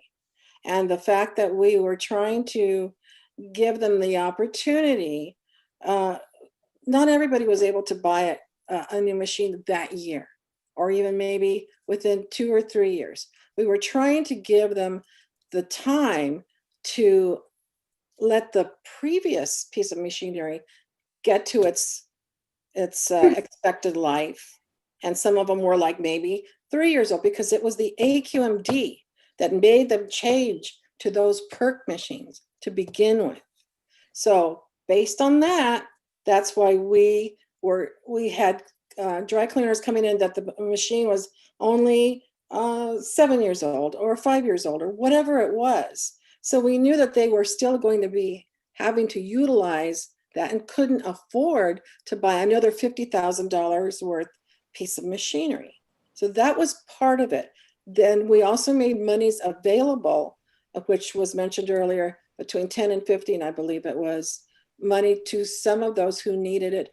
Some of them, it was not enough, and they had to continue on until they could get a loan. It was all of these factors that came into play when that 18 years. And the rule is not at issue. The rule is the rule, but just to shortcut that, you would say, Cynthia, just as a quick summary, is that the governing board weighs impact to the environment and human health versus the fact that they're dealing with many small businesses and the financial capacities of small businesses, struck a balance that they felt was best and adopted a rule. That's correct. Okay. So that's why the rule ended up, but it's not really at issue why the rule was adopted. It just is.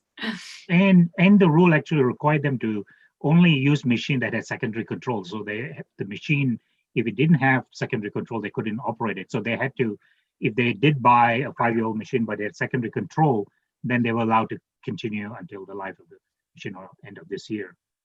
If I just can end it in saying, all the permits were reissued and their usage was reduced substantially.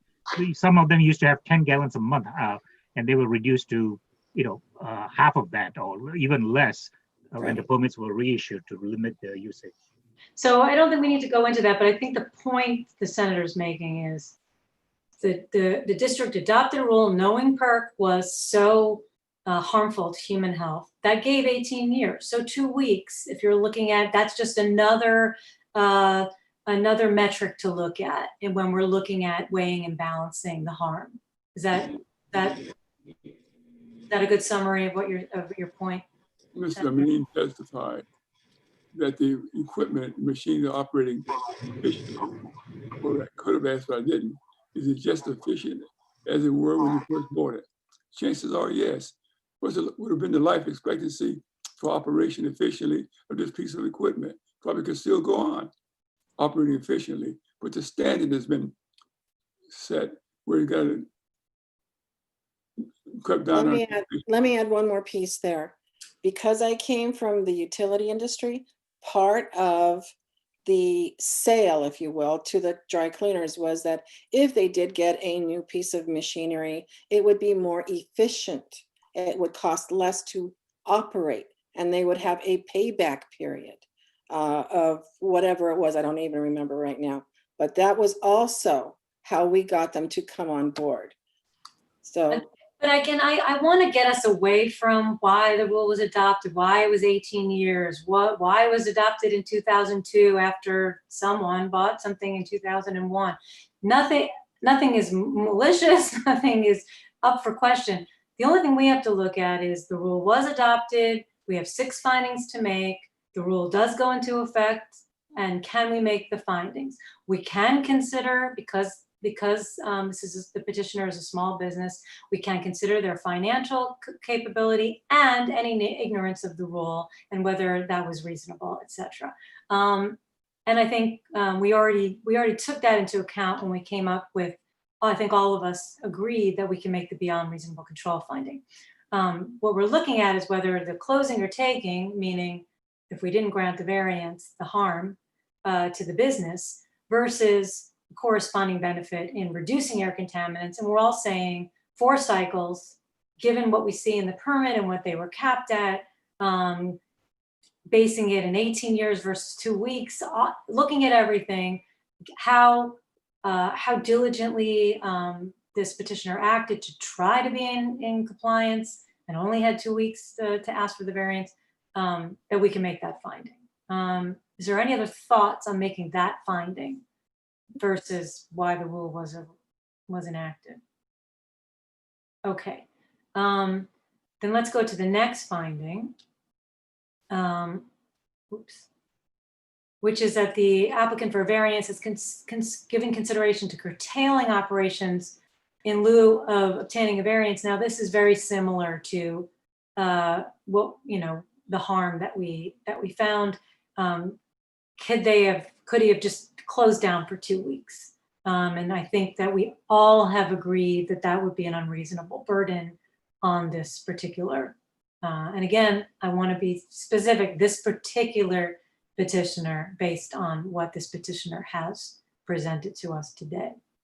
Any other thoughts on curtailment and that finding? And again, short of just shutting down the dry cleaning operations, they still would need a variance. Okay, during the period, next finding is during the period the variance is in effect, the applicant will reduce excess emissions to the maximum extent feasible. And I think that the condition that we are all considering, which is limiting, as Mr. Amin has testified, limiting to such a small amount in the next 2 weeks, I think that that is the reducing excess emissions to the maximum extent feasible. That is what he needs to stay in business and to bring in as much income as he can, while severely limiting what he could be doing under the maximum extent allowed by his permit. So I can make that finding. Any other thoughts on that?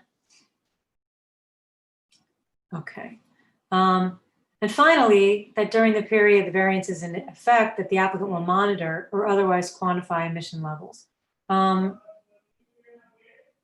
I neglected to ask, but I did hear during, I believe it was either Ms. Manwaring's opening or closing or sometime during her questioning, mentioning the fact that the permit requires record keeping and that the petitioner is in compliance with that. And so I would assume that that same record keeping, which is taking records of all of the, I think it was by poundage that went through the machines. Anybody else remember that testimony? But that's still in effect. So the monitoring would be as is required by the permit. Yes, I think Ms. Keller brought that up. Okay, so we don't need an additional condition, and for that I would assume. And Ms. Manwaring, I just wanted to know if the district is requesting, given the proposed new condition, whether the district would want an additional condition with anything additional in terms of record keeping. I'm going to have to confer briefly with my staff to make sure the records that are already required under the rule will be sufficient. Okay, why don't we do that? And then while you do that, is there any other thoughts on the findings? Because those are all the 6 findings, and I think it seems that the board is able to make them.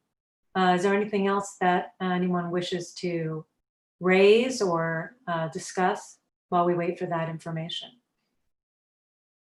Okay. Then once we hear back from Ms. Manwaring, I'll make a motion.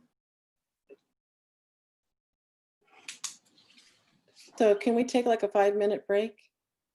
Yeah, why don't we do that? And before we go, I just wanted, okay, so the date by which, is the date November, I'm sorry, I meant January 22nd, is that? Yes, January 22nd, so that's the date between those, January 1st and the 22nd.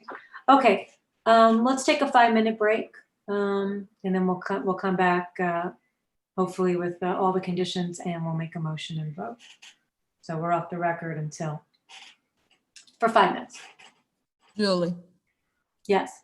Rosalinda wants you to give her a call regarding the San Bernardino ex parte. Oh, okay. Thanks. So where should I call her? At the front desk. Okay.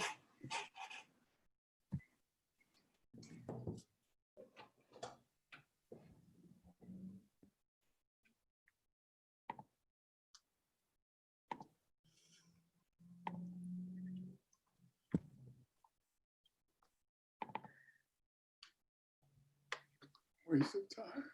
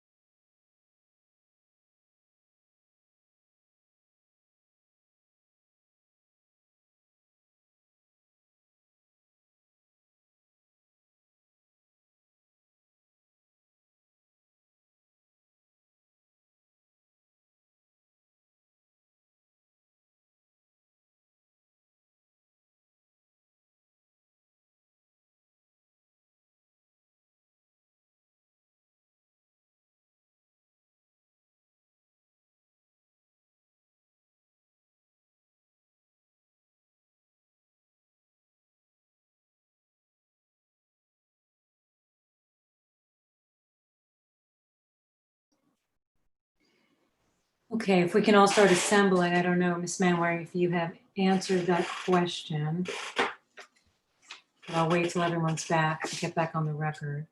I'm just rushed for time because I have a pre-hearing conference at 3, so I'd like to finish before. Ms. Prusek, I apologize. I was quickly able to obtain no additional records are necessary. Records are kept per pound per cycle. It will enable us to enforce the condition. Great. Okay, so then I'm going to, are we all back?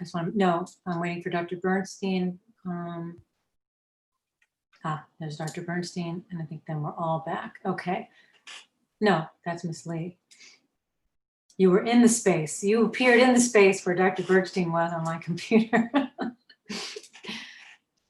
Not that you resemble Dr. Bernstein at all. Dr. Bernstein, are you, I know we took a 5-minute.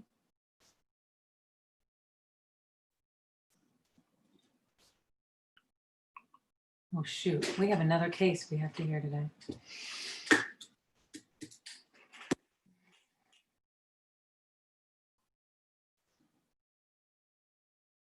Dr. Bernstein, are you, can you hear us?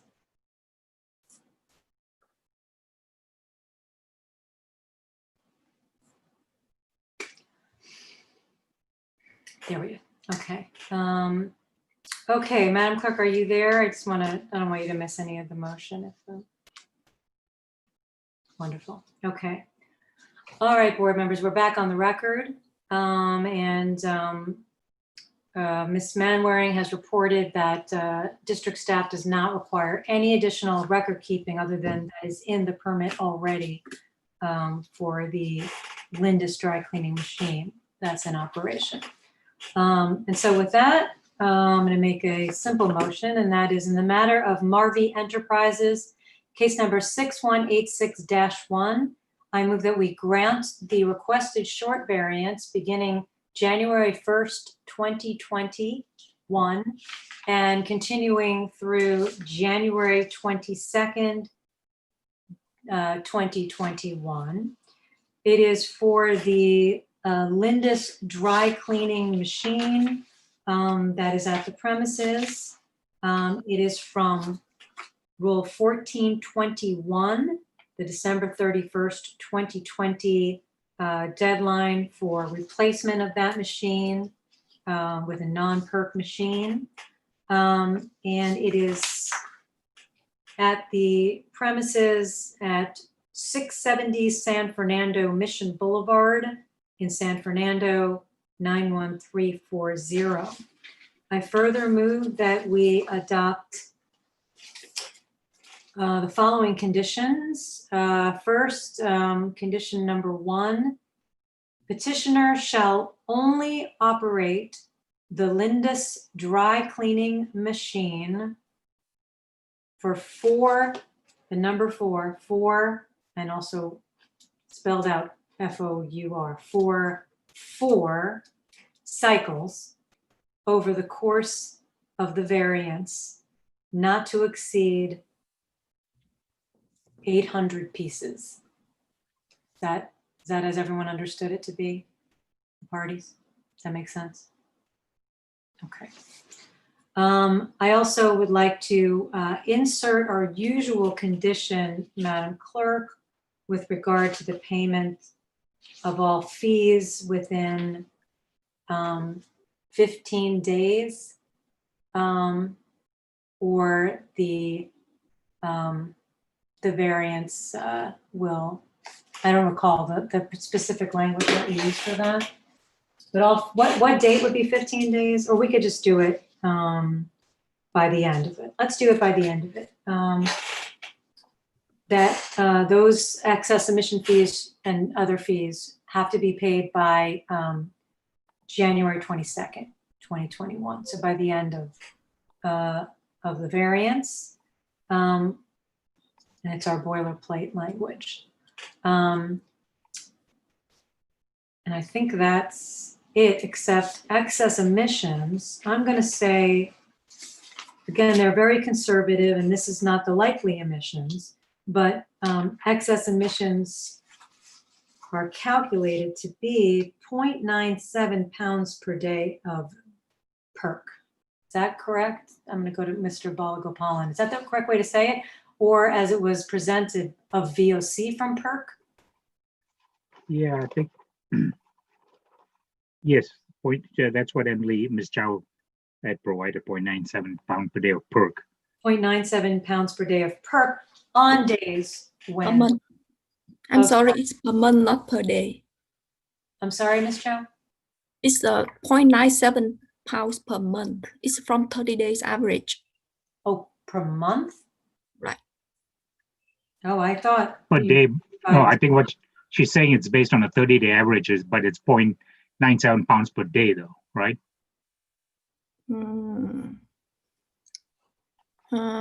Okay, I withdraw. So let me go back and check, but that's what we went through earlier. That's a big difference. Yeah, because the way I wrote it down was 90.97 pounds per day. Oh, I'm sorry, my bad. It's per day. I'm Okay. taking. Okay. We'll have it at that, and of course it will be adjusted based on actual, based on whatever calculation and usage. And that completes my motion. Is there a second? I'll second. Okay, so Dr. Bernstein's hand go up for seconding. Thank you also, Mr. Balagopalan. Is there any discussion on that motion? Senator. My question is, you mentioned that the equipment machine is on hand, or is it expected to be delivered by the 2nd? The testimony was that it is expected to be delivered by the end of the variance period and ready for use. Expect to be operational by the end of the variance. That's correct. That doesn't mean it's going to be here in time in order to set it up and begin to operate. That's my question is, if there is some delay, and that question was raised earlier on during the discussion, what if there is a delay? Then what happens at that point in time? The variance will end because the testimony from Mr. Amin and, sorry, I'm forgetting, and Ms. Kelleher was that they've taken all that into account, and their feeling is they will be in compliance. The facility will be in compliance by January 22nd. That's why they're asking for this. That event. Equipment is not here at that time frame. It is beyond his control. So why they won't be operating by January 22nd. I'm sorry? That's the only reason why I raised the point. I want to be clear, raises a good point, just to remind Mr. Amin and petitioner that we haven't voted yet. We have to do that first, but that this order is now an order which is enforceable, same as if it were a rule of the district. And so if you're not in compliance, Mr. Amin had said he would shut down and stop using it. That was his testimony, and that is the requirement. So if at January 22nd, unfortunately, if something has happened that was unforeseen, the variance protection will still end.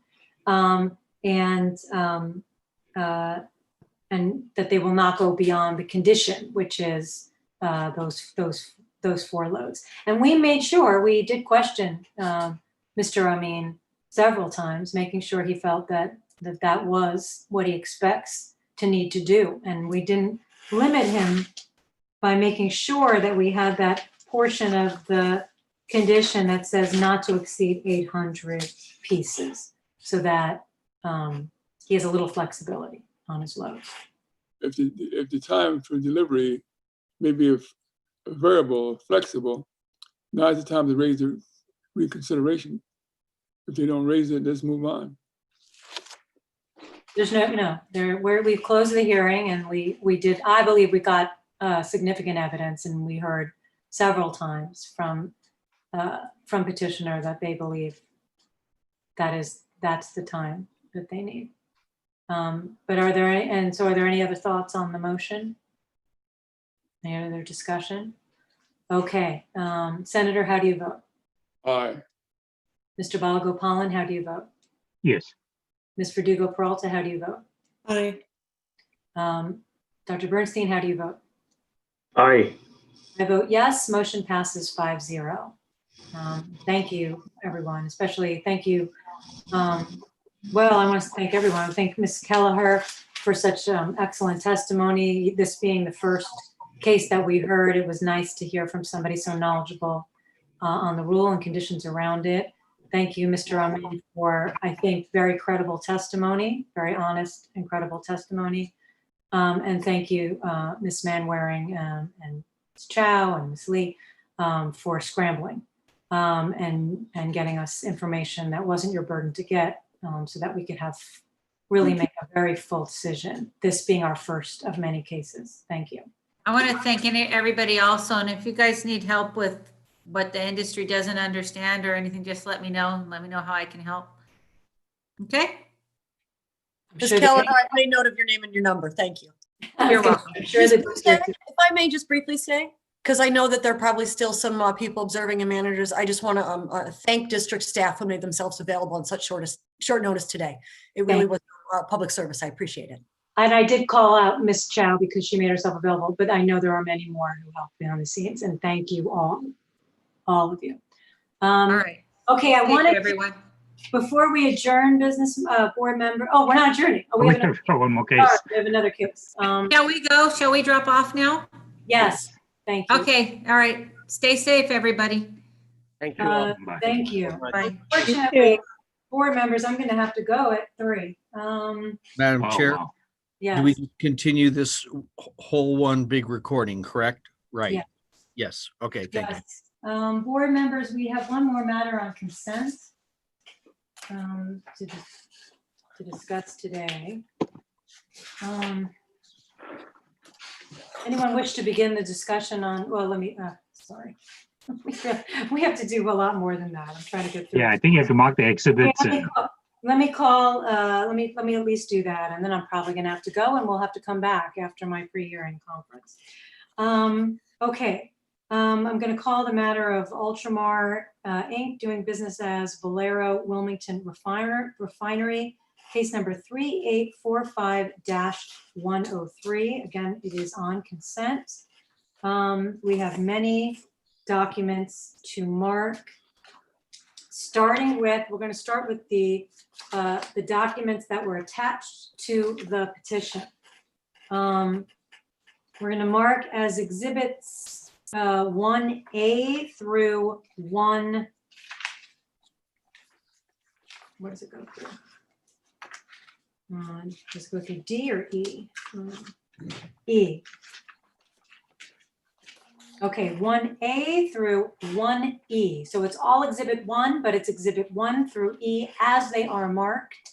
They are the different sections of permit conditions that are relevant to the request for short variance and AOC. As exhibit number 2, we're going to mark the notices of, there's one notice of violation and I think one notice to, no, 2 notices of violation, 3 notices of violation, multiple notice. I thought I'm confusing my cases. Multiple notices of violation. Those are going to all be exhibit number 2. I think they called it attachment 2 of all the NOVs. That's correct. And we're going to mark that attachment 2 as exhibit number 2. Exhibit number 3, we're going to mark as the proposed variance conditions and AOCs. Those were also marked as attachment 3. And as exhibit 4, we're going to mark the excess emissions calculation. That was the 4th attachment before the petition for AOC, supplemental petition. Okay, so that's exhibits 1 through 4. We're going to mark as exhibit number 5 the joint stipulation, refindings and decision and order granting a short variance and alternative operating conditions. So that will be marked as exhibit number 5. Exhibit number 6, we're going to mark the declaration of Natalie Irwin in support of the order. And that declaration will be exhibit number 6. I'm going to note that in the stipulation, the parties agree that that declaration, which is now exhibit 6, along with what were attachments 1, 3, and 4, which are now exhibits 1, 3, and 4, will all be entered into evidence. So that's exhibits 1, 3, 4, and 6 are in evidence. And we're going to mark as exhibit number 7, the proposed findings and decision granting the short variance and AOC. And finally, oh no, I didn't move my other. I know we have a hearing board exhibit. There is I printed out. Oh, it's right here. Okay, there is an email chain, board members, that we all received from the clerk of the board December 4th at 12:55. And these are questions asked by member Balagopalan and the answers from the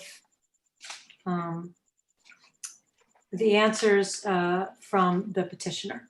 And so we're going to mark that entire chain of emails as hearing board 1, hearing board exhibit number 1. Okay, any questions on the documents? Did I miss anything? Yeah, there was a one-page permit they sent as part of the response. Wasn't that attached to the declaration? It came later, I think, with the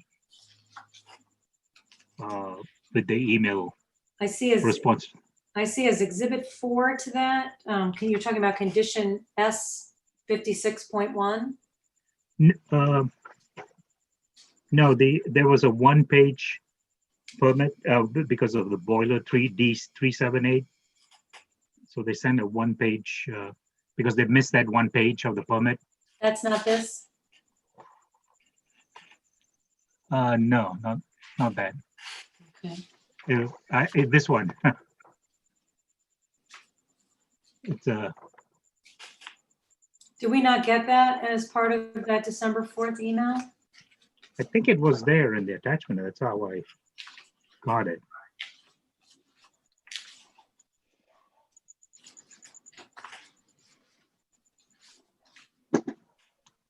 Was there any other attachments or just that?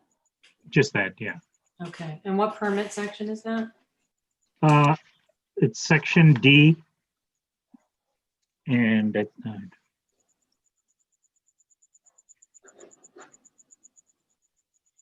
process 15. Okay. And do you know if that that's listed in the petition, or is that additional? Well, I think that's in response to my question. They did indicate they omitted to include it, and so they attached it. Okay, and it's not listed in the petition? Yes.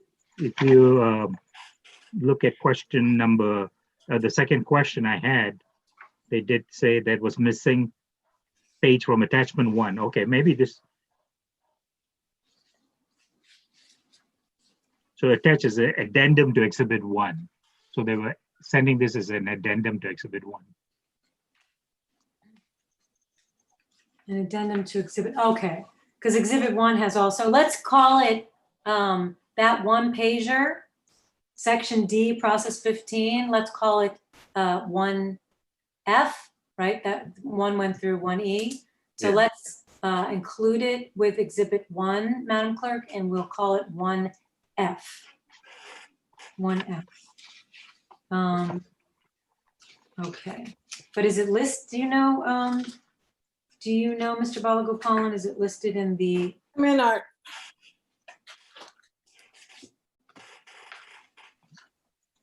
sorry, I missed the question. Is it listed in the petition? In the email, yeah. No, is it listed in the petition? Petition, no. No, okay, so it would have to be added to the request. Yeah, we have to add it. And I think they said they didn't, it should be added, they said in their response. Okay, so it is in the, oh, and did they add, I'm sorry, not in the petition, did they add it in the proposed findings? Is it part of the proposed findings? No. Okay, so we would have to amend the proposed findings? Yes.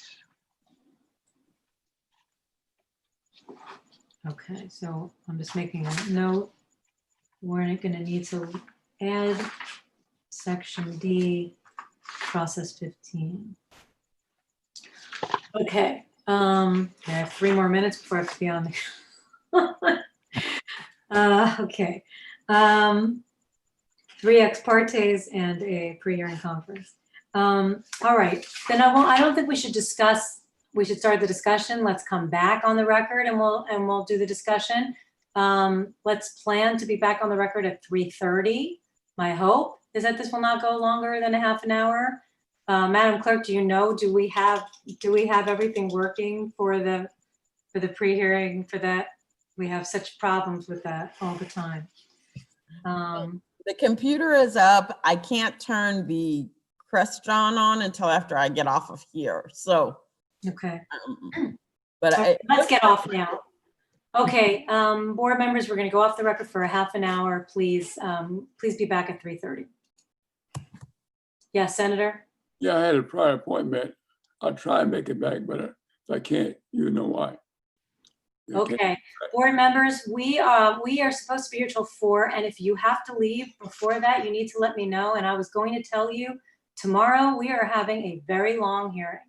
And I'm going to ask all board members to please be 15 minutes early, at least in the morning, so we work out any problems we might be having with internet or Wi-Fi or getting on. And also to make sure we're going to have tons of people testifying from the public.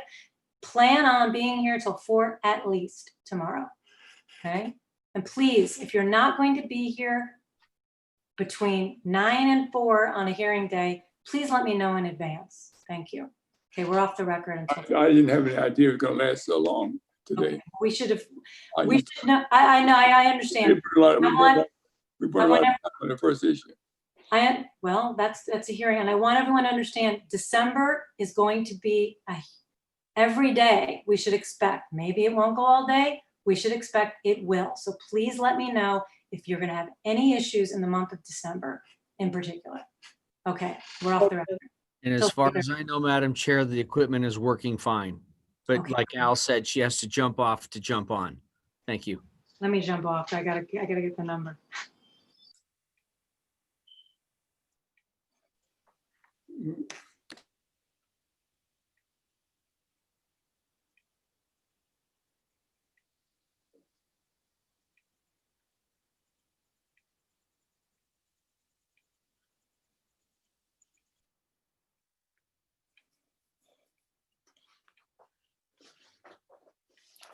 All right, I have half an hour. Okay, everybody needs to mute their mics, please. Sorry.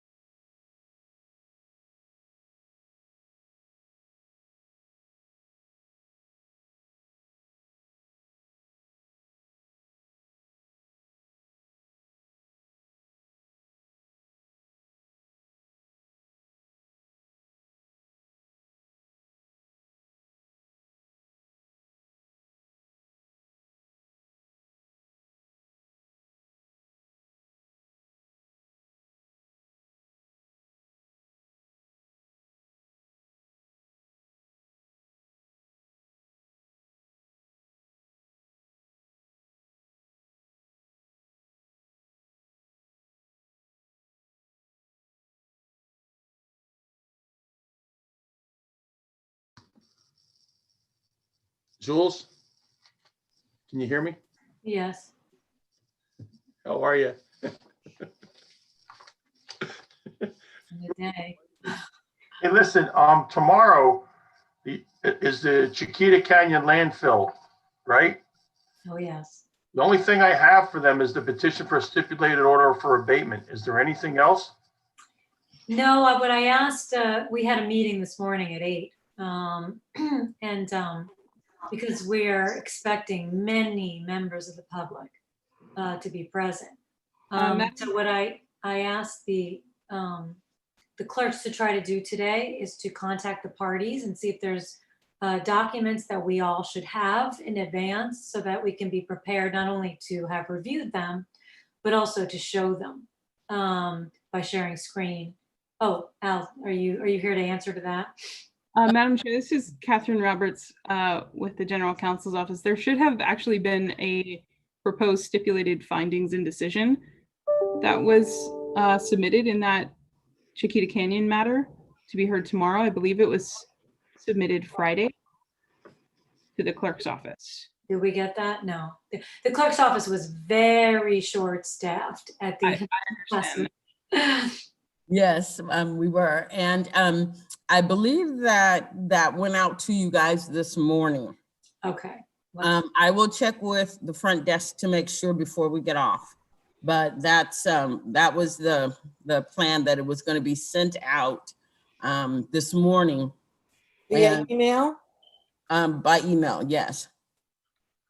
But I will check with Rosalinda to make sure that it did go out. Okay. My computer's on the fritzy. Okay, it's too hot and bothered. Yeah, I do have it. You got it this morning. Yeah, well, I didn't. I think I got it last week actually. The proposed findings. Yeah, proposed findings and for decision. Chiquita. And I think I printed it. So yeah, I think it was sent out last Friday. Last Friday. Okay, let me look. I don't recall seeing that. No, me neither. Then again, I was dealing with 3 ex parte. So it was the very end of the day, Friday, that it was submitted to the clerk's office. So it may have been either very end of the into the evening of Friday. Yeah, let me see. And Ms. Roberts, have you spoken with the clerk's office? Do you have? I have it. Here it is. Oh, I see it. I'm sorry. The 4th, it went out at later. 6/22. Do you have other documents that you're planning on? We have no other exhibits that will be introduced into evidence. We are preparing a response to the clerk's question with regards to that. It's possible that there might be a visual aid to help provide an overview of the facility, but nothing that would be submitted into evidence. Okay, so that would be able to be shared. You would be able to share the screen with the public for that. Yes. Okay. And did anybody ask you in the facility? I don't know, Al, Teresa, if you were working on that, or Rosalinda was, with regard to how much time we expect on each side for the affirmative case. We haven't finalized that, but we believe it will be broadly similar to what the respondent has submitted, which is approximately about an hour and a half for an affirmative case. Each? Yes. And we multiply that by 2. Okay. We'll see how many people we get in the morning. Okay. We'll do our best to move that along. We understand the constraints, Madam Chair. Well, of course, but we also want to make sure we get that full hearing. So no worries. Yeah, that case is the only thing on for tomorrow. There's no other matter on with it. According to Rosalinda, Carol sent out the proposed finding on Friday evening. Okay. So that makes sense as to why I got him. 6/22. Okay. All right, so we'll look for that. Make sure we have it. Okay. Okay. So the senator's not with us at all, so I'm assuming he left. And we're moving forward on the record 4 members. Okay. Okay, then we're ready. We're back on the record. And when we got off the record, we were discussing the matter on consent. We marked the documents that we had, and I think we're done with that. I don't think I finished going through the stipulation of the parties. Let me do that. The parties have agreed to many things, including that the matter be placed on the consent calendar, and they are not appearing today. Also, I already mentioned which exhibits will be marked by agreement of the parties and admitted into evidence. The parties have agreed to the proposed findings and decision. And so we have that marked as Exhibit 7. Also, they agreed to amendments of the petition to include rules 203B, 2004 F1, and 3000 C2 for the 2 boilers that are going to have to run on natural gas. So that's in paragraph 4. The district does not oppose the granting of the variance or the AOC. Petitioner's operation under the proposed order is not expected to result in violation of Health and Safety Code 41700 for nuisance or District Rule 402, same. Okay, and I think that's it that we need to go over from the stipulation. And so even though this matter is on consent and the parties have not appeared, I'm going to look to see if there's any member of the public who is present and who wishes to be heard on this matter. And if so, please either virtually or really raise your hand or turn on your microphone and shout it out. Let me know you want to be heard on this matter. And I'm saying it like that because I don't see anyone else that we don't recognize who is on today. Here. So I'm seeing no member of the public who wishes to be heard. And I'm going to start and turn it over to board members to begin deliberation. Anyone wish to start deliberation on this matter? Otherwise, I can do that. I can do it if you like. Go ahead, Mr. Balagopal, mind you begin. Yes, I think they did provide a very good documentation of the turnaround process that they're going to have to go through, and they identified the different equipment and rules that are applicable during the during the equipment shutdown and startup, and when the equipment shut down, and there will potentially be some violation of the permit condition and also some visible emission because the FCCU and the ESP will be also turned down, and when they start up too, there will be some lag time before it gets fully operational and the temperature gets up. So, and I think they've outlined, like I said, all the rules that they'll be in violation of.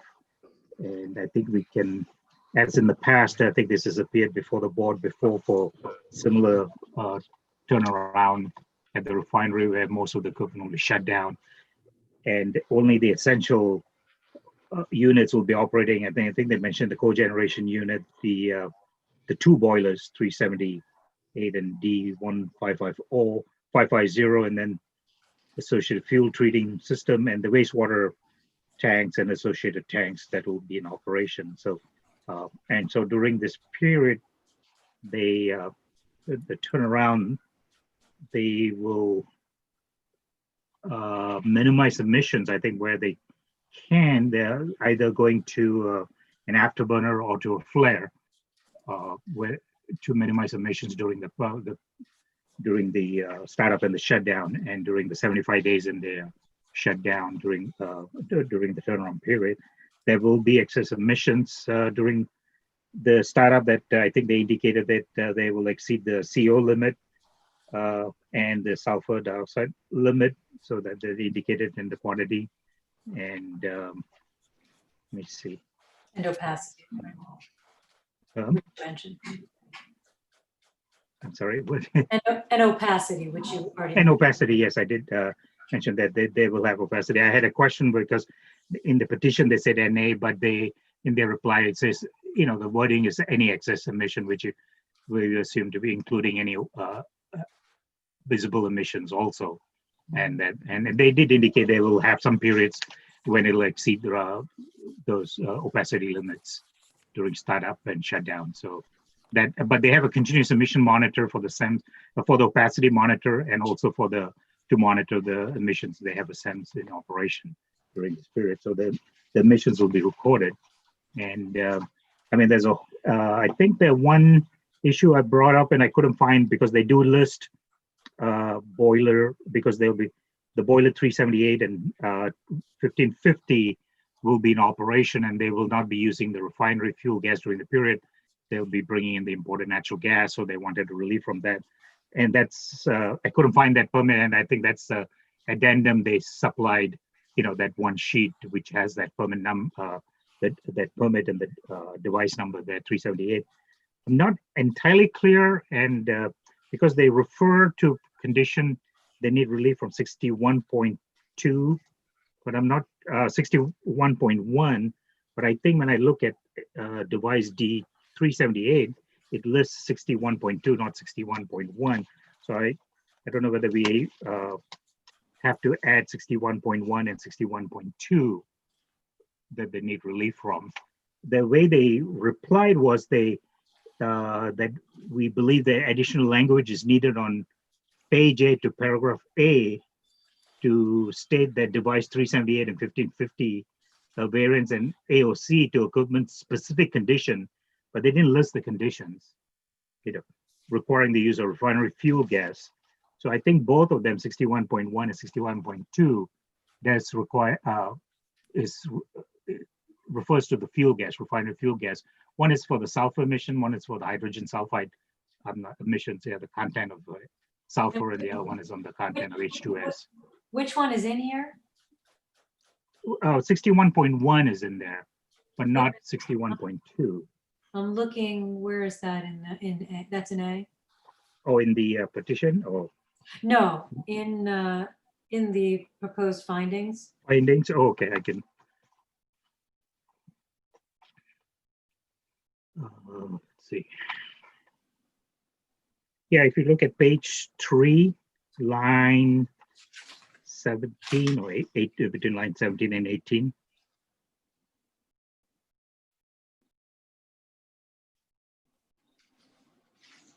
Oh, B61. Because I'm looking in the order. Is it in the order? That's on page 8. That's what they had mentioned should be. Yeah, that's where they mentioned, yeah. Is it in there? I'm just looking. Oh, no, so they didn't include the device 378 in there. They, if you look at line 13, they did include D768, which is the heater, but everywhere they said that boilers 378 and 1550 will be in operation and be in violation because they're using imported natural gas. So we have to add D378 to that. Yeah, I believe that's what they said, and probably a condition. They included B61.1, but not B61.2. When I looked at that single sheet of on the permit, they only device 378 refers to B61.2. Oh, I see. I see where 61. Okay, but they did not, there's no stipulation of the parties to that, is there? Yeah, I didn't see the, I accepting think the. we'll have to leave it as it is. And as it is, okay. Because if we change it and the district didn't agree, then we're materially changing it. Right. So I would leave that out, but. Okay. And then the other issue I brought up was, of course, they did identify that they will have a CO and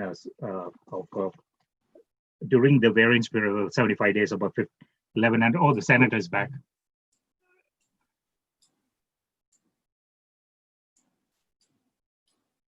Senator, you missed the first part of the hearing, what we were discussing?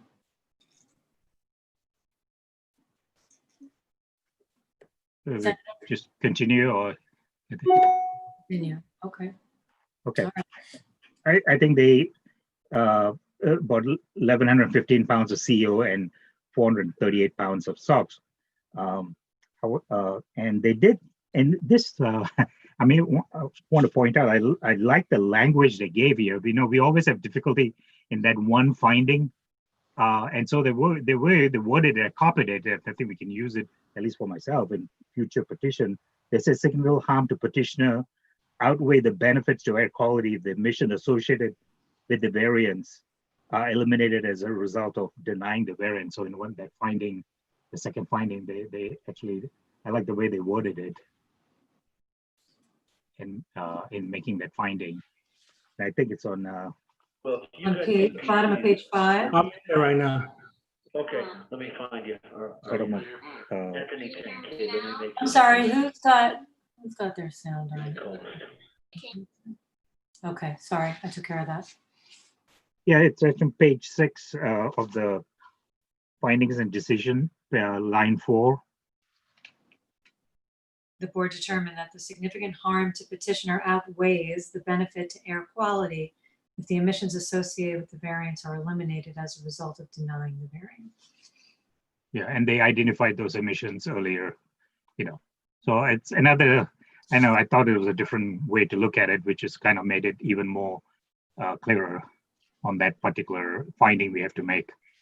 So I think we can make the finding that in violation, that they were diligent in filing for this in a timely manner, that this finding here, that the benefits outweigh the harm outweighs the benefit associated with the result of denying the variance, and then they will be reduce excess emission to the maximum extent possible, because and here's where they are venting it to either the flare, which is allowed in the Rule 1118, or there's a afterburner, which is said only both SR, I think the 2 units are down, but they're going to, so wherever possible, I think they are controlling those emissions, both, and even though they cannot operate the sulfur vapor recovery unit, they can actually go to the afterburner there, and then they can also go to the flare. So I know they say they will surrender the CO emission reduction credit. I did just bring up, That's important for the AOC, by the way. that's important, yeah, to the AOC, yeah. That's very important to the AOC. They're taking care of both SOx and CO, depending upon, for SOx, it's RTCs, and it's ERCs for the CO, which is required by 518.2 for there to be an AOC and to make those additional findings. Right.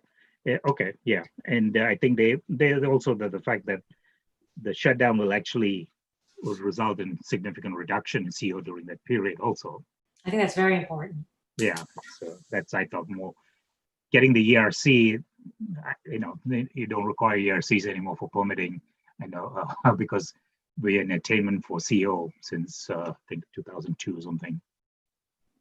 But they are required to do it under 518.2, so that's good. So I think for all those reasons, I think we can make the 6 findings to grant the variance.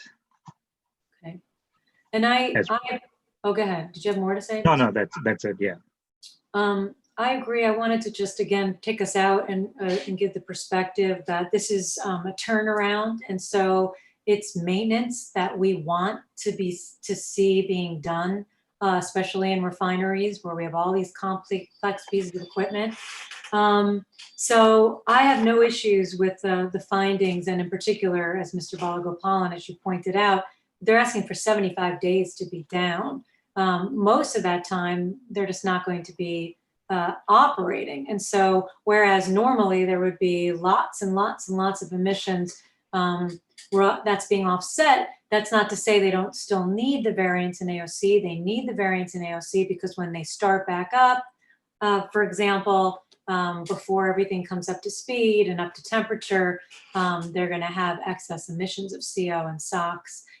We heard about the excess opacity from time to time also throughout the variance, but overall, much reduction during that time period because they're not operating. But even more important, again, this is a very, very important type of variance that we like to see, that this kind of preventative maintenance and turnaround is being done on schedule as it needs to be done every few years.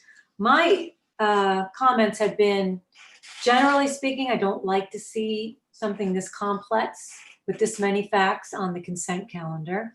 I do appreciate that given our very busy December and the fact that remote hearings can take a lot longer. I think this was a tremendous amount of work, Mr. Balagopalan, as you pointed out. Lots of work put in, especially by a petitioner, to put together very comprehensive papers.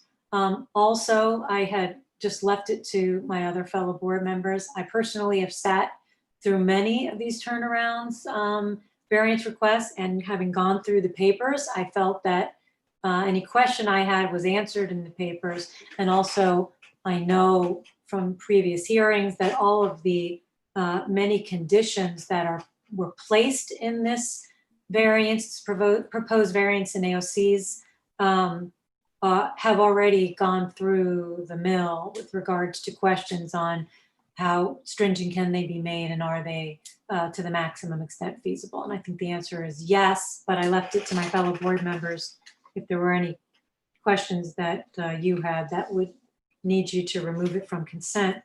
The only other thing I felt is worth raising, since this is a big source, a major source, I want to make note of the fact that there are many notices of violation.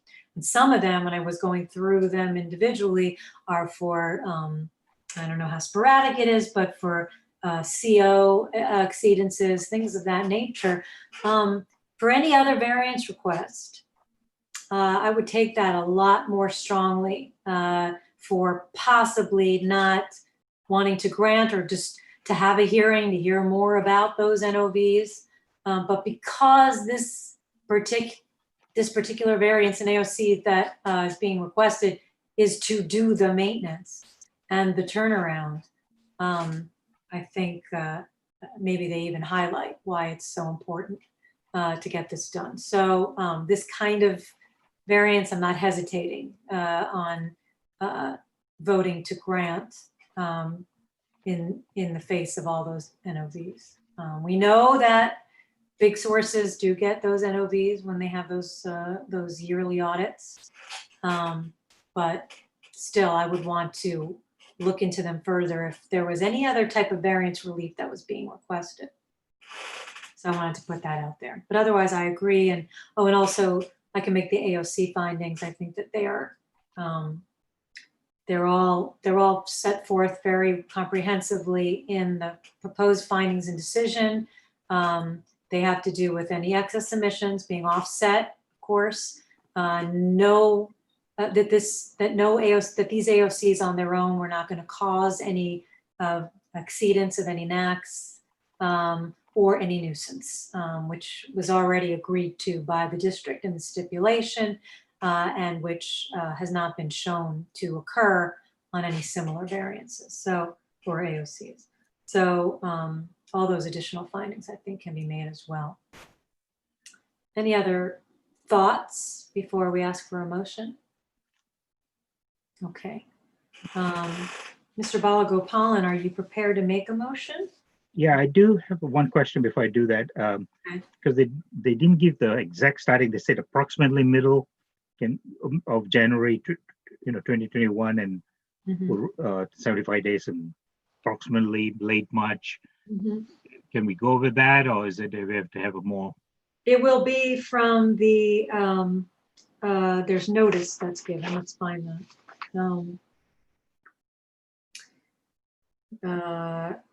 Okay, wait, let me find it. It looks like they won. The turnaround will be starting somewhere in the middle of January. Yes, but they are more specific in the actual order. In the order, I couldn't for a 75-day find that. period ending at the end of the 75th day or upon final compliance, whichever confers first. The variance granted is subject to the following. The variance shall commence. Here it is. Okay. So what we would say, first of all, your motion merely needs to to incorporate Exhibit 7, which has the term and all of the conditions already in it with any amendments you need to make.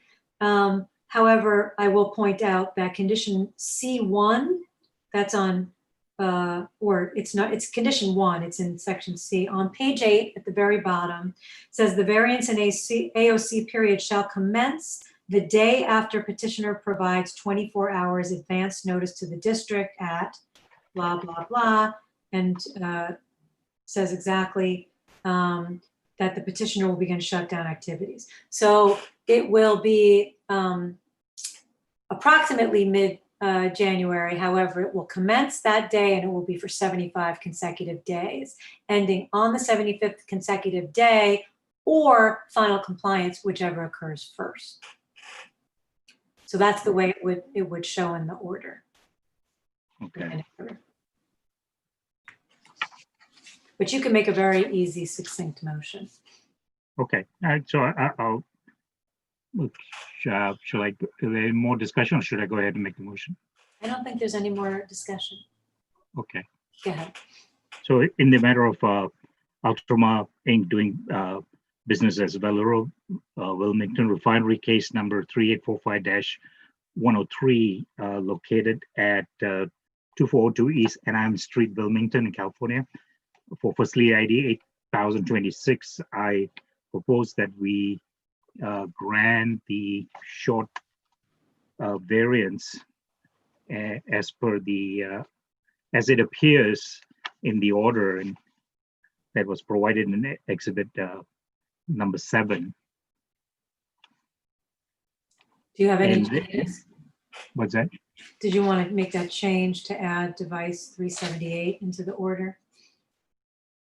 Oh, yes, with the inclusion of device D 378 into the order.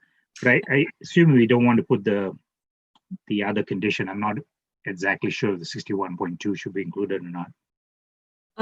And is the proposal to add on line 13, page 8, under paragraph A of the order, where all of the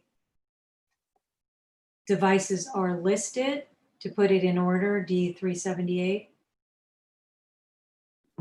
Actually, not necessarily in order, because I think D378 and D1550 are both boilers, so maybe just together. Okay, that in that line 13, that's where it should Yeah, in be. the line 13, yeah. Okay. And then do you further add to your motion that it's not only for the short variance, but also for the AOC as is set out in exhibit number 7? Yes, thank you. And what are the excess emissions that are anticipated? The excess emission is estimated for the duration of the variance for approximately 75 days is CO for 1,115 pounds and SOx 438 pounds. And they not quantified yet, but they may be excess visible emissions during a 3-4 day period when they're starting up and shutting down the units. So I would say excess opacity to be determined. Yes, the opacity to be determined, yes. Okay, I will second that motion. Is there discussion on that motion? Okay, Dr. Bernstein, how do you vote?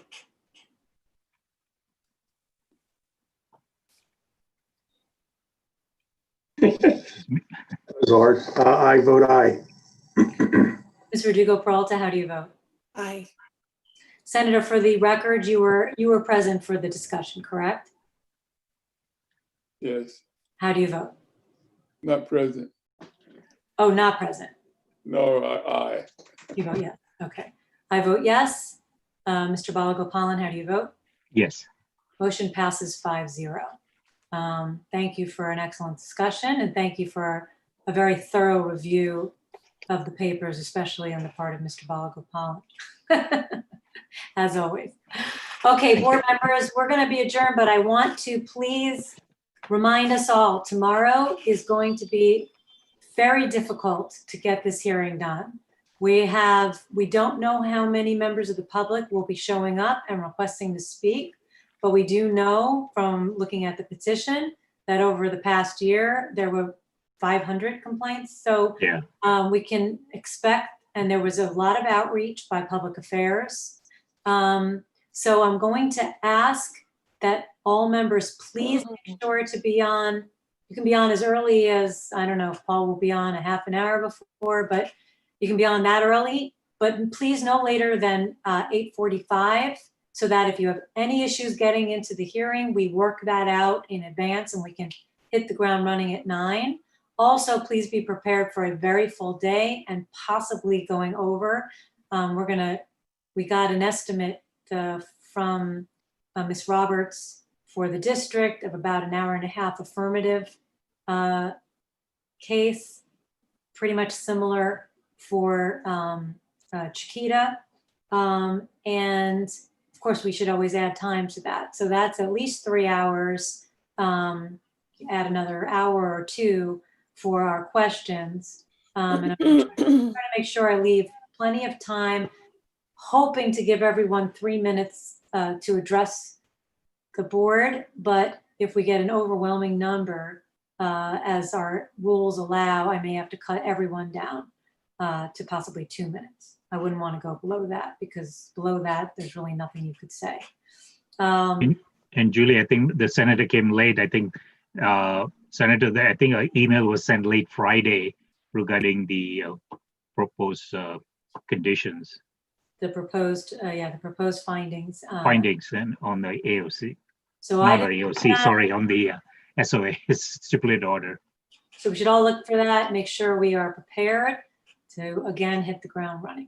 And I look forward to a good hearing and full hearing. And thank you all. This was a very important case we heard today. Both were important cases, but the one that we spent a significant amount of time on is very important, that we set the precedent that that we're not just going to be allowing a variance for everyone who wants a variance from that rule, that we're going to delve deep into the findings and all the evidence as we do for every hearing, and then we're going to take them case by case. So I thought that set a very good precedent. So, excuse me, this is Faye. I think there may have been a question from Ultramar.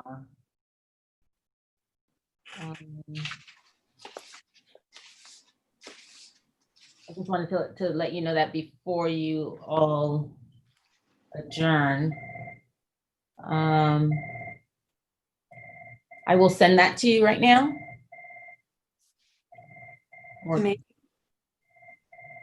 I think she was asking for a point of clarification. Okay. So I don't know if it was addressed or not already. Okay, we've already concluded the hearing, but we can clarify if there's a question. Except I can't get into my inbox. So. Oh, you can? Yeah, I have a problem when okay, wait, maybe I can. When my computer has been hot for this long, because it's old. Did you send it? Because I don't see it yet. Oh, wait.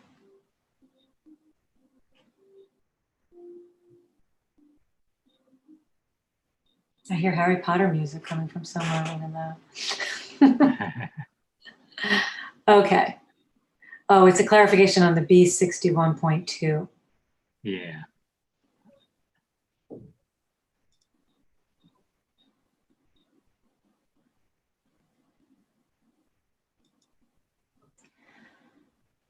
The request is to clarify. However, the parties did not appear, but they do need it from B61.2 for D378. Yeah, that's what I thought. Mm-hmm. Do you think it was clear, Mr. Balagopalan, from the back and forth that you received, that the parties both reviewed that that's the case? Well, I don't know if I think the district, whether they reviewed, they didn't say one way or the other they agreed to it or not, but the petitioner did, say to include it. That's why I brought it up, 61.2, because I was showing on the permit that that's a condition. And You're I think I saying- did mention, yeah. You're saying in the email back and forth. Well, they didn't mention that condition specifically, but when I looked at the permit, I knew that I looked at the condition 61.2, and I thought that should be included, and I assuming that's what they're saying, that should be included. I haven't That seen was the a email. question that you asked specifically? Yes. No, And no, you're- my question didn't ask specifically on that condition. It's only after I got that one sheet of paper that I realized that condition was not referenced in the findings. Okay. And that's why So that's why I that- brought it up. That was during the hearing, so that there was Yeah, no so I did bring it correspondence. up, yeah. Okay, so unfortunately, I don't think at this point, since we don't have stipulation from the district, that we can clarify to include that, but if the parties, oh gosh.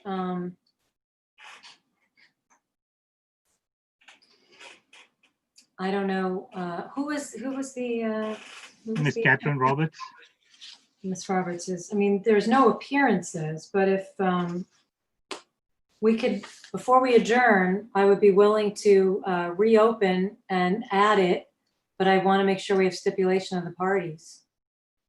I don't know if Miss Roberts is, she's left. I can check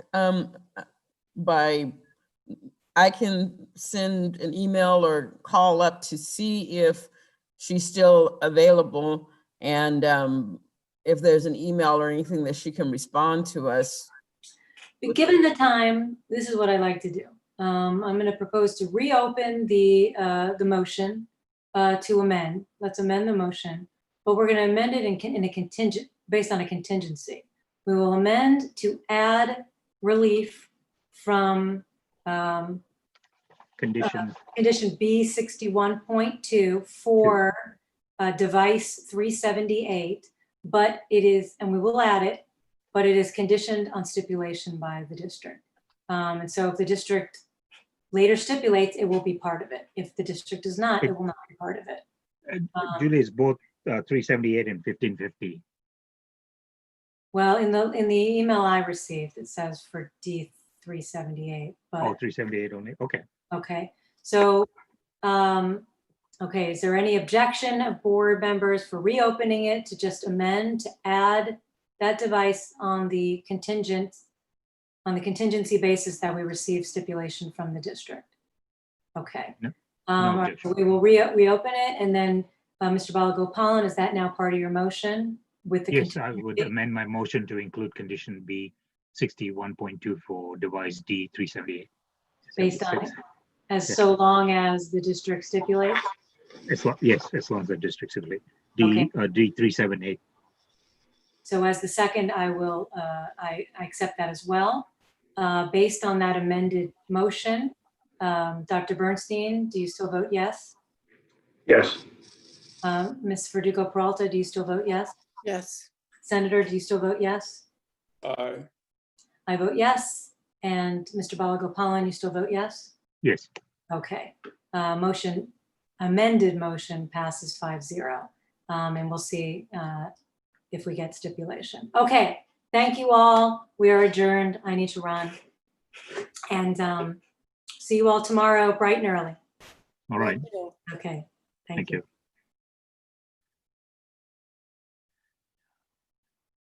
She is bad news.